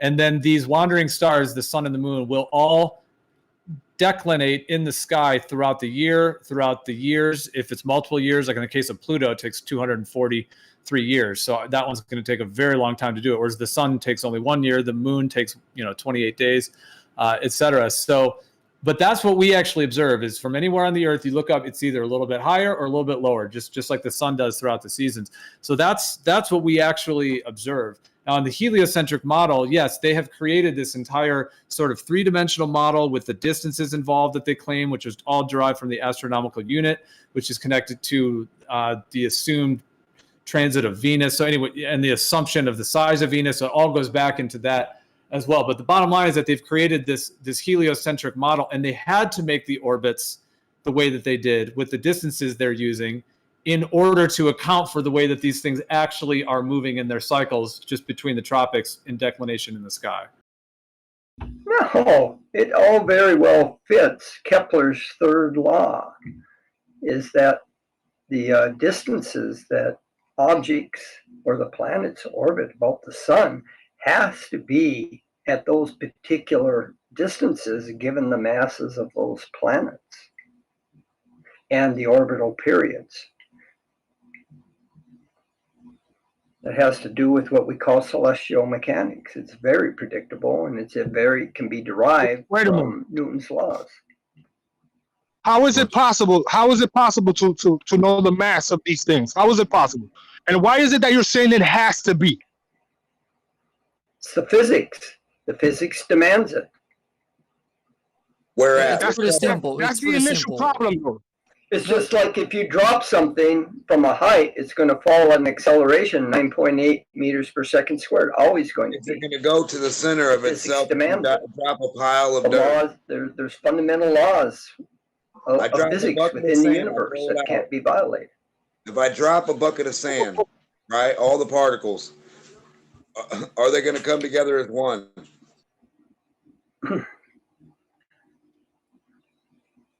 He's probably got you muted, T-Buck. What I want to know is how is something that is ultimately intangible, right? These planets, these stars, these luminaries, whatever they are, we can never physically go measure them and touch them. So how is it that we know the mass of these things? How is it that we know the Because we have how can we That's very easy. these things without any doubt? We can Because get we it. made it all up. We can get it from Kepler's laws. All you do is you make an observation of how long the planet takes to orbit the sun, the distance it is from the sun, and knowing the universal constant of gravity, you can figure out what that mass has to be. You infer what it is. You don't have to directly go and set a planet on a scale. It's just that we do this all the time, even here on Earth, and making measurements. A lot of times you can't make a direct measurement. Hold on, guys. We're all over talking each other. Hold on. So can anybody tell me that that wasn't the same exact word salad that he accuses Lemonbird of saying all the time? No, it's not making a direct measurement. You can infer. For example, take yourself a basketball. Can you measure the diameter directly of a basketball without destroying the basketball, without drilling a hole in it? No. What do you do? You measure the circumference, you divide by pi, and you know what the diameter is. That's an indirect measurement. That's an inference never been done on the diameter. Well, Hold on. Let me make a point. Let me make a point about this mass of the celestial objects thing. You could change those values. Okay, let's say you assume this, Kepler's model, and you change those values to whatever you fucking want to fit the model. Though that's that is your variable that you can change, and no one will ever be able to falsify it. No, you're wrong. It will, because it won't fetch the model. The distances, the masses, the distances, the orbital periods have to be specific values in order to follow the physics of Newtonian gravity. In your model. If you just Correct. arbitrarily change the mass of these things, then you can detect that its orbital period becomes wrong for that mass. It's not Is that why the something you distance invent. to the sun changed all the time? You don't have anything orbital. Wait, are you guys sure about this? Hold on. You don't have anything. Really quick, guys. Are you guys sure that the mass is that important? Oh no, we're gonna wait for you to straw man yourself. No, I'm Show us the being orbit. completely for reals here, dude. Is it the speed Yeah, I know, or is I it the am mass too. that's important? Because the mass drops out of the equation. But if we're making conclusions based If you're on talking the about orbital periods, the mass drops out. how is it that it isn't important? Dude, hold He on. said based on physics. Oh, hold on, guys. Show us the Let's hear physics. Branch out here. Go ahead, Branch. Explain I'm to just us saying, what you're okay, saying. I always thought that the mass drops out of the equation if you're talking about orbital periods. No, because It's you're about the dealing with the distance. universal law of gravitation. So you have to have the mass as part of the equation. That's what gives you your The mass gravity to of the thing offset you're the speed, orbiting, right? The mass of the thing you're orbiting matters, but the mass of the Yeah. object orbiting it doesn't. No, they both matter. It becomes, They he's don't. just talking about like the moon Okay. and like the Lagrange point, like it. Yeah, but it still matters. It still has to matter to be It in that doesn't. point. Yes, it does. To be where it's at, it has to matter, or else it would be farther out or closer, like the sun or whatever else. Well, yeah, Hey, you don't can they build need the- different don't they 3D need the mass models. to know the orbiter pattern? Is that All right. silent? Oh, Yeah. dude, silent. What's up, dude? Did you get your account back or your Yeah, yeah. Everything is okay, but all my computer is fucked up, man. I'm Oh. resetting it as we So speak. did you click on that link and did you fill out some stuff? Is that what happened? No. I don't even. I didn't even know what was going on with that. My friends called me in the morning, saying that I was posting links. Everybody kicked me from their servers. Man, I didn't know about this, and I just fixed it. I had to reset my computer and everything. I downloaded a program. That's what happened. So, And so if you look at Kepler's third law, A program that had a phishing thing in it? yeah. So I was Yeah. gonna say that don't they need the mass to calculate the orbiter first? It's a circular reasoning. I don't know if you guys. No, you don't need the mass for that. You don't Branch need just the mass. posted. Look at Kepler's third law. The mass of the object orbiting is not part of the equation. Let me ask you. Doesn't the mass dictates how much attraction has to the other But also object? the inertia, so they cancel out. Because the more massive it is, the more inertial it is. Listen to the question. Doesn't the mass dictates how much attraction there is between the two bodies. Yes. Then how are you going to tell me that mass is not relevant for the other object? Because we're not measuring the attraction, we're measuring the time period. They're two different things, and they require two different requirements. The problem is something is more attracted to something. Hold on. If something is more attracted to something, it will tend to move faster. If it's less attracted, it will tend to move slower. So how are you saying that it doesn't matter? It is a direct causation of something. Because it's also more inertial. Because it's also more inertial, and those things cancel each other out. And you can also think like that. For example, let's suppose you have a mass 1 orbiting a star. So that mass is at the right force to keep that orbit, right? If you add another mass orbiting together with that one, it's the same distance, it's the same force, and they're both orbiting together. But you can also look at those two as one thing with mass 2, and that's not going to affect the orbit. It's two ways you can look at the same thing. In one of them, they have mass 2. Okay, so you're saying the mass doesn't matter. So if one's like the size of a pea or one's the size of the sun, that doesn't matter all of a sudden? Yeah, so I guess the universal law of gravitation didn't matter. It doesn't explain they get closer. Orbits. That's what I'm hearing. I think if they get close. The place that it does make a difference, though, is because other planets are attracting the object and causing. Basically, it's not just the sun affecting these objects, right? There's other planets affecting them too. From what, Branch? Like, for example, Jupiter is pulling on Saturn a little bit, and so is the sun. What's it pulling on? What are they pulling on? Gravity, man. There's this magic string, dude. There's this magic string coming out of Jupiter that we just can't see, and it's pulling on that. Okay. Well, hold on, but so wherever it's being pulled, the gas of each of those gas giants should be being pulled, so it'd be more of an oblong shape, wouldn't it? Nope, because it's pulling every molecule of the gas at the same time. That's funny. That's a cool. While rotating around the sun at millions of miles an hour. Gravity isn't generated by the whole body as one thing. It's generated by every single thing that has mass, which applies to every single atom individually. If something's pulling on something, if you're saying Jupiter and is pulling on Saturn a little bit, it's pulling on somehow the core of Saturn, but not the gas molecules. No, it is pulling. It's completely the opposite of what is it. Or one or the other. Yeah, They're both gas giants, right? Every single molecule. No. Every single atom of Jupiter and every single atom of Saturn attract each other. Yeah, they all attract each other. If you got a ball of Jello and you got a BB in the center, what the mass will do is pull the BB out of the center of the Jello and not affect the Jello, really. No. If it's pulling the whole Jello with the same force in all points, and it's not going to affect its shape. No, I think D-Mac's right. But wouldn't it pull because the BB? When they're closest would be the most strongest gravitational pull, right? Yeah, but once you're far enough, it would be more oblong. Yeah, that's why we have tides. But once the thing is far enough, those differences become negligible. So how can you tell? Gravity stop. No, it doesn't stop. I'm telling about the difference between the closest part and the furthest part. Because if negligible, how can you tell? How do you determine that they're actually moving towards each other, pulling on each other?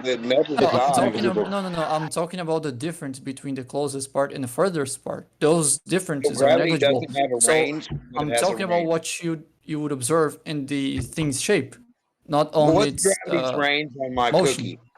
If I have a cookie in my hand, how much gravity does it have around itself? Like, what's the gravity orb size? Well, you can calculate it yourself. I'm not going to do it for you. The formula is there. Just use it. Well, I mean, you said gravity never stops. It never starts. Mass doesn't matter. Well, on a planar Earth type model with everything moving above us, like if we take like an AE map idea and then we like Tropic of Cancer, Tropic of Capricorn, and the equator, and if we just have all of those things moving, sort of like hands of a clock, but there's several of them, one for Saturn, one for Pluto, and they're all moving at their speed. They are moving in relation to each other. Oh, sorry. Like they are moving in relation to each other between the tropics. They're also changing in speed, and they're going in and out at a different pace. So there's actually like 3 main vectors. So it is possible to take that, like just like a time clock type of a system like that, and to invert it into this heliocentric model, which is what they've done. You have to use a couple core base assumptions when you do that, of course, like that the Earth is a sphere and that there's a vacuum surrounding the Earth. There's a bunch of things you have to do, but you can invert that into this type of a model. It doesn't mean that that heliocentric model is true. It might link with some of the orbital effects because they reverse engineered it from the actual timing, the time clock. Like my viewpoint, like the real time clock of what the sky is what it is. And they've just used that and the cycles to invert it into this heliocentric model to convince people of it. So you're claiming this model is consistent? They both are. It's a different. It's just like a different geometrical representation of the. If they are completely consistent, they should be indistinguishable, right? No. In terms of the positions of these luminaries in their model, yes, they had to make the heliocentric system the way they did to make it match. But yes, in terms of the positions of them, they both work. What's the other model that is compatible with this one? That is compatible with observation and all kinds of them. You can use a dinosaur egg. You can use a turkey duck. You can use, a log. You can have a round Earth. You can have a flat Earth. Like whatever you want to map. I mean, sure, you can map the motion of the things by just doing observations. Hold on. Yeah, go ahead. Just go to the map thing and say, "Hey Siri, maps. Wrap that map around my 2-liter," and there you go. Wrap it around the pool bottle. There you go. Well, if the Earth is a plane, and if it's something like the AE map, something like that, and then if the sun is circling the North Pole, between the tropics, then these other wandering stars definitely would be as. All right, guys, I'm going to shut it down for the night. I'm starving. I'm going to go get something to eat. But thanks for hanging in there. That was fun. It was pretty chill, so I thought I'd keep it going later. Not sure there'll be a show tomorrow, but just check back and see. Depends on if I have to make a trip up north or not. So we'll see. But if not, have a good weekend, and we'll see you on Monday. Thanks to the mods for taking care of business. And sorry the chat froze, but I didn't want to take the chance of restarting OBS again. It's obviously something wrong with the drivers tonight. So not that anybody cared except for someone who wanted to talk shit for some weird reason. But anyway, talk to you guys later. Have a good night. And see you later.